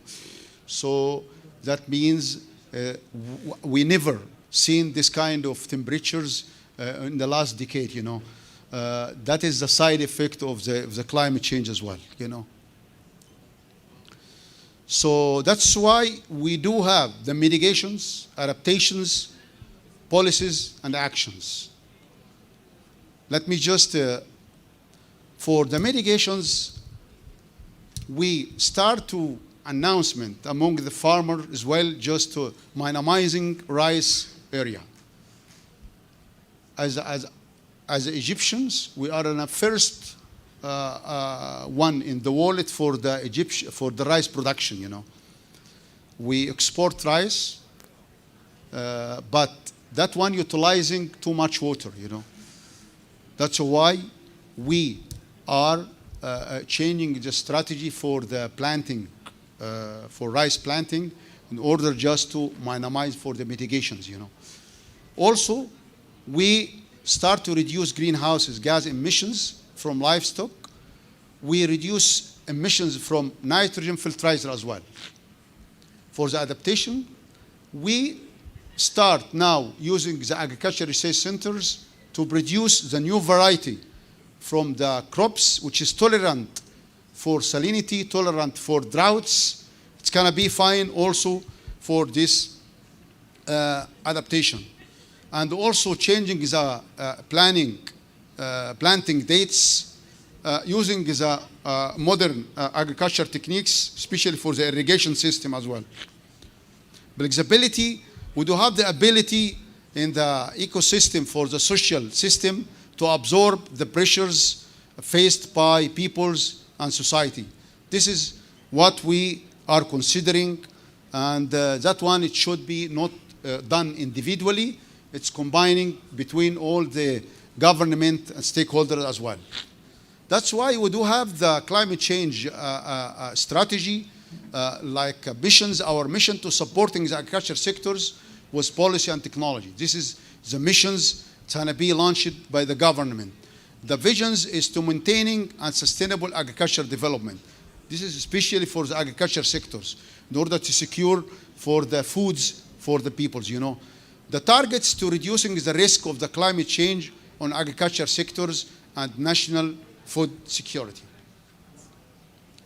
By just, number one, to develop the short life cycle crops, as I mentioned to you, this is using research and using science, you know. If you don't have the research doing very hardly to produce the variety which is gonna be, had a short time in the soils, and also they're gonna be against, gonna be growing as a drought, you know, tolerant to drought and tolerant to salinity as well. You could never, you know, sustain the activity for this climate change adaptation as well. Number two, enhance. Your time is running out. Okay. Enhance the crops' pest and diseases resistance, switching the other crops, changing planting dates, improving water use efficiency by plants. This is adaptations we do have. Applications for the new technology for the smart agriculture. Enhance early warning system. We do have the center now belong to the Ministry of Agriculture, and also integrating other agriculture activities. This is what we have been launched by the National Council for Climate Change. We establishment the National Council of Climate Change. I was heard also from our colleagues, you are in the way to launch the National Council of Science and Technology. I think under the National Council of Science and Technology, you can have the sections of the National Council of Climate Change belong to Eswatini, is going to be taking actions among those parameters we have been talking about. That's why I'm going just, we do have, you know, much more slides, but due to the warning from the moderators, I'm going to just close my presentation, and thank you very much. Yeah. Thank you so much. Thank you, Professor. May we give him another round of applause for that was for obeying what the head prefect has said. When I was at high school, I used to be a head prefect, even at my primary. So when you are a head prefect, you always have the chance to even to address the students. So I'll take this opportunity as well to just say a few things, because I'm the head prefect right now. The professor has given us on what is happening in Egypt. He went around telling us what is happening in terms of global climate change. And we have been told here that climate change is caused because of the greenhouse gases. He has mentioned them. Some of it is carbon dioxide. He has mentioned that climate change affects the level of waters and temperatures. So, which means when climate change is happening, it means you expect some regions to get a lot of water and some regions to get very little water. So at the end of the day, where there's too much water, no production of food, because everything will be wet there. And then where there's no water, there will be no production of food. So at the end of the day, that hits very hard on food security. Again, when we have problem of less water, that means it touches on your sanitation. If you have too much water, it touches on waterborne diseases. At the end of the day, you will have a very sick population. And I can go on and go on and go on, even to talk of issues of emerging and re-emerging diseases, but let me leave it there for now. That is just a snippet of what we have gotten from the professor. Let's give him a round of applause again. With that, I have been advised, I thought Dr. Charles was not here, but I'm told that Dr. Charles is going to be online. But before I invite him, I've been also advised that the technical group there wanted some 5 minutes for them to get ready to capture Charles wherever he is. So with that, I will open questions for these two so that we address that as they fix that issue. And when they are done, I will release these two and then we attend to Charles. Otherwise, with that, let me invite questions, comments, or whatever that you want to say. It's open to you. Yes, Dr. Mavimbela. Give him the speaker, please. Is there any other hand so that I can see? Okay, there's another hand from Dr. Mafu. Thank you very much. I am interested, Mr. Dladla, when you're talking about the circular economy, you sort of hanged around the issue of plastics. I'm interested in the issue of, in particular, around heavy metals. I'm interested in mercury. Are we doing anything as a country in as far as issues around mercury are concerned? Because, for instance, people who are probably aware are aware that municipal waste, you're not supposed to put these tubes because they contain mercury in municipal waste. And it appears that as a disposal mechanism, a lot of people are using very interesting ways, like throwing these things next to a school and children start playing with it, unknowing about the long-term health effects of mercury. Okay, please pass over the microphone to Dr. Mafu. Thank you very much. Babel, I'm interested on the efforts of our EEA in engaging importers of the non-biodegradable containers that are currently in the country. What has been the reception? We are noting what we note in alcohol, that no matter how the syntax goes up, the consumption doesn't go down. So now there is that levy of plastics, and you are having the environmental fund. Is it sustainable to charge that levy and hope that it's going to correct the environment? Thank you. I can take more. I can take more questions. For him and for him, please. Okay. Oh, okay. There's. Thank you, Kabatzeli, for the beautiful presentation. Prof, thank you. It was highly informative indeed. But for Dr. Dladla, I just want to find out from you, are you aware that we have a bioeconomy strategy with thematic areas? It was developed by the Ministry of ICT and with different implementers. I know your organization was involved, participated in the development of the bioeconomy strategy, where issues of circular economy are emphasized. Then, having said that, it seems you have it's challenging to keep, especially the management of waste. Thus, there are penalties. So I wanted to find out from you, how far have you gone with the engagement of citizens?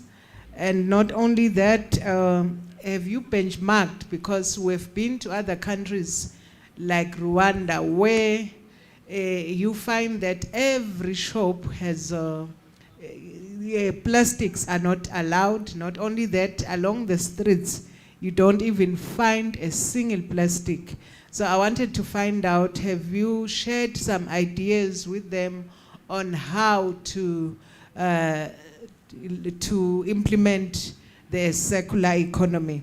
Then, having said that, for you, Prof, just want to find out if you do have a technology for harvesting the carbon dioxide, because surely, especially in the labs, it is the dry ice from carbon dioxide is very useful. So I was wondering if you do have a technology for harvesting the carbon dioxide. Thank you. Maybe let me give them a chance to answer those ones, then I will take another set. Thank you, Dr. Mure. Just quickly on the issue of mercury. Mercury in products is one of the major risks that we face as a country. The example that Dr. Mavimbela has made with the fluorescent tubes is one of those. Eswatini is signatory to the Minamata Convention on Mercury, which seeks to phase out mercury in the economy altogether. So currently we are in the process of coming up with a project that is going to deal with mercury in products, particularly in the energy sector, where we are going to do away with all the mercury-containing lighting equipment and lighting bulbs. So that's one of the issues, because as you said, Dr. Mavimbela, a lot of our citizens don't even know it's a problem. When these fluorescent tubes fall and it breaks, it's just business as usual. There's a lot of exposure that takes place. But also, just beyond that, mercury is in the economy, particularly in the informal illegal gold mining. We did a study, I think about 2 years ago. We discovered that there's a lot of mercury that is coming into the country in exchange of gold, and it's being used in many of the Zamazama informal areas. And we are still consulting in government to see how, particularly with the law enforcement agencies, particularly in the western belt of the country, around Pikes Peak, it's a major problem that we need to deal with to sort of eradicate mercury and exposure in the economy.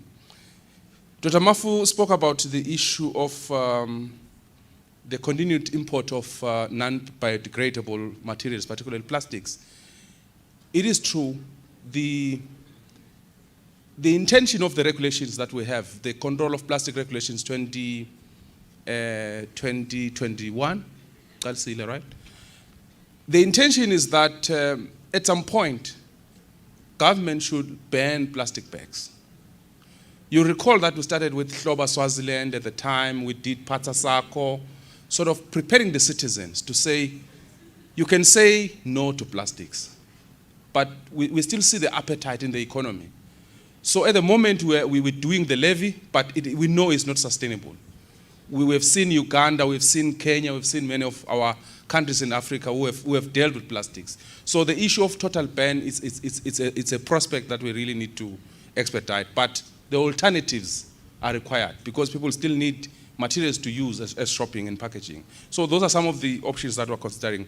But definitely the long-term strategy is not to really continue with the levies, to phase out this fossil-based plastic as we have been saying. Dr. Masego, the issue of bioeconomy, we are well aware. We are part of that discussion around the issue of the bioeconomy. I think we really need to do more on that. I know the discussion around bioprospecting was on the table to sort of look at the options. What is obtaining in our bioeconomy?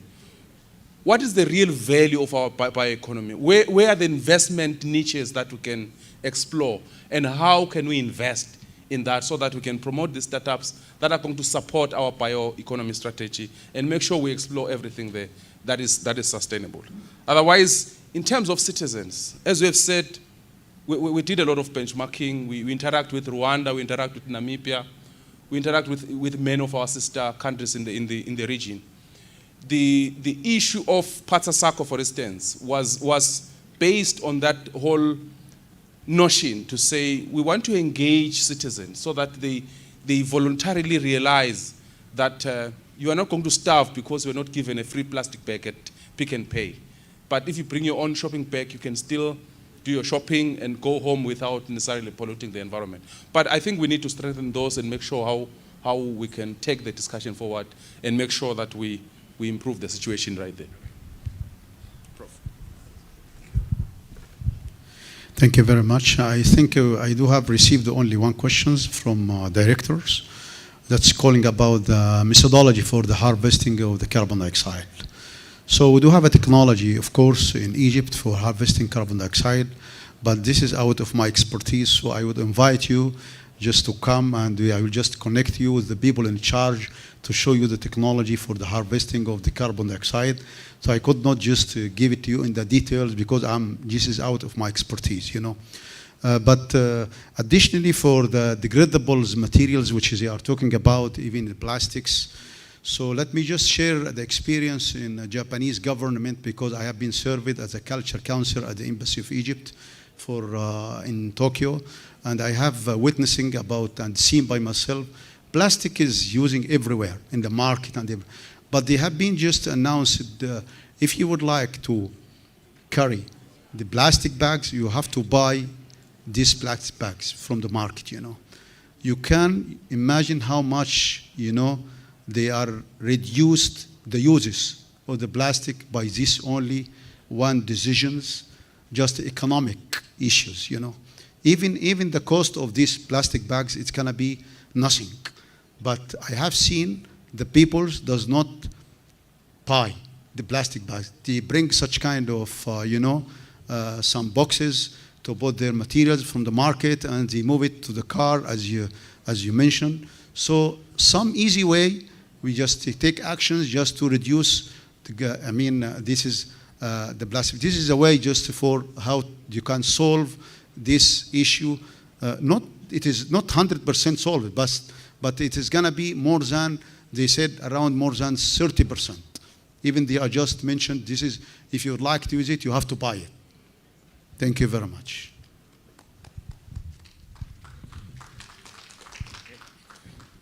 Thank you. I think I can still take a few set of questions, but I think let it start from me. The first question that I wanted to ask to Mr. Trinadadla has been partly touched by Dr. Mafu. I wanted to know what is hindering the enforcement of those laws that you said are there? Why are they not enforced? Why are they collecting dust in the offices there? Now to Professor. I happen to be coming from the region. And there used to be this question that used to disturb us a lot in social and economic geography. And the question used to be, Egypt is the Nile and the Nile is Egypt. Discuss this statement. So, With that, it means if we look at Egypt, the population of Egypt is just along the Nile, from the south to the delta. Okay? So now, you are the leaders in production of rice, which means those rice paddles, they produce a lot of carbon dioxide. So in Africa, it means you are one of those leaders in production of carbon dioxide. And you said that you are trying to come up with new ways of production of rice. Now with all this, what have you put in place in order to reduce that carbon output from the rice farming? And I believe you also do produce cattle for your beef. What is it that you people have put in place? Because cattle also are a problem in terms of carbon dioxide release. Let me leave that one there. Is there any other? Yes.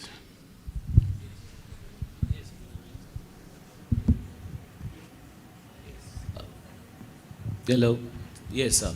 We have a question from an online participant. Oh, great. How does the circular economy deal with ICT equipment? In particular, because ICT equipment is being replaced rather than being recycled as it is currently. Thank you. Did you get that one? Did you get that? Yes. Okay. Another one? Yes, at the back. Oh, there's another one this side. Eh? Yes. And please take a microphone to the back.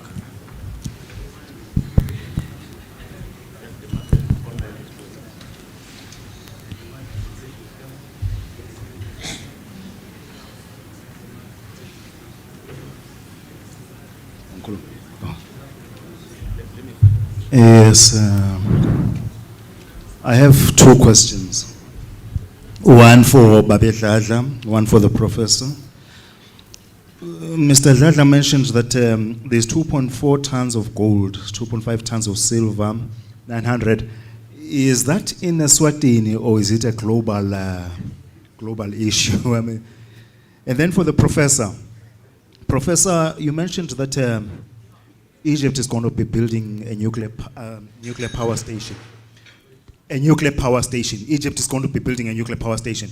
Doesn't it worry you? I mean, like, everyone right now is is flexing their muscles. Isn't that a problem? Isn't that a problem? People will start building nuclear power stations when they are also fighting on the side. And then again, you mentioned the issue of rice being reduced in Egypt. We're from lunch right now when we're eating rice and you are reducing it.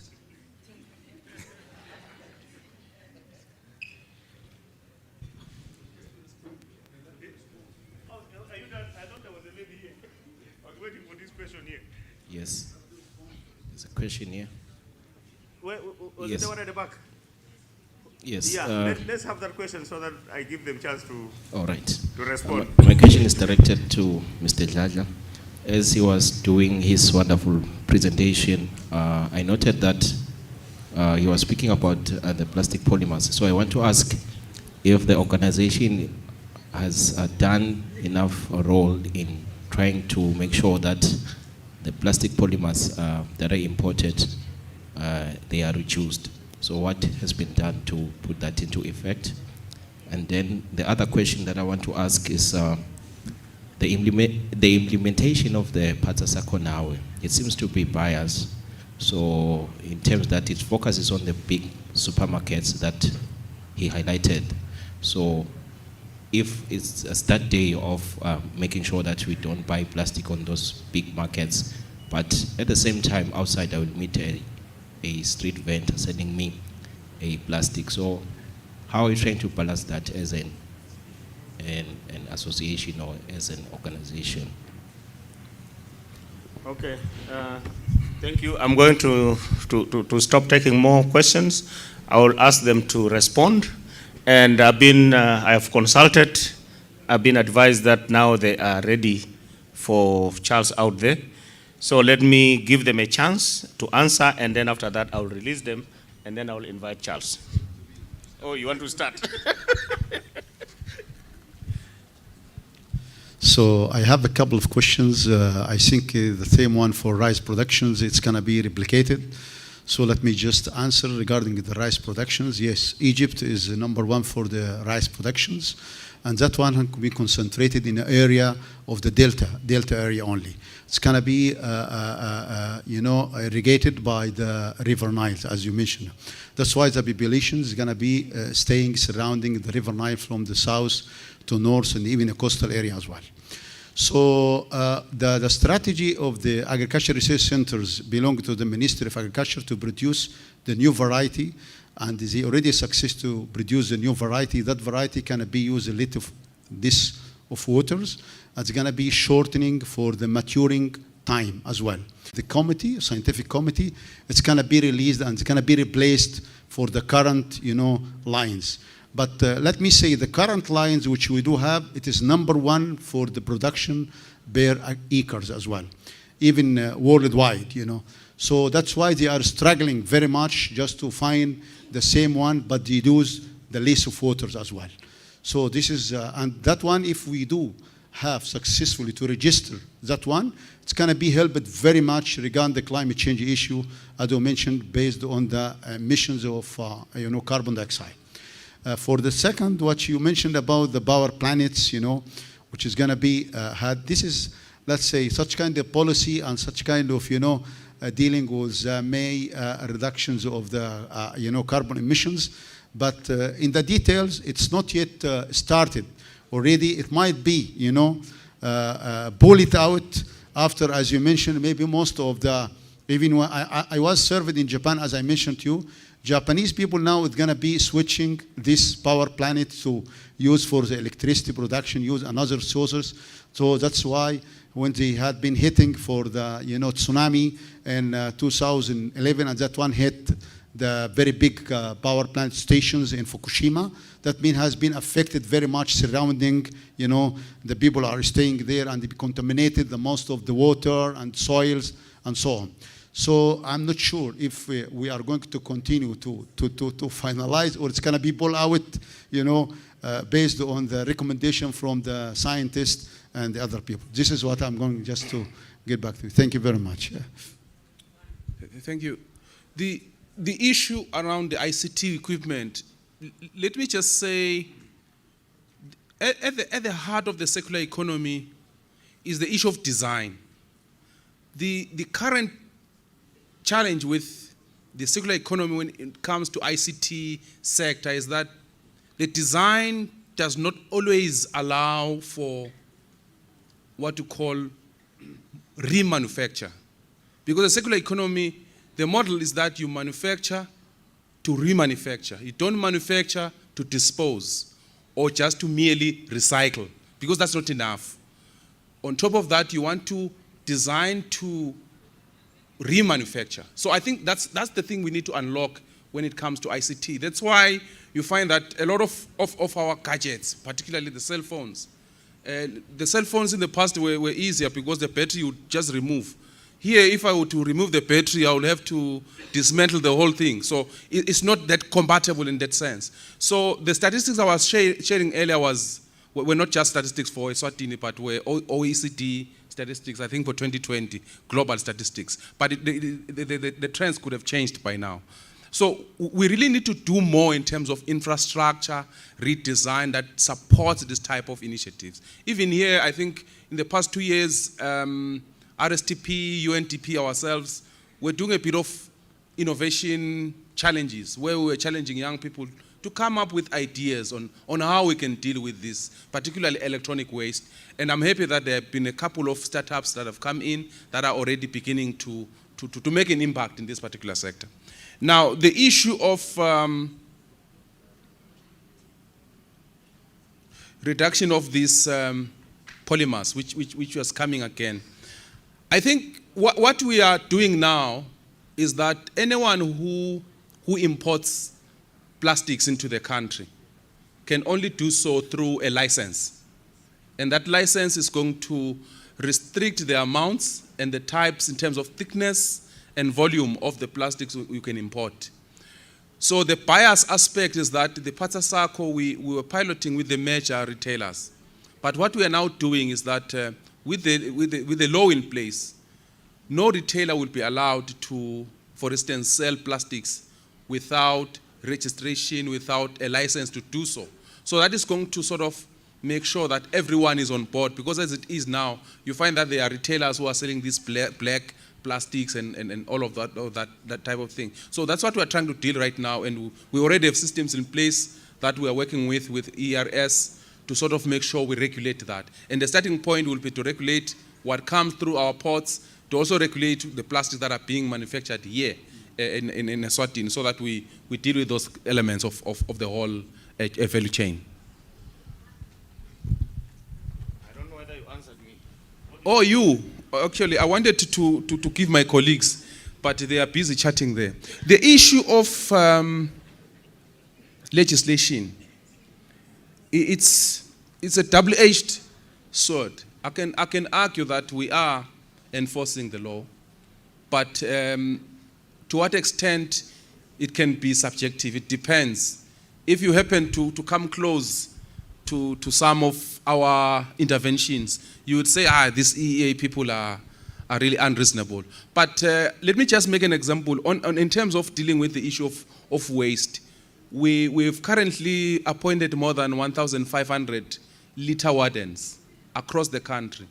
The litter wardens are usually your emapoisa emango, people who can deal with issues of littering in the communities. How effective is that? We are yet to see how effective it is. But we are actually trying to make sure our capacity is also strengthened as well, so that we can be able to improve in terms of those kind of initiatives. But I wanted Dr. Ngabinze and Kalsili to add, but in the interest of time, I think I'll hand back to you, Dr. Moore. Is that a very hot one? Okay. Let me give you that chance. Do you guys want to say something? I can give you the chance. Yes. He has covered it well. Okay, let me give that burning one.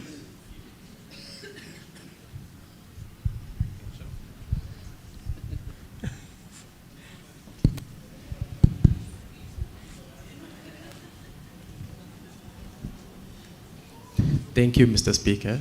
Mine is to add on what the professor responded on earlier when he was asked about the technologies that Egypt have employed in the past. I've done a robotics research, educational research on carbon capture, and one of the literature that I came across was from Egypt, which they used direct air capture, which is a technology that uses huge fans to capture air in the atmosphere in high concentrated carbon concentrated areas, and that purifies the carbon dioxide to produce butane that then they use it to produce fuels such as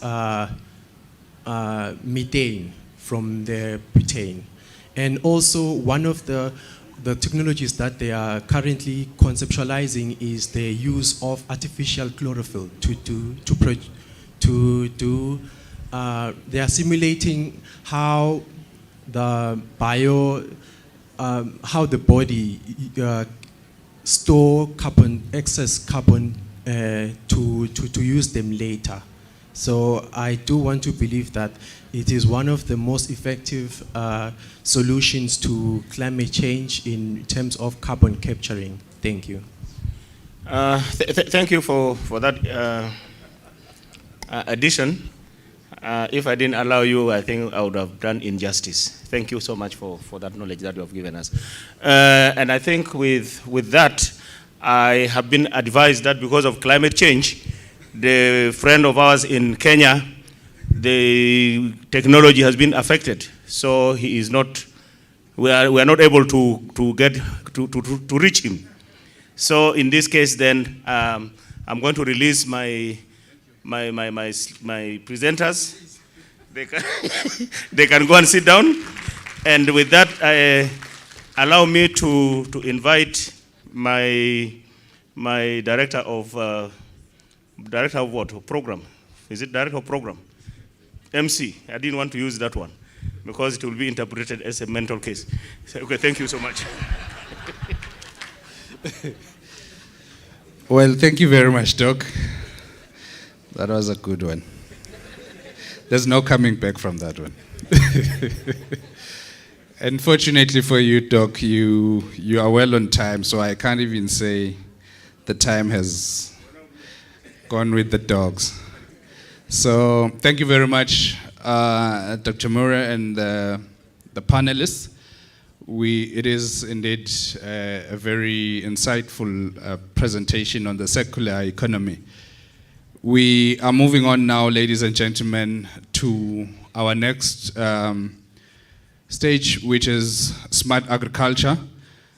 Can I kindly invite those that are joining us virtually to now join the next block, which is smart agriculture, because time will soon be running out of the the circular economy sector. So can I now invite those that are joining us virtually to switch to smart agriculture.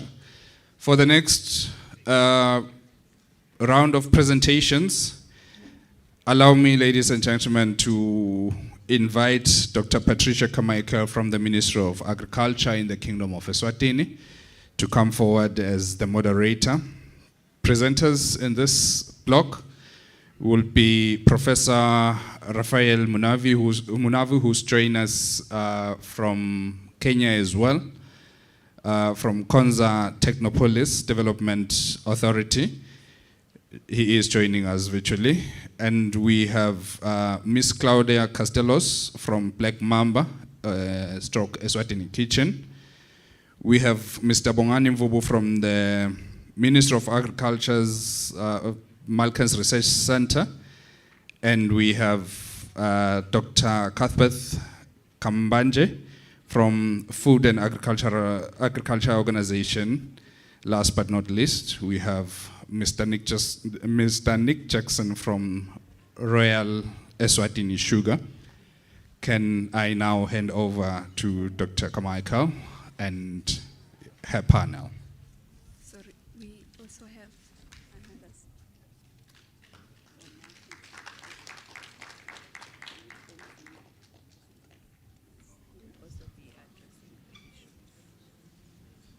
Oh, okay. I'm advised that from Malkans Research Station or Research Center, we also have Mr. Nzima, who will join the panel. So, ladies and gentlemen, let's sit back. We will start with Dr. Kamaika, and then she will guide us. Thank you so much, Program Director. Good afternoon. I hope we are all awake since we just had lunch. And this is one of the most important sessions where we will be talking about food. And I think it should have been the first part of the day when we are still very much awake, since it's very, very important. I must say that food security is one of the serious challenges that we face in our economy worldwide. And among the many threats that we have towards achieving this sustainable goal is climate change, which we will be addressing today. And through climate smart technologies, it is one of the interventions that we can apply to try and, who's that? The first presenter is not available. Oh, this one. Okay. To try and outsmart these effects of climate change. Maybe without a waste of time, maybe let me get some clarity, Program Director. How much time do I have for this session since I have so many speakers? All right. Okay, then that calculates to 15 minutes per speaker. So I'm updated that for our first speaker, Professor Raphael is not available online. So at this point in time, may I welcome Ms. Claudia, who is going to be addressing improving the competitiveness of local products for global markets, where she will be addressing strategies for low-cost food processing and preservation technologies. Over to you, ma'am.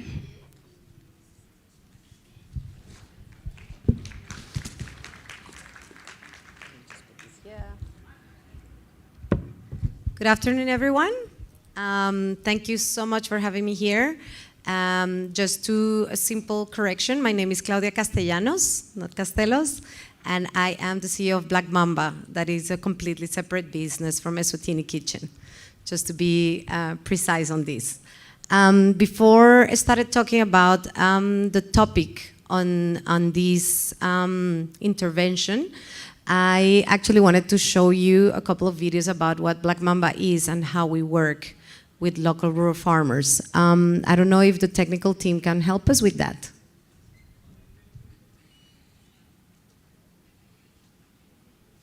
So this is a video about how we make our products in our factory that is based in Matsapha. Chili sauce, which is very nice, hot. You can spicy food with it. I've been working for Black Mamba since 2013. It's making my life easier. I'm able to provide for my kids and my family. They empower the woman. Yes. During working, I like to sing. I like singing a lot.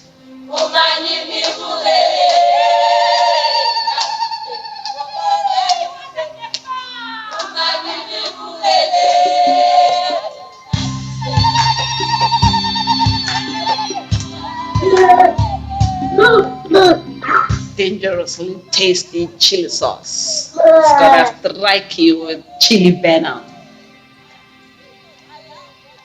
Black Mamba, dangerously tasty.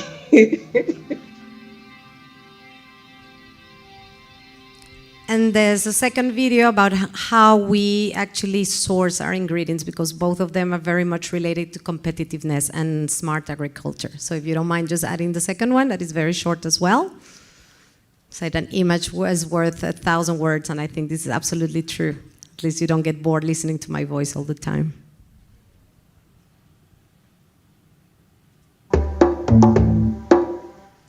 Black Mamba is Cuba's first and largest customer.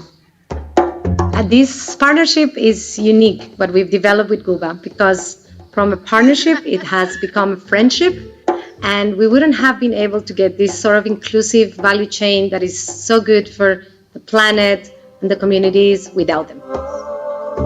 The Permaculture Farmers Network represents a group of permaculture graduates from Cuba who grow organic vegetables, fruits, and herbs from their family homesteads.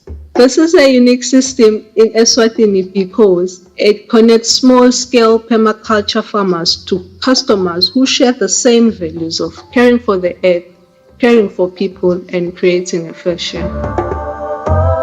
I'm Kindly Mkabela. I grow cayenne pepper, chilies, and habanero, jalapeno. They start here and it's going to other countries all over the world. This is a win-win for Black Mamba and Cuba because Black Mamba receives fresh, local, organic produce, and the network of farmers know the chilies are sold before they are even planted. When you buy Black Mamba chilies, you buy my product, my chilies. Helping us, supporting us with the training, with the logistics to get this amazing network of farmers that we can get produced from allows us to live to our values. Together, we are regenerating the farming ecology of Eswatini, supporting small-scale farmers who supply the world with nutritious food and dangerously tasty chili sauces. It would have been impossible to do this without Cuba.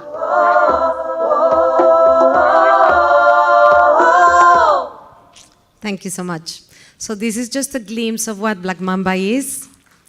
For those of you that are not yet familiar, we are a 100% localized Eswatini-based business that is exporting at the moment to over 15 countries around the world. That started from very, very small, that has grown very much in the past 2 years, and that produces and manufactures gourmet chili-based products, being our main product being chili sauces, but we have also a range of other products that are all chili-based. So because I've been tasked to talk about competitiveness, I started thinking about how do we become competitive in the world at a global level as an export business. And it's something that I've always repeated to whomever wants to hear me in Eswatini, is that we are a small country. We are a small country, and being a small country is very difficult for us to compete in volumes in any market. So I'm a marketer. That's my trade. I started as a marketer person. That's why Black Mamba is very much a business based in marketing, and we are creating a global brand more than selling commodities.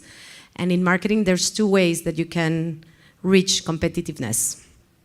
By price, low price, obviously, you sell low price, you can sell more, or by differentiation. So from the very beginning, we knew that we couldn't compete on price. That competitiveness for us at Black Mamba, and we strongly believe as a country, doesn't come by producing more, but by producing better. By having different features and differentiating in a way where the market is prepared to pay a premium price.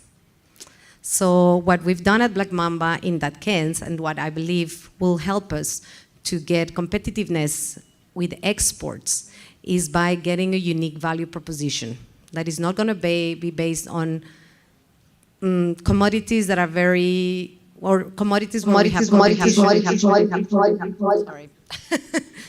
It's like a party now. Commodities where we have competition from larger countries. I know Black Mamba has been a net export of sugar, for instance, but there's exporters of sugar that are 5 or 10 times bigger that could at any point replace or compete on price. So how do we become different? So I can tell you from our case of Black Mamba that our differentiation touches on 5 points that I believe can be literally easily replicated by other businesses that are doing the same and are willing to become competitive in exports. So the first one that we do is using real organic ingredients. Nowadays, that's a big market for that, and people are prepared to pay premium prices for organic. And organic is not only good for us as humans, because we stop eating food that is full of poison, but it's also good for the planet. When we're talking smart agriculture, a big portion of smart agriculture could be based on organic. And the way we get these organic ingredients, we decided as well on purpose, and it's part of the value of Black Mamba, is we source from small farmers.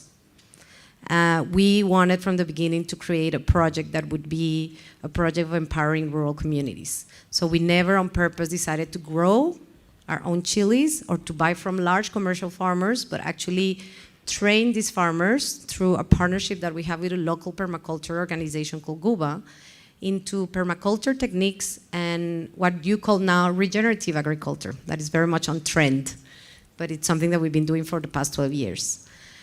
And this type of agriculture doesn't require any artificial inputs. So instead of spending money into artificial fertilizers or pesticides, we've been training communities to become more resilient with what they have on hand. And that has allowed us to get organic ingredients. So that's a real point of differentiation, and it's something that could be replicated to other value chains. Another point of differentiation that we have is the packaging. If you think about it, and I brought it back just to let you know, we cannot differentiate our products through price, as I said before, but we can differentiate our products by the way they look and by the way they represent who they are. If you see a product like this in a high-end supermarket around the world, it wouldn't look like it doesn't belong there. So it is possible to do it here. And by having this sort of look that we have on our products, which has allowed us to actually bring that differentiation point and be competitive by actually providing high-quality packaging as well. Part of our Black Mamba commitment is to pack in glass. We want to be away from plastic because we strongly believe that is the right way to do, again, for the planet, but it's also because it provides a higher quality perception than plastic. So we avoid plastic at all costs. We use cardboard and we use glass. That has brought as well a lot of differentiation on how we can do things. Another thing that has brought a lot of differentiation for us is our story. You know, you don't get a lot of stories where you have a sustainable value chain, a brand that is on purpose being sustainable from the beginning in terms of the packaging, in terms of the ingredients used, in terms of the value chain. So what we do, again, because we're a very marketing-based business, is we tell that story constantly. We tell people that they're not buying a chili sauce, they're buying Black Mamba, and they're buying into the values that we represent and the emotional connection that we bring to our customers with that.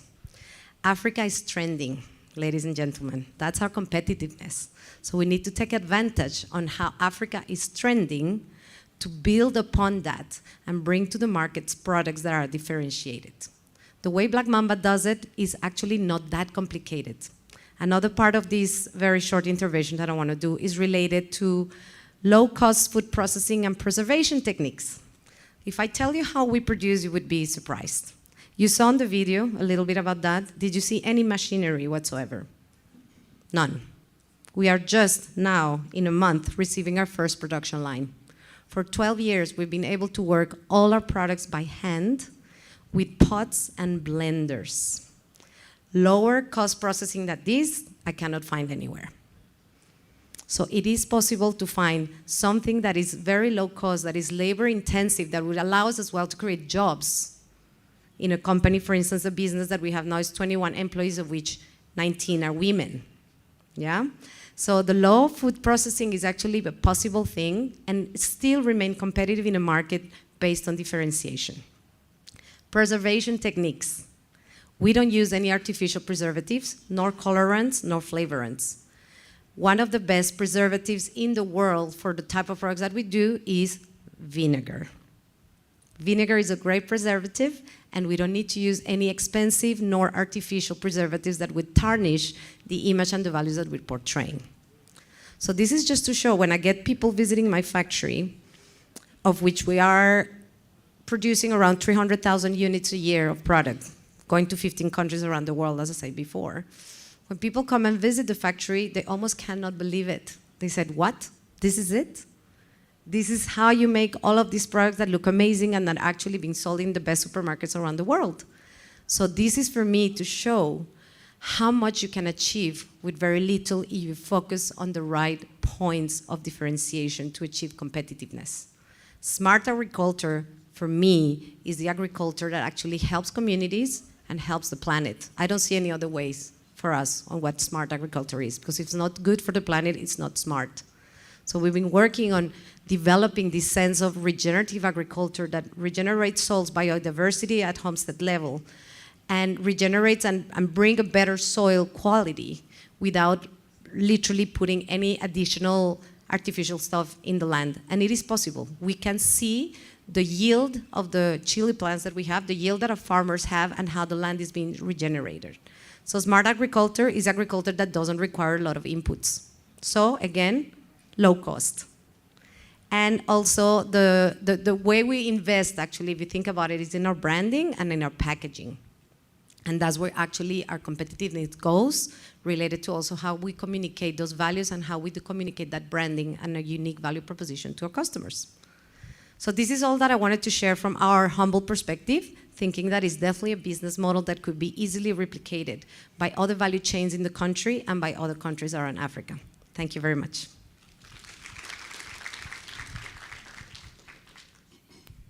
Thank you, Claudia. So if it's not good for our planet, then it's not smart.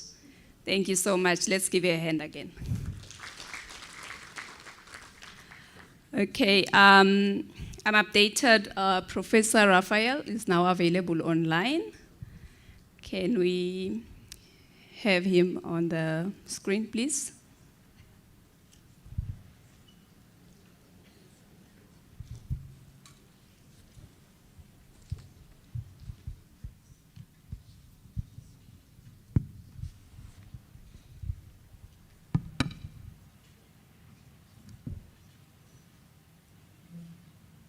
Hello, hello, hello, hello, hello, hello, hello, hello, hello.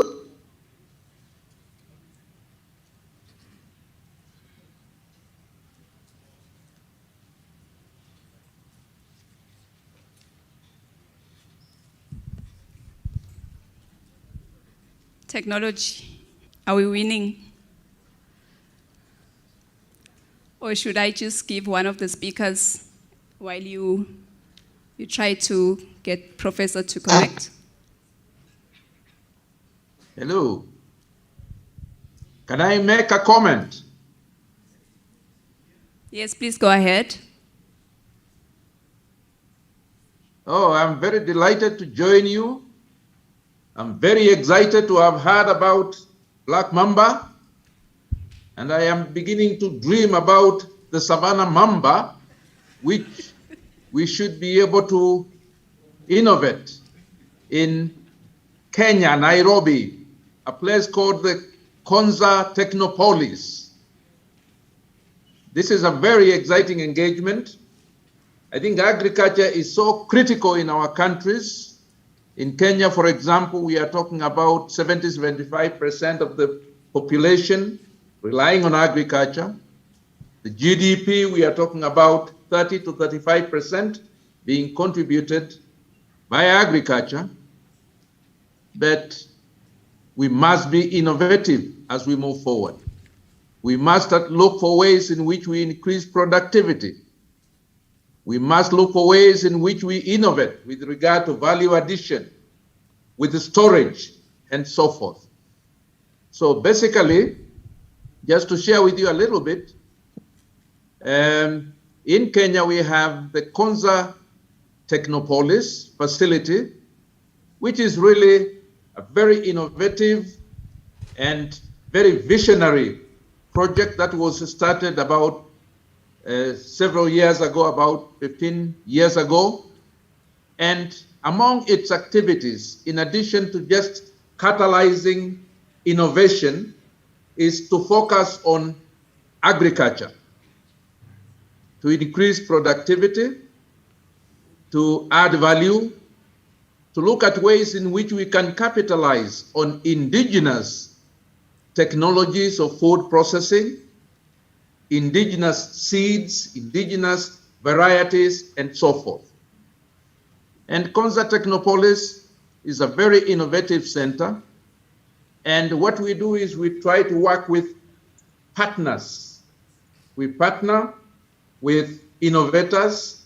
We partner with academia, with government, with other individuals, with other companies that would be interested in doing innovative things for the betterment of our economy. Agriculture is just one of the ways in which we are trying to move forward. And the things that we are doing with respect to agriculture, in addition to what I have just said, is also aspects of greening, for example. Climate change is very critical. And therefore, what we are looking for is we look for as much innovation as we can. We try to apply as much technology as we can. And among the technologies that we are reflecting on with regard to agriculture is vertical agriculture. And this is very innovative. The issue of, for example, what sort of fertilizers do you use? Organic fertilizer, inorganic fertilizer, and so forth. And how do you maximize the usage of water in these activities? what we are doing is we don't work alone in Konza, Technopolis. Konza is a smart city. It's a center that is really trying to attract as many innovators as possible from within the country, but also from without. Even international partners can come on board and we can work together with them. This is a very important opportunity for us moving forward. And I really take this opportunity to wish all of you success. And if any of you would be interested, please get in touch with us. We are ready to host. We have already finished phase 1 of our activities with regard to agriculture. We are now moving on to phase 2. And phase 2, we are looking for about 40 to 45 acres that we are going to completely dedicate towards agro-technological activities and innovations. And therefore, you can come on board and you are welcome. And thank you very much for the mamba. I wish the black mamba could be transported to me virtually, because I was already salivating when I was listening to that presentation. And I want to thank you. Asante sana. God bless all of you.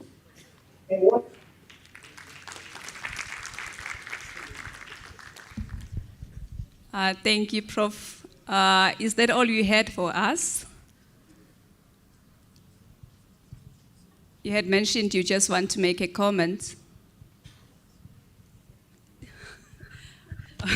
All right. Thank you so much. I'm not sure if Prof. Rafael will still be with us when we get to the Q&A session. Maybe if there's just a quick comment for him or question for his organization, I can just give the floor. Okay, seemingly there is none. May we please move to our next speaker, who is going to be Mr. Nzima, who is going to be addressing. Colleagues, my talk will be on under the theme Climate Smart Agriculture, and I shall be talking on adapting to and preparing.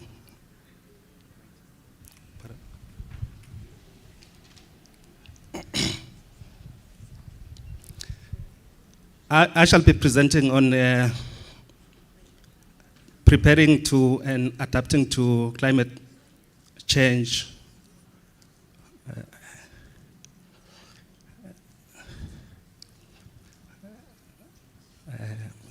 Yes, thank you.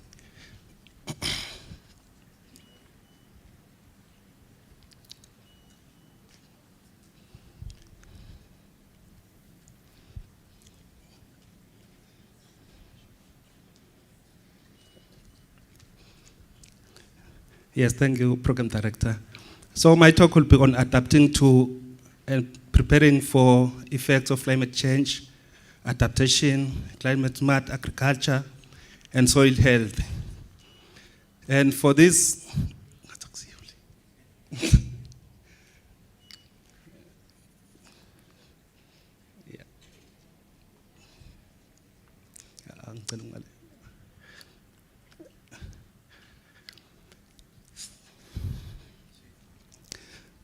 well, sorry colleagues for that inconvenience. Actually, our title is almost similar to what Mr. Vubu will be presenting. It's that I will be taking the components of plant health, and then he will cover the rest of the talk, hence the mix-up. But nonetheless, and for the interest of time, may I highlight that colleagues, climate change is real. So I think that for me, that would be a take-home message, that climate change is real. And there are some people who are still in the denial mode, who say, no, this is just a by-the-way thing. And also I must mention that for us, soil health is also critical. We are of the belief that everything starts in the soil and probably it will end in the soil. So we have to take care of the soil. And I've already mentioned that my focus will be on the plant health. As a way of introduction, I'm Mr. Peggy Nzima, and together with Dr. Carmichael, we have prepared this presentation. Yeah, that's the one.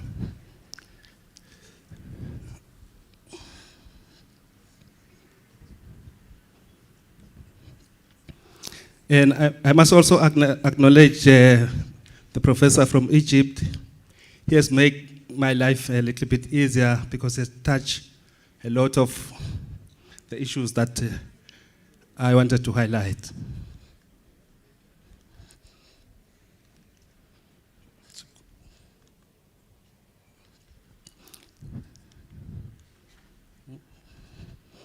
Well, for the outline, I'll touch on introduction, intervention on climate smart agriculture, climate resilient strategies, climate smart crop production practices, crops that are adaptable to climate change, soil health, as well as climate smart and plant protection strategies.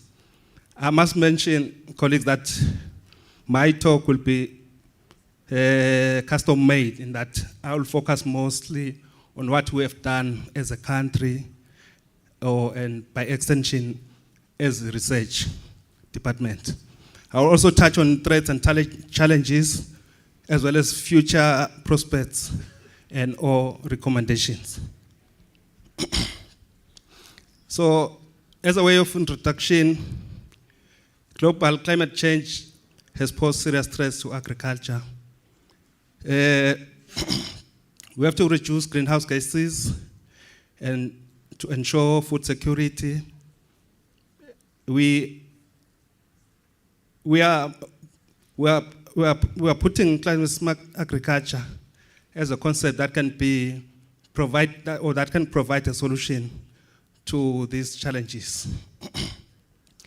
I have a picture there that depicts a situation whereby we're just on the extremes sides where, for instance, we have extreme drought and such that crops could probably not survive. And then on the left side, I have a picture where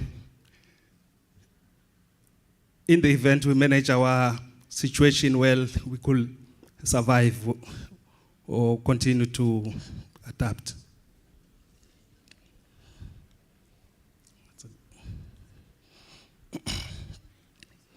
So,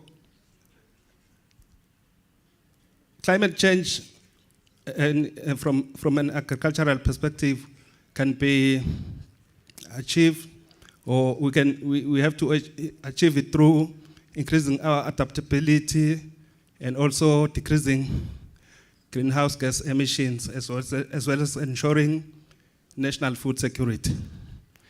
Improve water management technologies, crop breeding and conservation agriculture, as well as crop diversification, planting dates, as well as weather-based insurance programs are some of the programs that could be used to reduce the negative impact of climate change. As I've alluded earlier on, Prof from Egypt has mentioned some of the predicted effects of climate change. For instance, an increase. There are some studies that predict that there could be, if we continue to do things the way we are currently in, there could be an increase in temperature of 2.5 to 3 degrees Celsius by 2050. There could also increase heat waves and extreme hot days. There is less rainfall and extreme rainfall events, increase in frequency of drought and floods. and also the establishment of new pests and diseases. That's one area which is most of the time overlooked, and yet it has an impact on our food security. We could also have a reduced effectiveness of pest control measures due to reduce life cycle as well as increase resistance of those pathogens. So all in all, these are just pointing a situation which is not desirable. Hence, we need to come up with interventions. Some of the interventions and programs that are currently there in the country, especially under the Department of Research and Specialist Service, they include crop improvements, whereby we screen different crops, varieties for their suitability to the different agroecological zones of the country. You will recall that we have 4 agroecological zones, being Highveld, Middelveld, Hoofveld, and Lubombo. So as a department, we screen different plants for their suitability, and in the process, we put emphasis on, for instance, on early maturing varieties, on other drought adaptability strategies. For instance, if particular crops has particular leaves that favor high transpiration, we tend to select that particular variety over the one that has, or one that has deeper root system. We tend to select those ones because eventually those are the ones that will address climate change. We also have programs on biofortification, especially with beans, whereby due to climate change, you'll find that some of the plants or products, they could lack some of the essential vitamins, for instance, in beans. As a result, there has to be a way of how you incorporate those vitamins in the final product. I'm sure we are all aware of a particular variety which is known as NUA 45. That's widely used in the school feeding program. That particular variety has enriched vitamin A. So it's one of the biofortified beans. We also have released a number of varieties that are aimed at addressing different agroecological zones in the country. As my professor earlier on has alluded that climate change comes with like rainfall pattern. You might find that it changes the distribution as well as the intensity.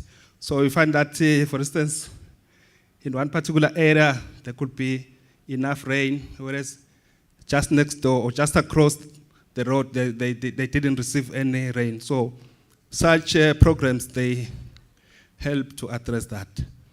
We also have a breeding program, and of late we have incorporated some of the latest technologies, like the use of irradiation. I'm happy we have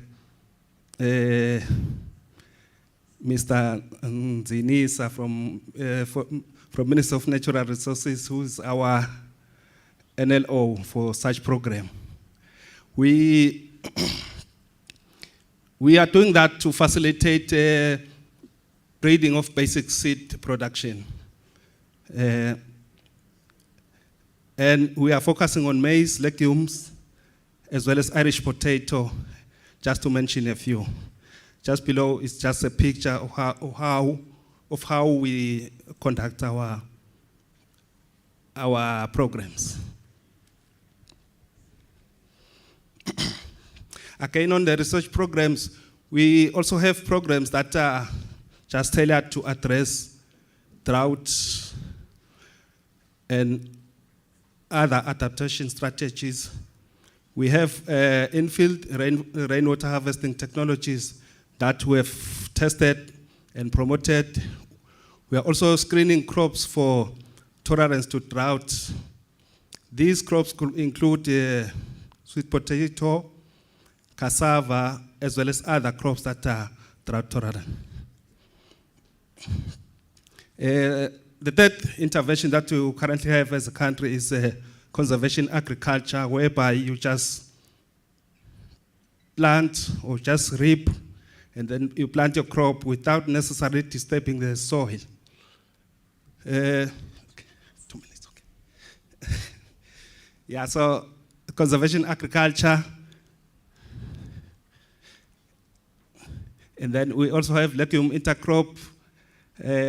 All this, they help in moisture retention.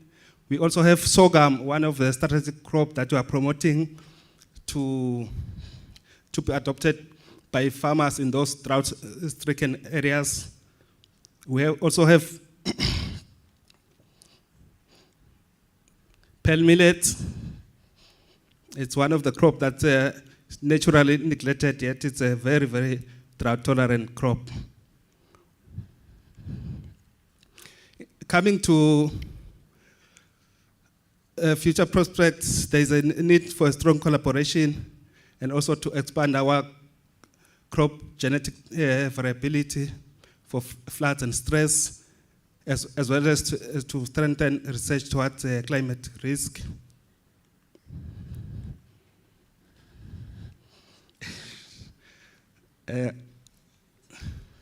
Well, I was almost at the end of my talk. Thank you, Program Director.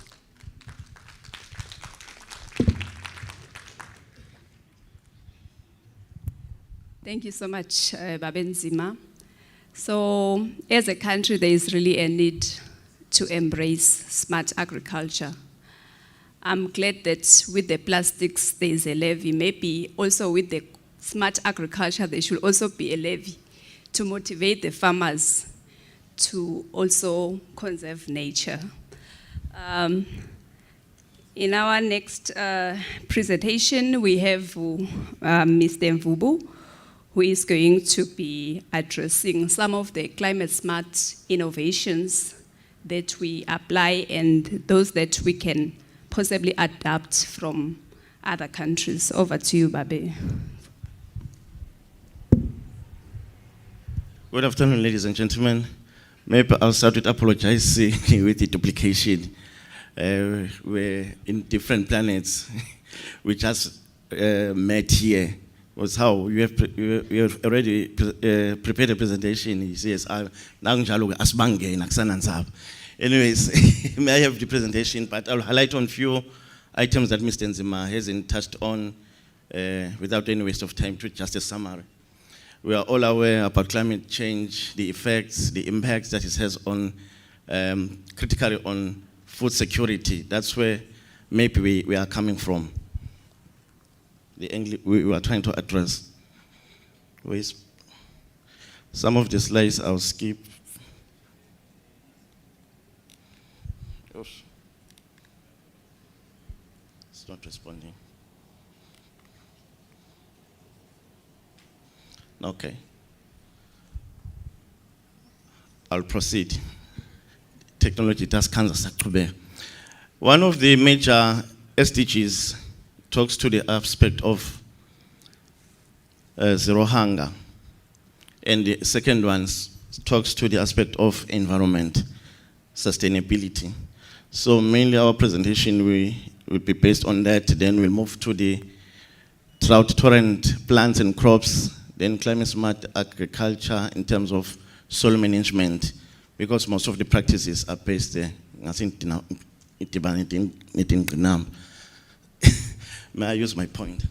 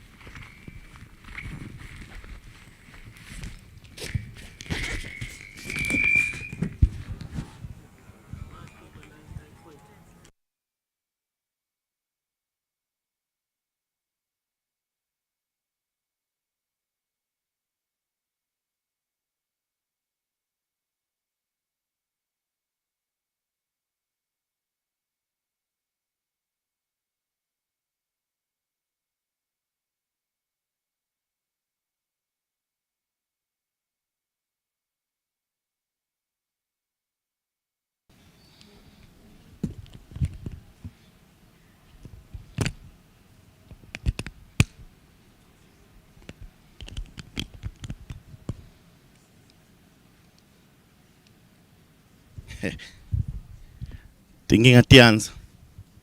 Anyways, we'll proceed. That's Kansas.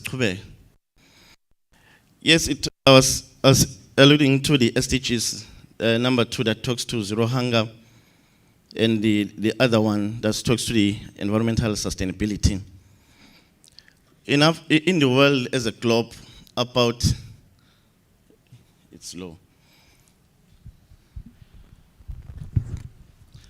About 828 million people go hungry every day. In Africa, about 283 million people go hungry every day. In the case of Swatini, about 70% of the population rely on subsistence agriculture, of which about 25% of them they live below, so 59.9% they live below the poverty line. That is, they live, or their livelihoods in a day, they earn less than $1.9. So having that in mind, the aspect of hunger, then the aspect of climate change, what does it bring as a country? I'll skip this one. They've already touched on the impact of climate change, the fact that it has in our population. This is a recent scenarios that we have seen, floods occurring in Durban. We have the aspect of pests, outbreak of pests, insect pests, and weeds, superior weeds that are now becoming difficult to control. In 2015, 2016, we had a problem with the drought that hit hard on us, and the tonnage that was got to around 33,000 tons. Yet, recently, it's been predicted that we're also going to another drought from as of October 2023 to June 2023. I'll skip the causes of climate change, maybe to highlight a few. Those that are mainly directed to agriculture, nitrous oxide and methane being the most culprit is agriculture, and also carbon dioxide as we burn fuel, fossil fuels, sugar cane. One of the speakers is going to talk about that one. But agriculture is a culprit, yet is also vulnerable to the impact of climate change. Eswatini, yes, that's where I'm most interested in. For 2022, it has been predicted that we are going to get about 85,000 tons of maize as of June 2023, of which is going to be a 15% slight lower than the average of the past 5 years. And it's also mainly is the aspect of climate change, the heat wave that hit hard on most farmers in January for the first 4 weeks. These are some of the scenarios that are being posed by climate change. Yet as a country, or as livelihood, as Sive, we need to be geared up so that we are able to be resilient to the impact of climate change. And also, someone is moving the slides. And also, this has been also exacerbated by the problem of Russia-Ukraine conflict, resulting to fuel price going up, imports going up, and we don't know the situation as how it's going to be as Emalanga Aqhubeka. These are some of the challenges that we are facing. Moreover, COVID-19, we're still recovering from the impacts of COVID-19. All these things, they are posing a threat to our livelihoods.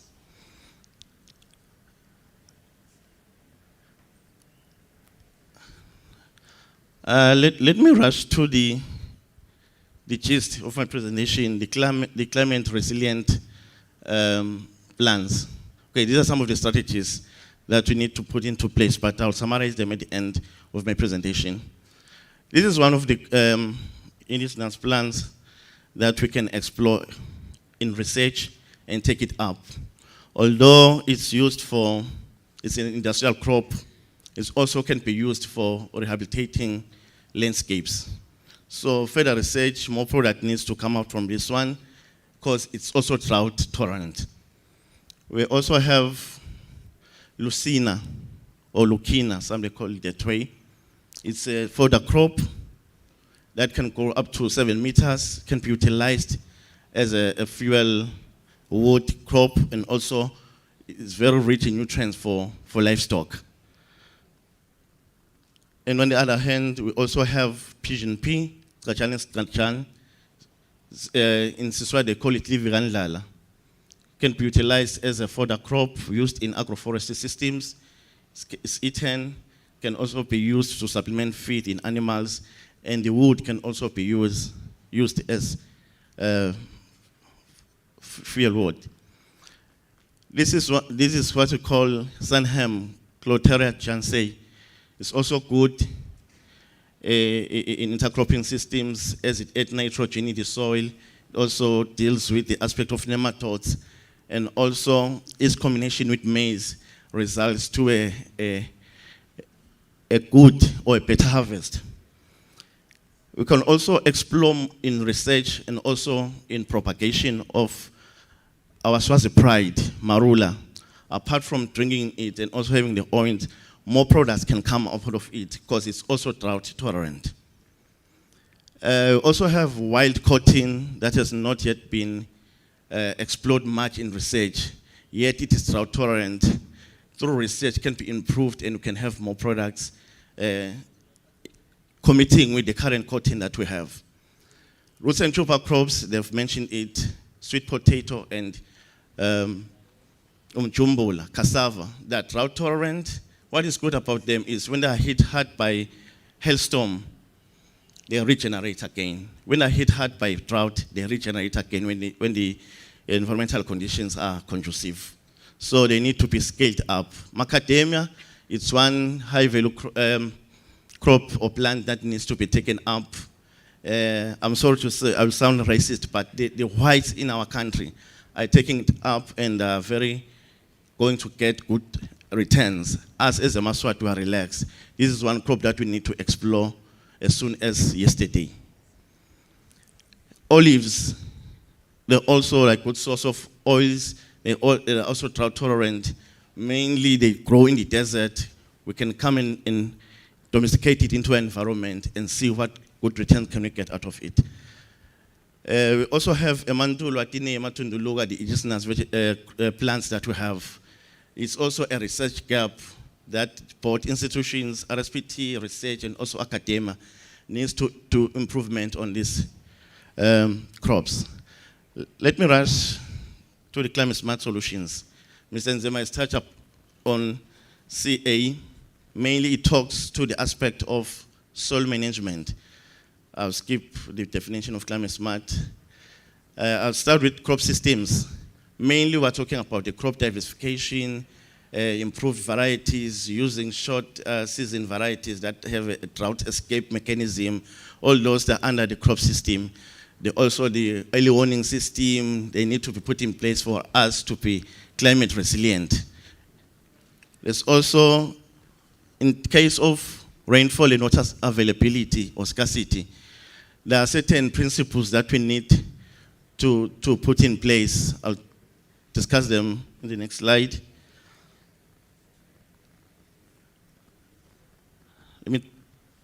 Okay, these are some of the crops we can explore. They've been tested and have got a certain degree of drought tolerance. These are some of them winding up. 2 minutes. Okay, for sorghum, let's talk about it. Maybe I can add on the leafy vegetables. There's currently a project that is run by Taiwan Africa Initiative. There is a custodian of the project here. Mainly is to promote the indigenous vegetables. Some of them that are drought tolerant, they are also nutritious. Several products have been developed out of those indigenous vegetables, amaranth, ligusha, okra, all those. But still more research needs to be done on it to determine the level of nutrition they have. These are some of the crops, I'll skip them, that are of good value to us. In animals, mainly, as we're approaching the drought season, we need to be ambassadors. We need to take it up, the aspect of supplementary feed. And also the government, if our government can invest more on boreholes, because the drought of 2015-16, it did hard because we're not ready. One of the factors was availability of water.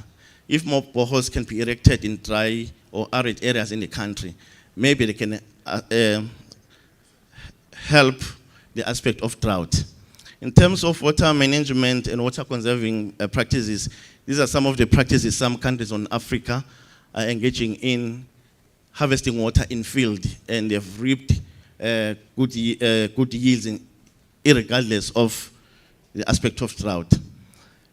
And also, if we had our good in resources, we could also engage on the smart technologies like using of drip, microjets, and they're also good.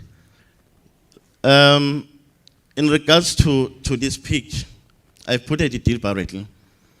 One of the aspects we can do, especially Ministry of Public Works as they design our road systems, is to construct drainages, then have some earth dams constructed.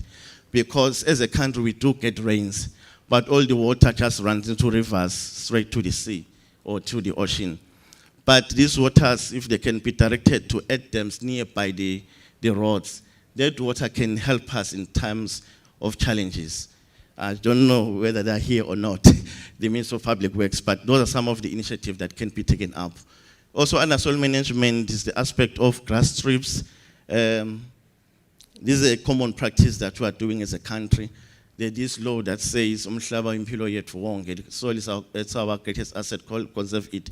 It speaks to this, that let us not let our resource being drained into sea or washed into sea, but let us conserve it because it's our greatest resource.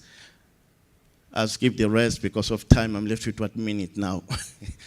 Yeah, those are some of the practices under Climate Smart.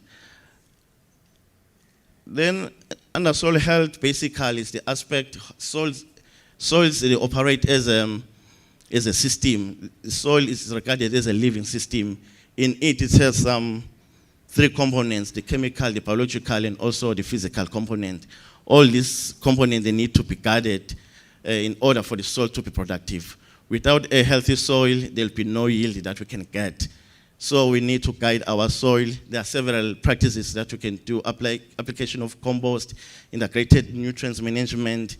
All those practices, they speak or they enhance soil health because this is our greatest asset. Without it, we may have water, but if we don't have healthy soil, we won't get any yield. There's also this, what we call black soldier fly. It has recently been introduced into the country by certain NGOs.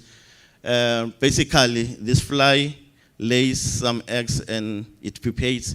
The larvae, they feed on, or they decompose this organic matter. As they decompose the organic matter, you know that they defecate. Defecation it's rich in nutrients. And also, the same larvae can be used to feed chickens and fish. So, and also in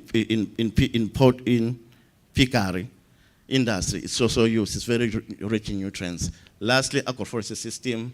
This is one of the systems that we need to implement as a country as of yesterday because it has some good benefits in it. As it talks to livestock, it also talks to crop production and also horticultural crops. Ladies and gentlemen, let me end here. Thank you so much. Thank you so much, Babe Mvubu. So the take-home message, let's go back to our indigenous foods. Like he says, they are quite resilient to the ongoing climate change. At this point in time, may I invite Dr.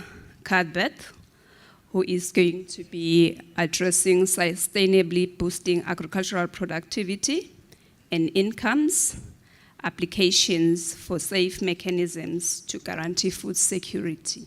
Over to you, Babe.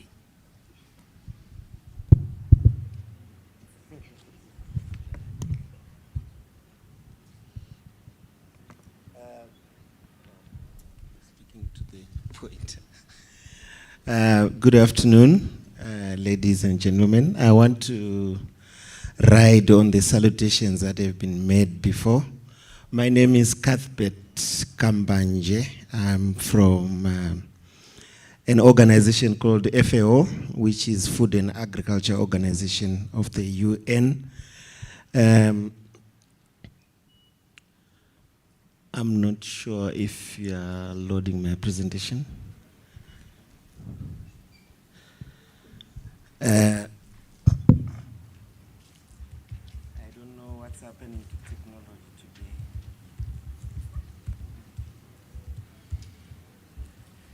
So,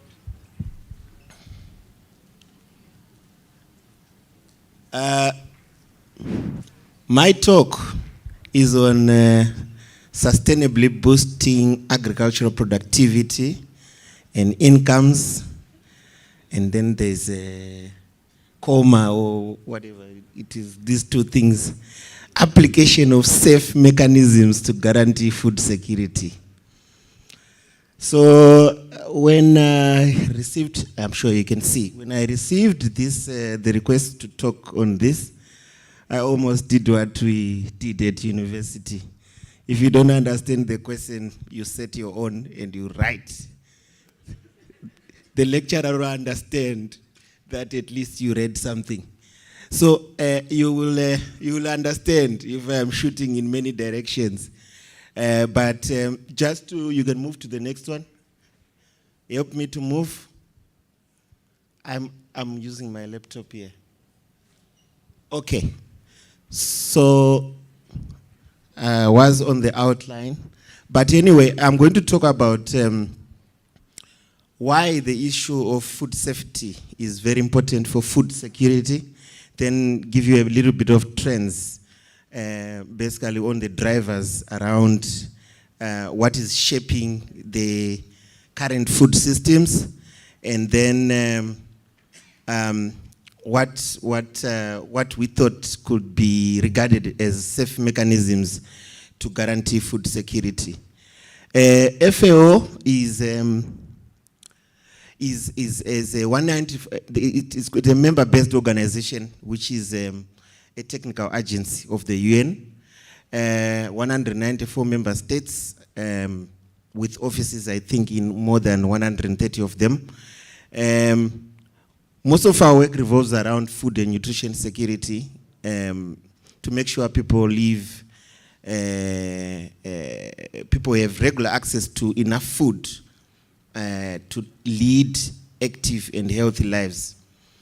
So we work closely with WHO on issues related to food safety.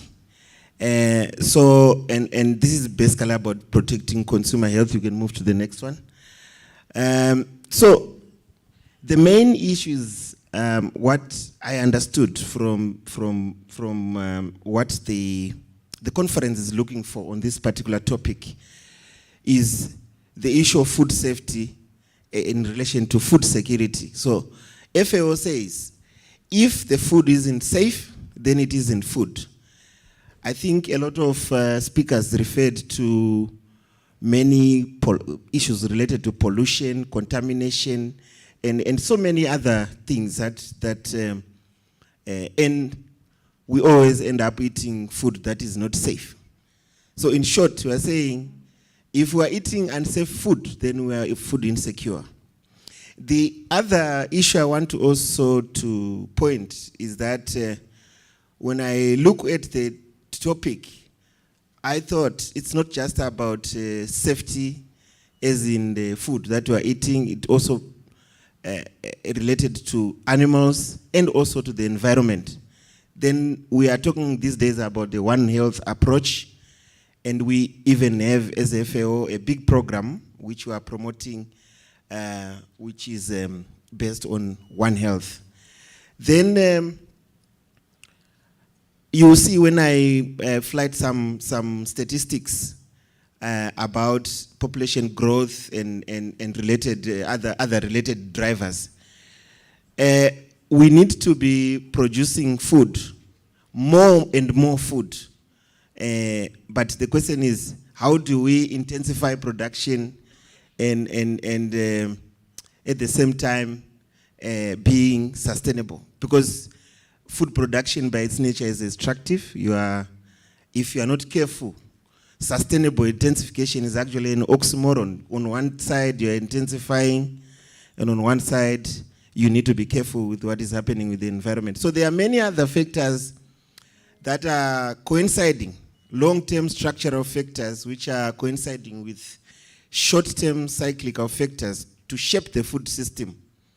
Population growth, climate change, globalization, what is basically happening with the fourth industrial revolution, issues related to artificial intelligence, machine learning, genomics, other common issues such as the rural to urban migration, which is premature, and again, military interventions. We know the stories around military interventions.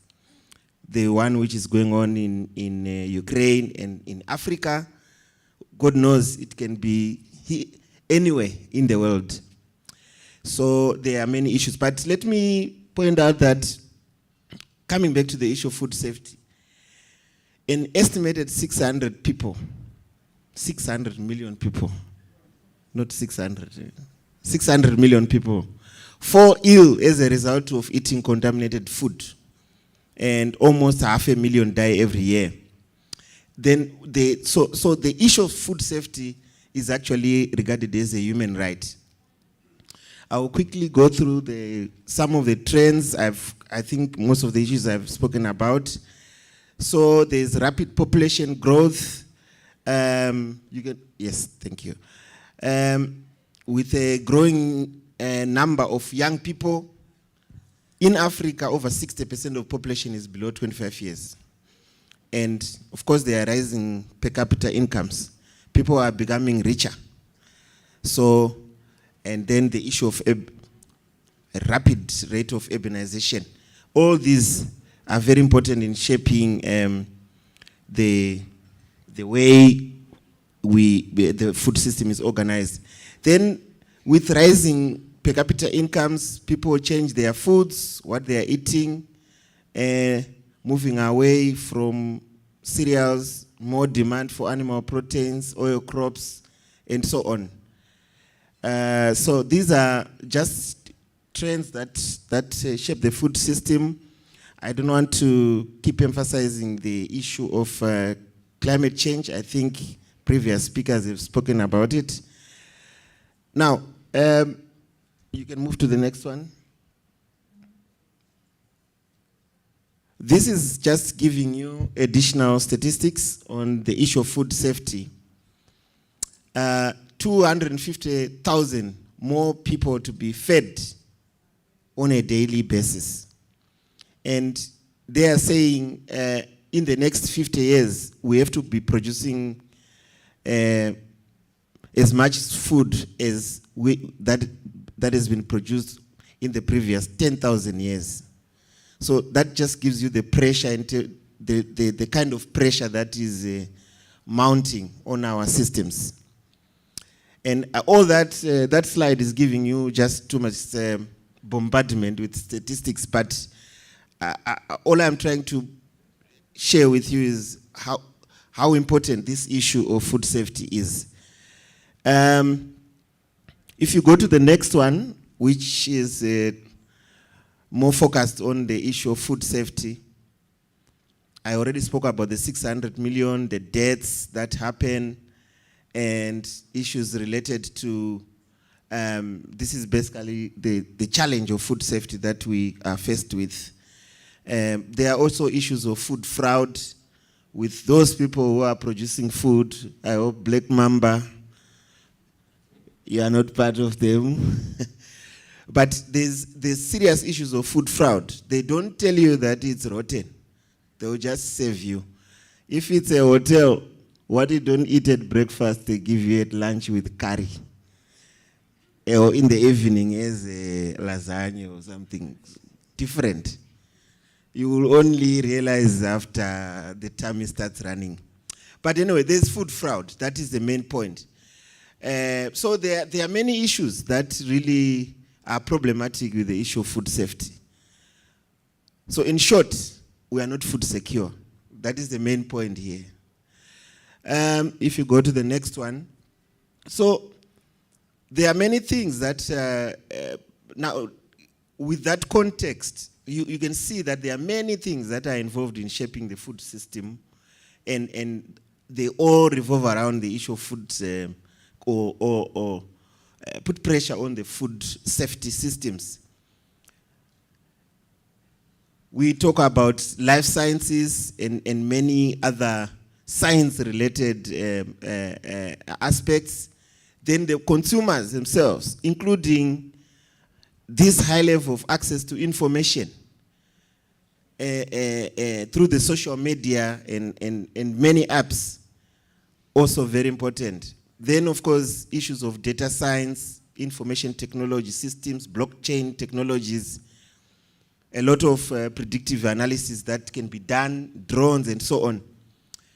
Then also we have the aspect of the challenges with our planet ecosystem and the outcomes that come from there, and long-term health issues and so on. So that was just to give you a background in many directions, so you can see why the issue of food safety is important. But the main issue, point of purpose of this presentation is actually to, from an FAO perspective, what would be regarded as safe mechanisms for food security. Because we know that there are so many things that are happening. How do we make sure, or what can we do to make sure that we achieve food security, which is make our food from a food safety perspective. So I've about 8 or so aspects that are put in there. The first one is about food system transformation, and we need to be thinking about, you can go to the next one.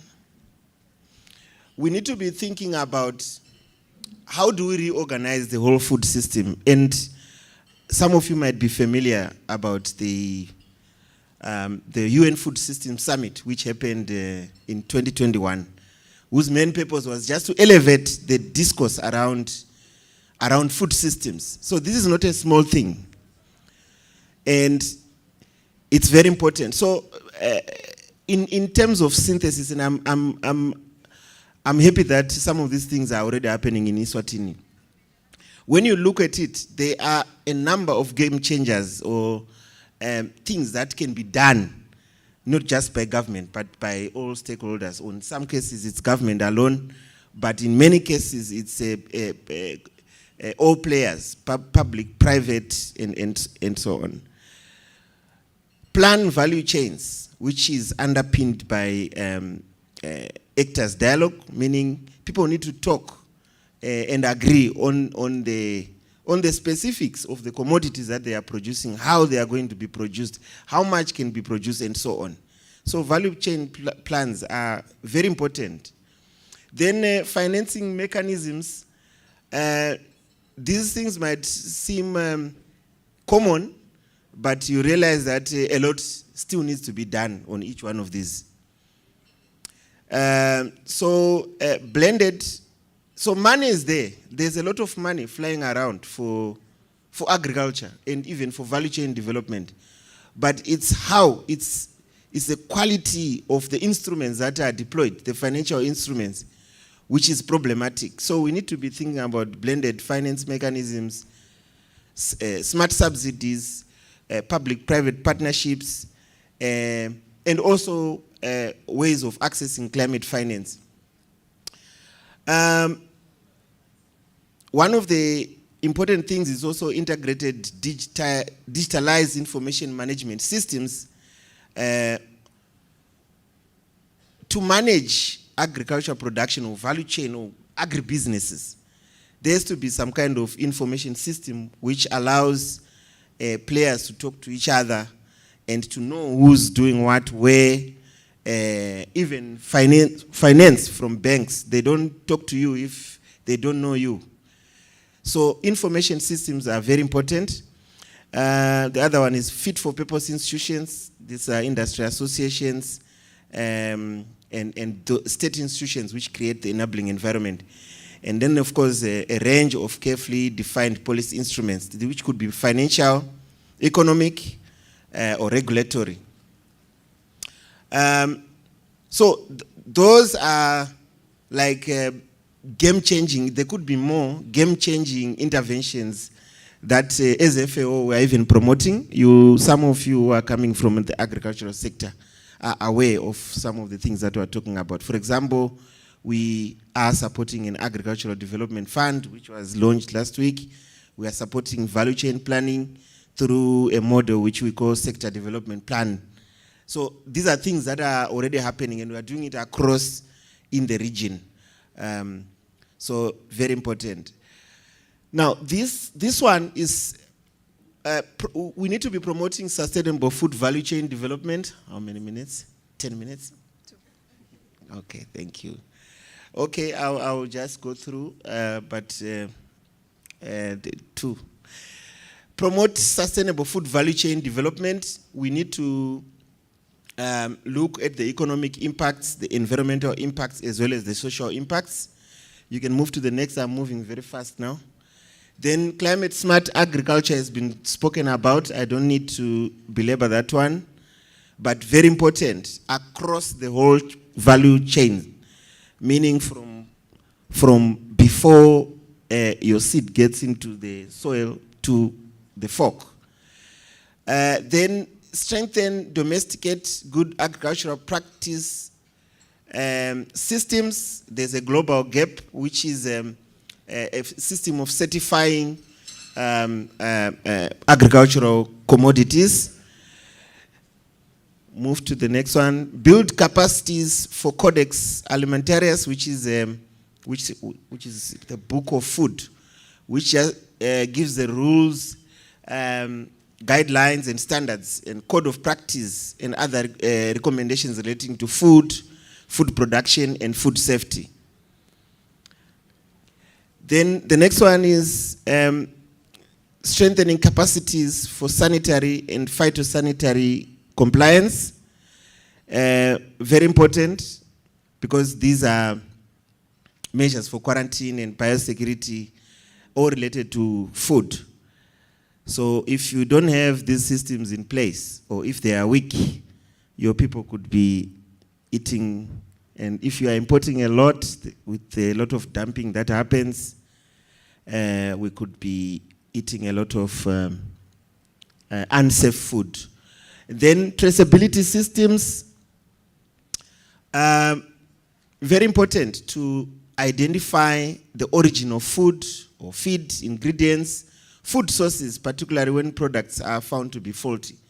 So if you are talking value chain development, agricultural value chain development, we should talk about traceability. And it's rare to find, I'm sure, Black Mamba, your product is traceable. Okay, I'm going to talk about 22,000, but the lady is already looking at me. But anyway, traceability systems are very important, and they should be inbuilt in any efforts to develop agricultural value chains. And we are also supporting with this, not just in Eswatini, but in a number of countries. And then food control systems. These ensure that when food is available within a country, it is safe, wholesome, and fit for human consumption, and conforms to food safety and quality requirements, and is honestly, accurately labeled as prescribed in the law. So these things are critical, and they are happening, but if the systems are weak, it means our food is not safe. So as FAO, we have a study that is ongoing on food control systems. It's not just Eswatini, it's across. It's actually commissioned by the Africa Union in the context of the Africa Free Continental Trade Area. The findings will scare you. Let me just end there. Let's leverage the digital era and technologies there are opportunities for gathering, integrating, analyzing data to predict, assess, and manage food safety risks. There are many things within this, big data, artificial intelligence, e-certification, digital communication revolution, the traceability things that I was talking about, blockchain technology, e-commerce, and so on. I'm almost at the end. Good hygiene practices.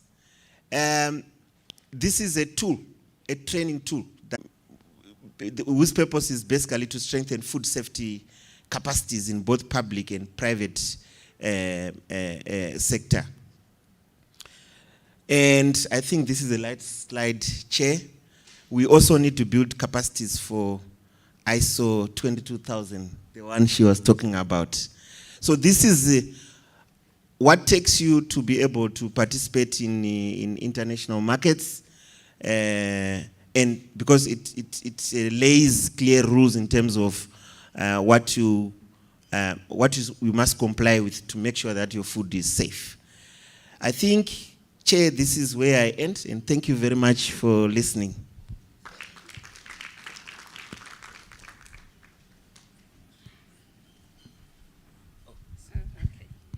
Thank you so much, Dr. Cuthbert. There is a serious need to ensure that our food control systems are in place. As he rightly mentioned, that if the food is not safe, then it is not food. I wonder what it is. Okay.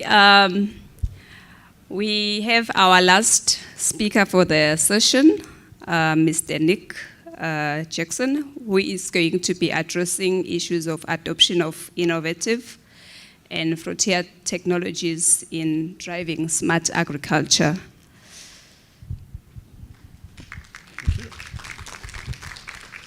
Thank you very much, and San Banan Beganeni for most of you, and Assalamu alaikum for the Egyptians. If we get the presentation up.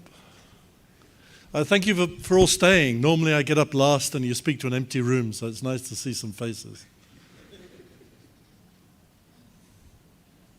So there was a little bit of confusion on the presentation, so mine is more geared towards the cyclical stuff, but I can quite happily, with the presentation that I've got, talk to smart agriculture.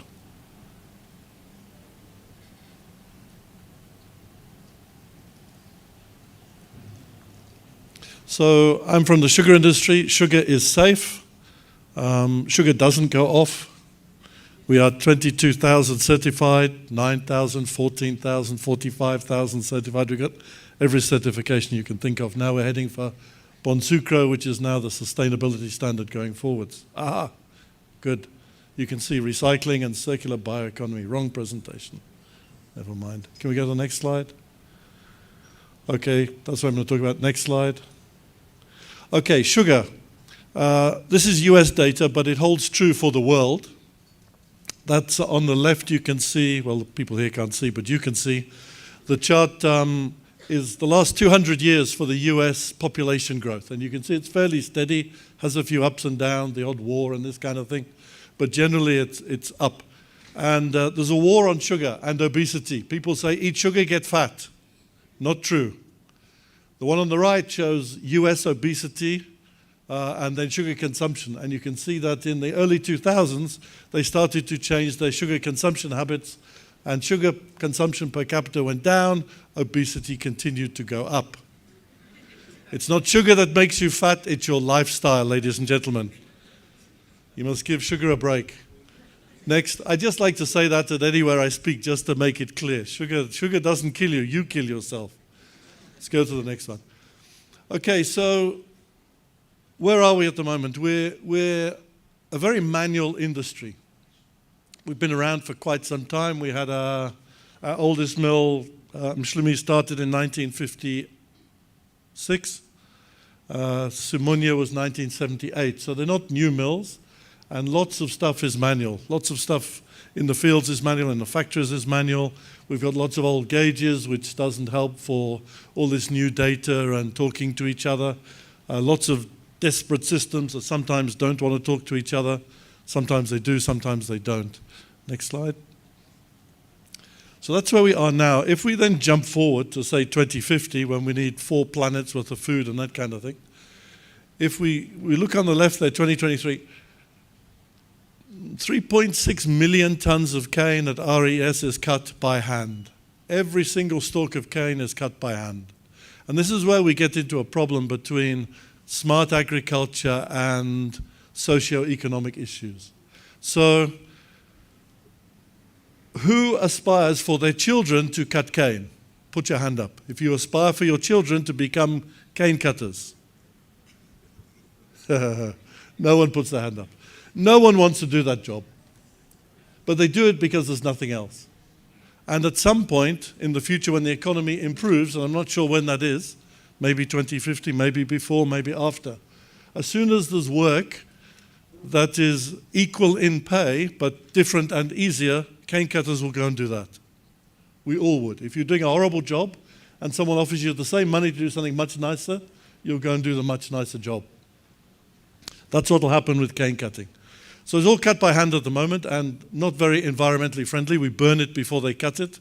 And we do that not to scare away the snakes and rats and everything else that's in the cane, but to make it easier to cut.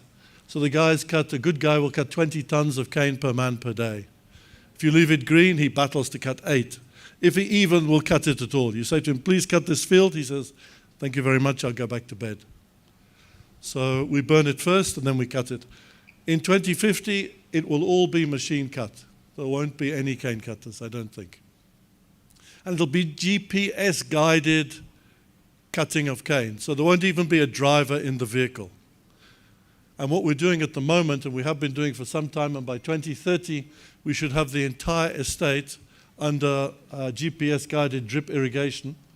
I know exactly where every piece of dripper tape is within 2 millimeters. So I can put chopper harvesters on the cane today for about 14,000 hectares, and another 6 or 7 or 8,000 hectares I can't because we're not quite there yet. But we don't do it because what do we do with the people? So we employ the people, we don't go for fantastic technology that's out there. The same with spraying here. You can see we have guys with sprayers. They walk on the back, they walk up and down the fields. You can already see, I've seen it at some other places, you see drones in now spraying and this sort of thing. Also you see aircraft also doing the same thing, but it takes jobs away from people. And if there are people there, then we prefer to employ the people.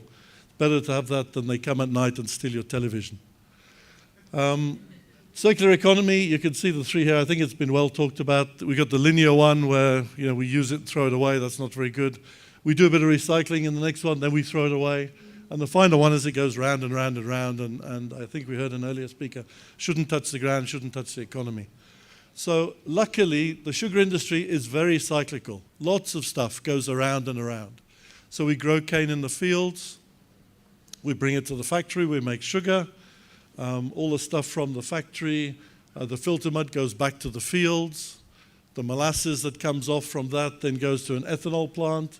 We make ethanol, some of it is fuel ethanol, some of it is for drinking, some for perfumery, that kind of thing. We have fuel-grade ethanol that can go back in the vehicles that can help till the land, that can go back to grow the cane. So we're very cyclical as an industry. Everything goes around and around.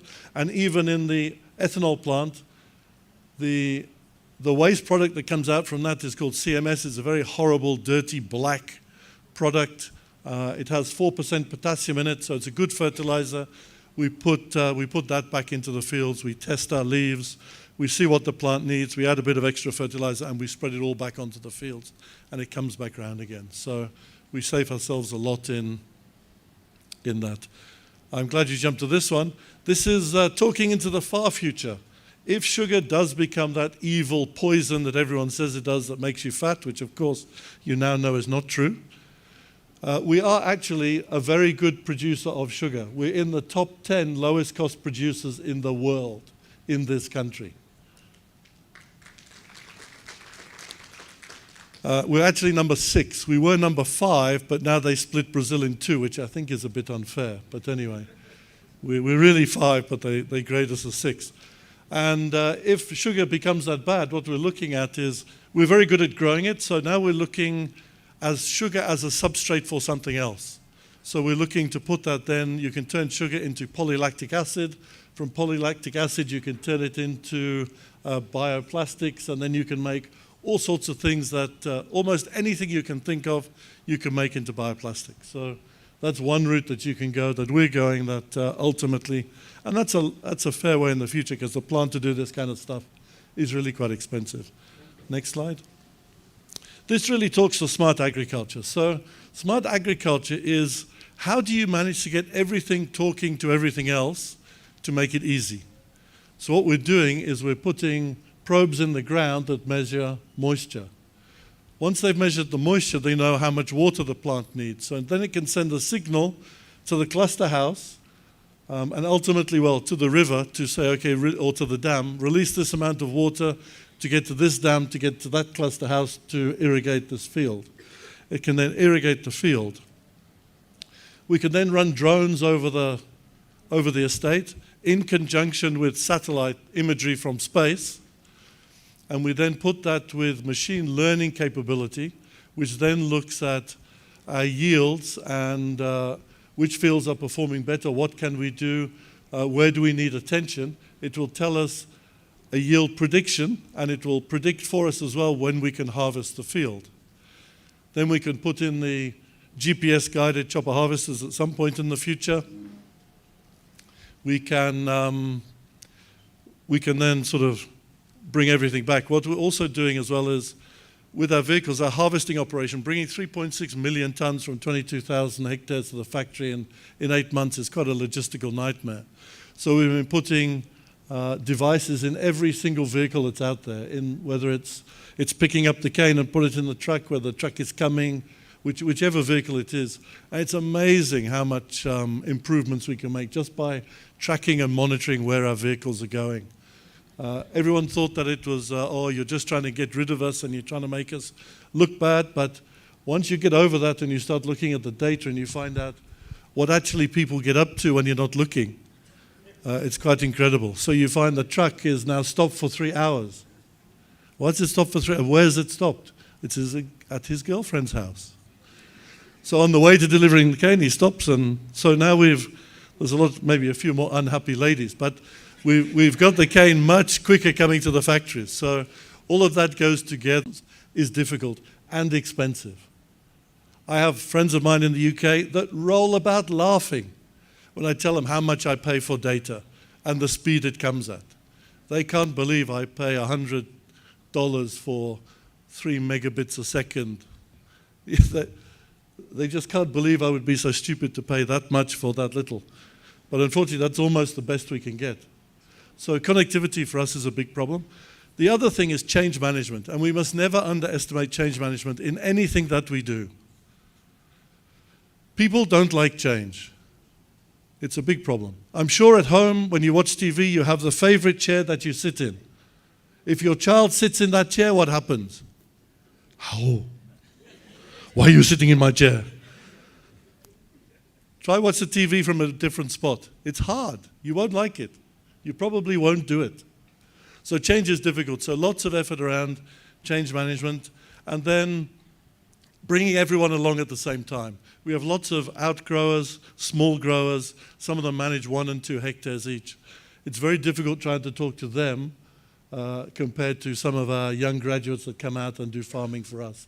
So there's a big disparity in education, in understanding, and even having the tools that they can even pick up all of this stuff. But it also brings opportunities. Technology is moving at a tremendous rate, and sometimes it's even hard to catch up and keep up with it. But certainly that's good. In this country as well, the vast majority of our population is under 18. They're all young. They all come technology savvy to start with.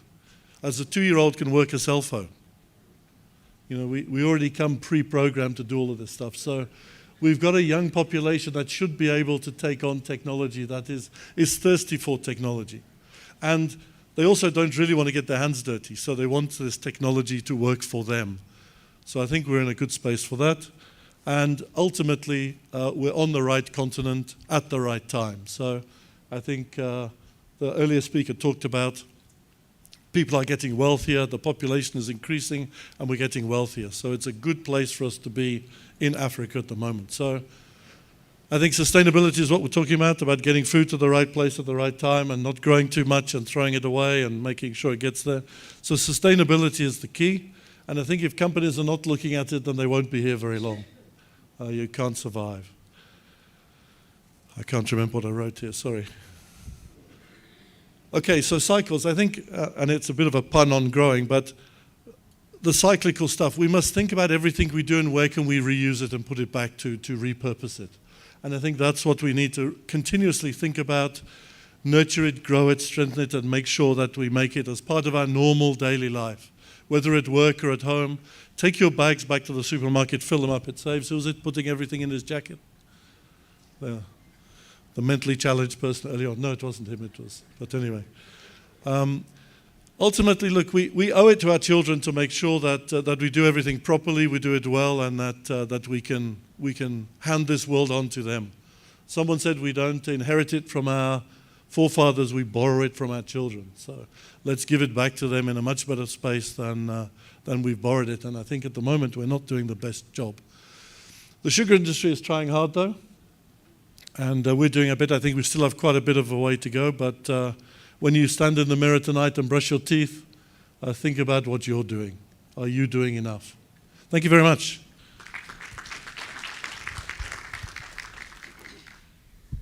Thank you, Nick. I hope we are all awake now because it's our time for the questions and answers. So let me just request the first 4 questions for our panelists. I will not recap everyone. I hope we are all listening, just in the interest of time. There is one there, there is another one there. There is Dr. Masego this side.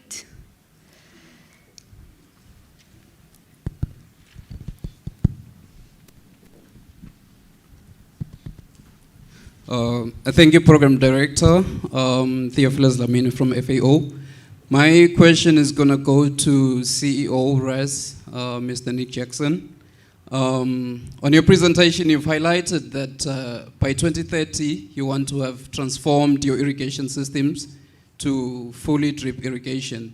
But a number of your farmers, your outgrowers under KDDP, are really struggling with the switch. One, the switch on energy, which is the biggest factor in their production costs. And then secondly, also the switch into sustainable irrigation practices, which involve drip irrigation. So my question is, what is RES's strategy in supporting your farmers, your outgrowers, to switch from non-sustainable production practices? One, which is the irrigation system. Secondly, being the energy cost in terms of achieving efficiency. And then the third question will be on waste management. We are all talking of moving to solar energy as well as drip irrigation systems. However, we don't have a strategy in terms of managing the residual elements of those systems. So I would like to get an answer on those 3 questions, CEO. Thank you.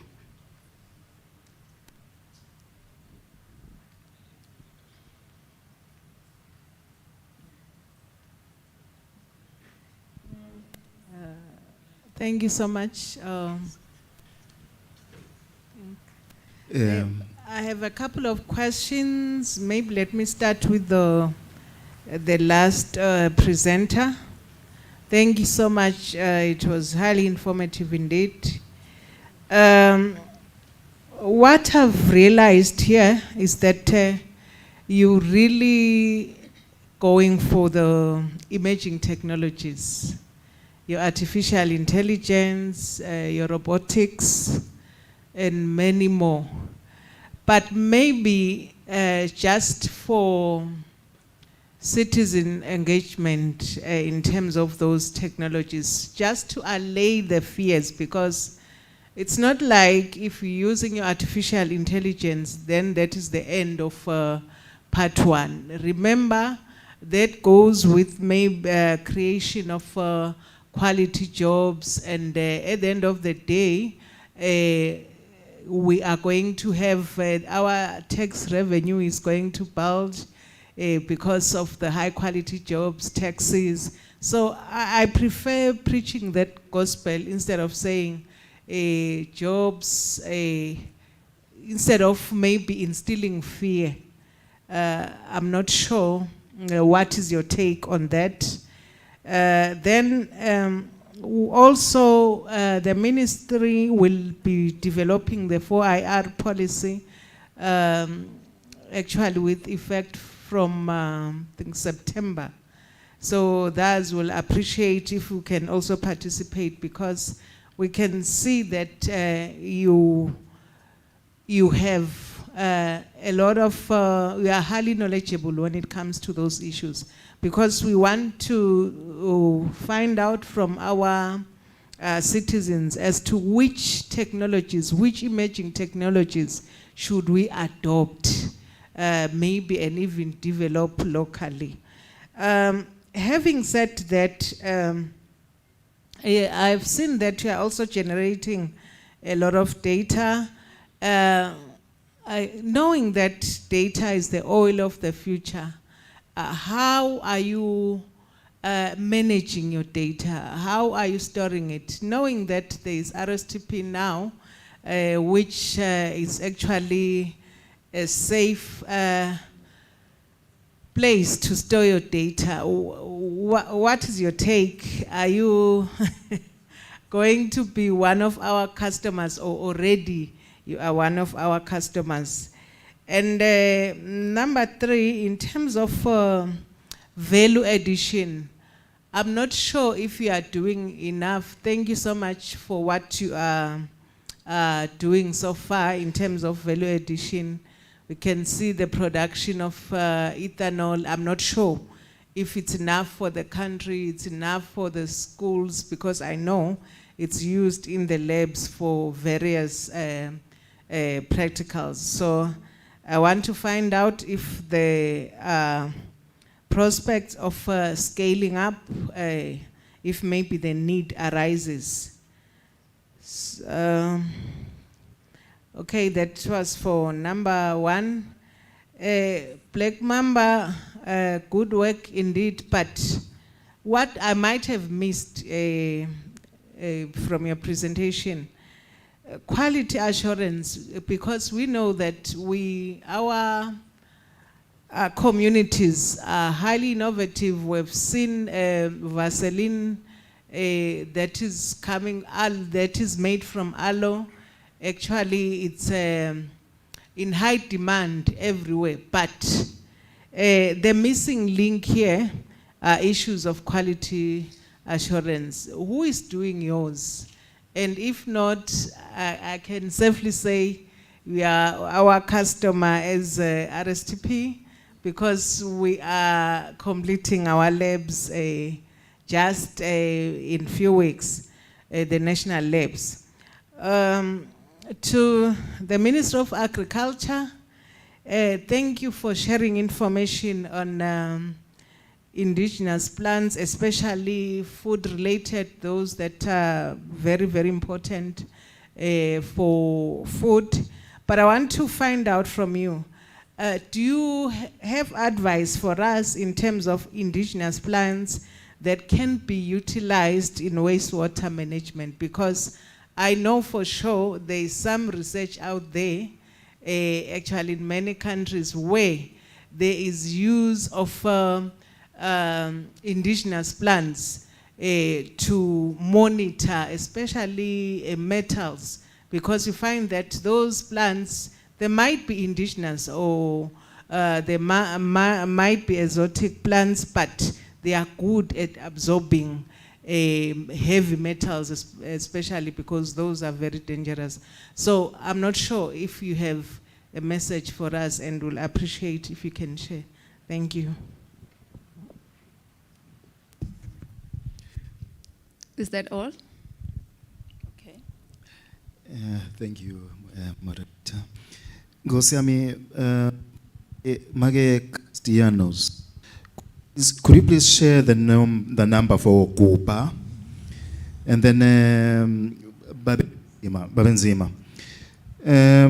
With the SOCAM, has the ministry ever of maybe giving farmers in the low veld these greenhouses so that maybe we can continue to produce sorghum, you know, in and out of season, throughout the year? And then Babe Mvubu, these road reserves, have you ever thought, like history has it ever thought of, because these road reserves are not in use, you know, these road reserves, if you can put fencing around them, high fencing, we can actually gain in terms of more grass that would grow there. The grass is preserved because in the summer the cattle will be eating that side of the fence, and then you have the grass growing in between the road and the other fence. And then Nick Jackson, if it was to be a local market, if a local market was to surface of maybe 38,000 to 141,000 tons within the next 5 years, would, I know you are talking for rest, but do you think the sugar companies in this country would be able to supply that market? Two, where are we now in the hierarchy of sugar production in Africa? When are we overtaking Egypt?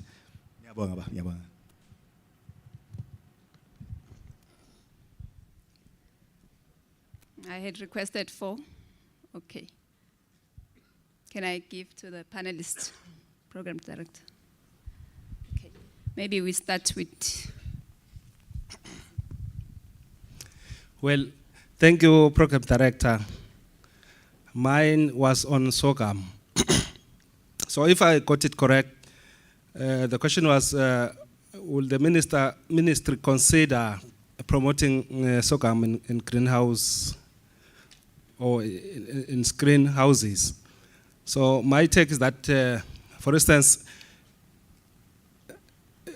greenhouses in terms of investment, and then versus the return which you'll get from sorghum, you could probably conclude that for greenhouses, the trend has been to invest or to promote high-value crops, which in a short space of time, they could bring, the investor could recoup some of these or her resources.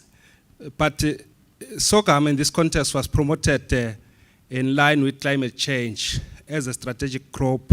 For instance, we have Botswana, which is a relatively dry country.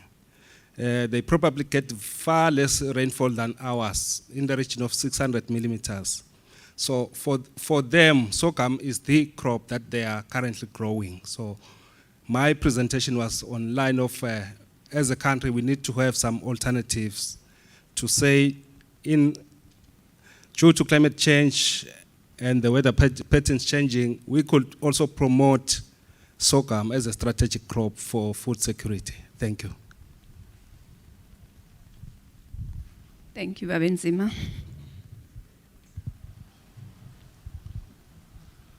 Thank you very much. KDDP and energy and outgrowers in general, we're looking at putting in solar pumping for growers. So we've got, we're doing a trial at the moment with the German government, who has made some money available, and we're looking at how can we convert small growers onto solar pumping and at least take out 50% of their cost of power.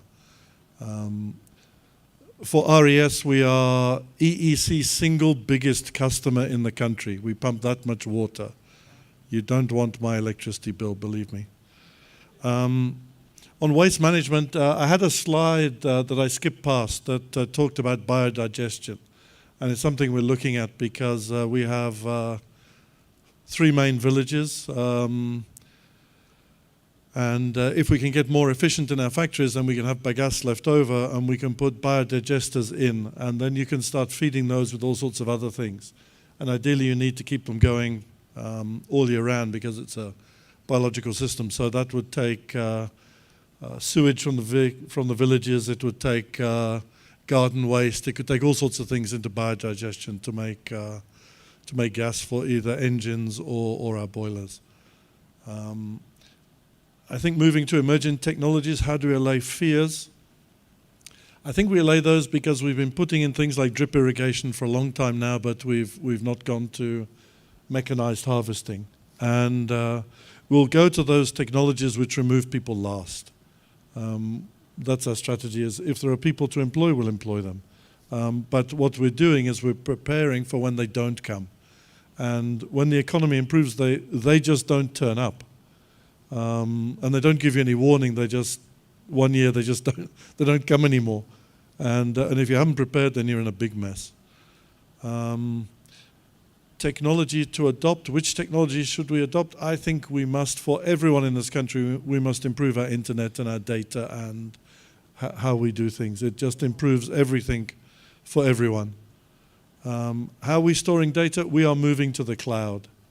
We have SAP as our ERP system.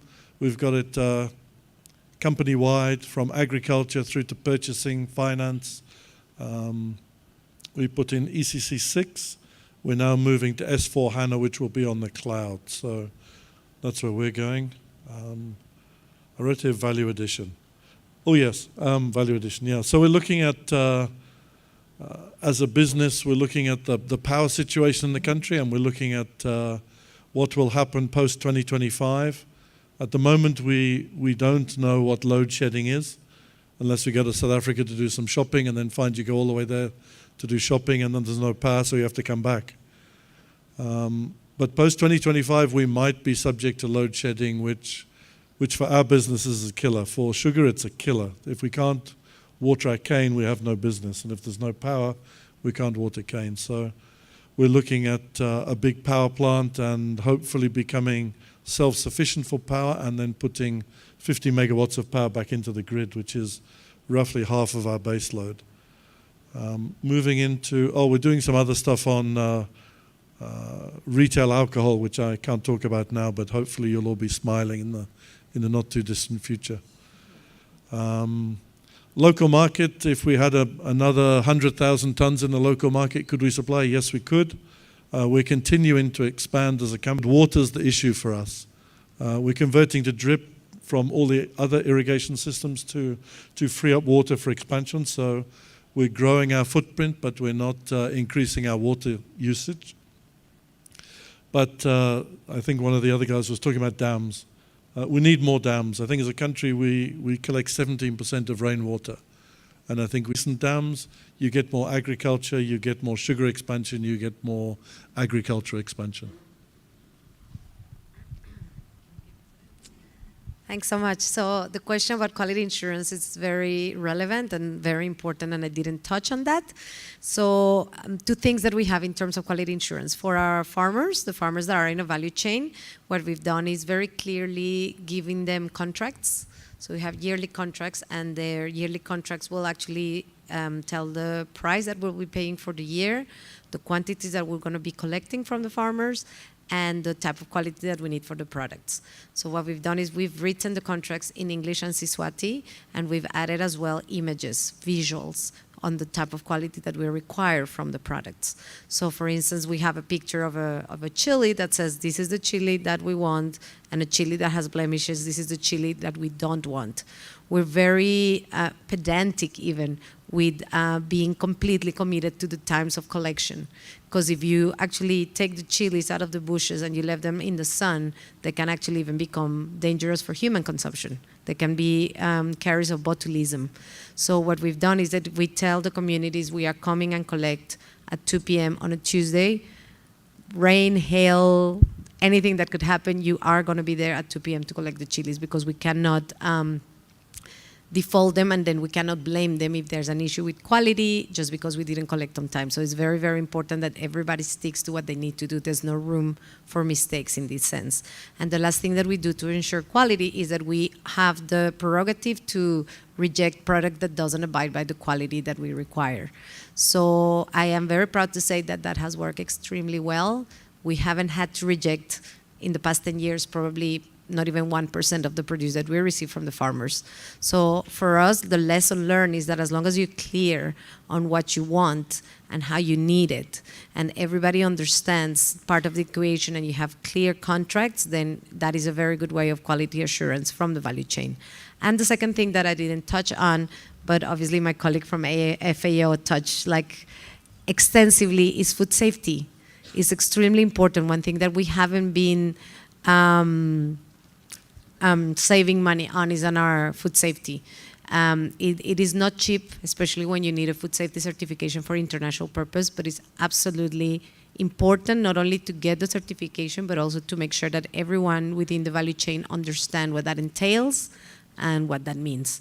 So we're very happy to have created a system and maintaining the system every year, because anyway, every year you get audited to see if you can keep your certification, and that has also allowed us to improve our markets and obviously keep the same level of consistency and quality that we need.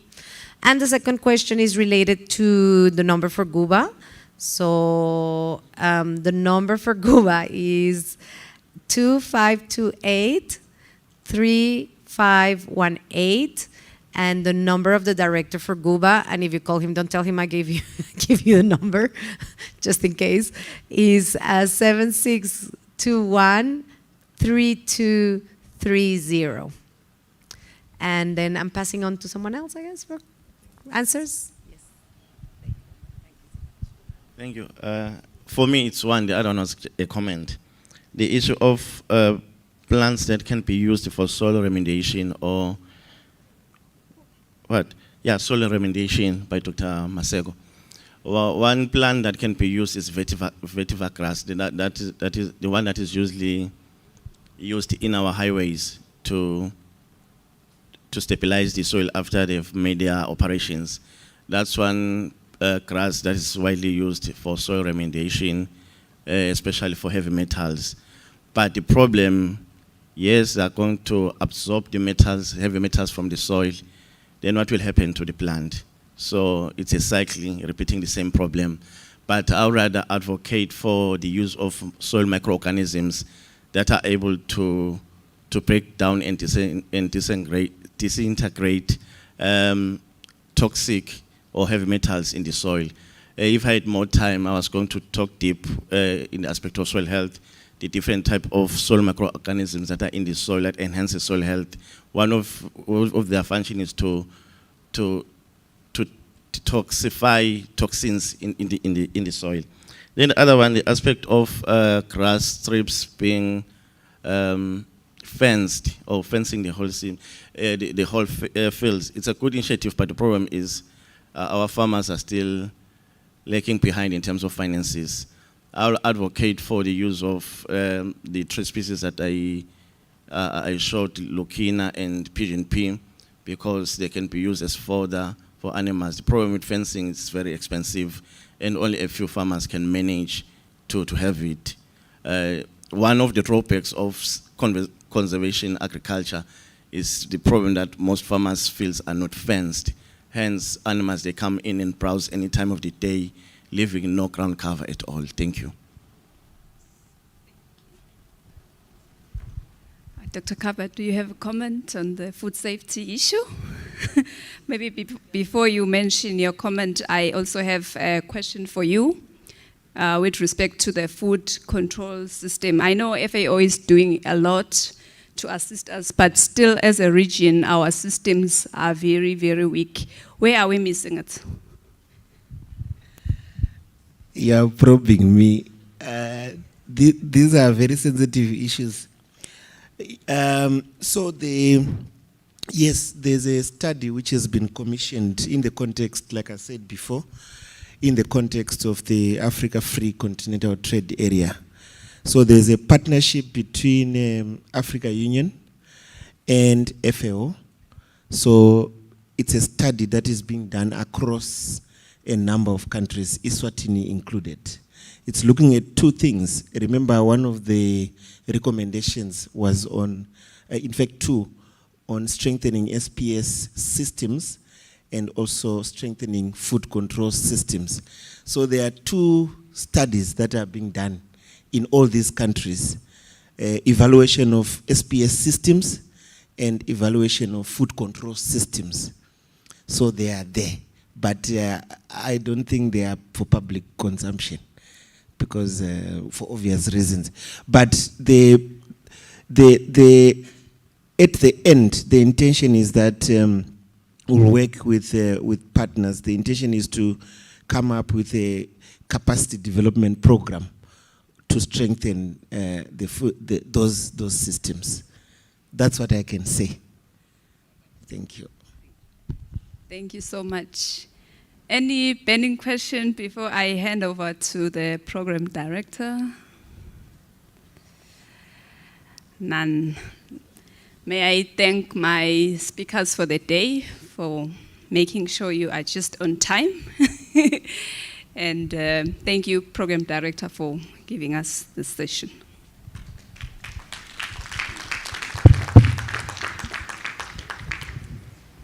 Thank you very much. You may go. You may leave that Black Mamba. Take care of it. Well, the program director, with the powers vested in him, has the right to choose who to give, or if there's no one or a lot of people took it. Thank you very much. And the program director also has the right to keep it.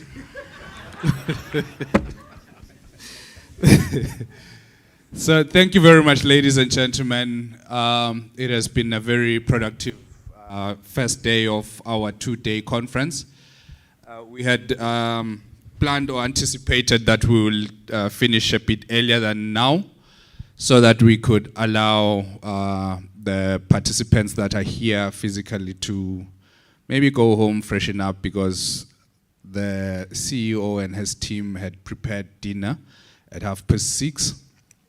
So I am not sure that we would have enough time to go home, freshen up, and come back for the dinner at 6:30. But for those that may, I know a couple of people stay around Matsapha, Tubungu area, so they can still go and freshen up and come back here for 6:30. We are invited for dinner, ladies and gentlemen. It would be nice for all of us here to attend the dinner.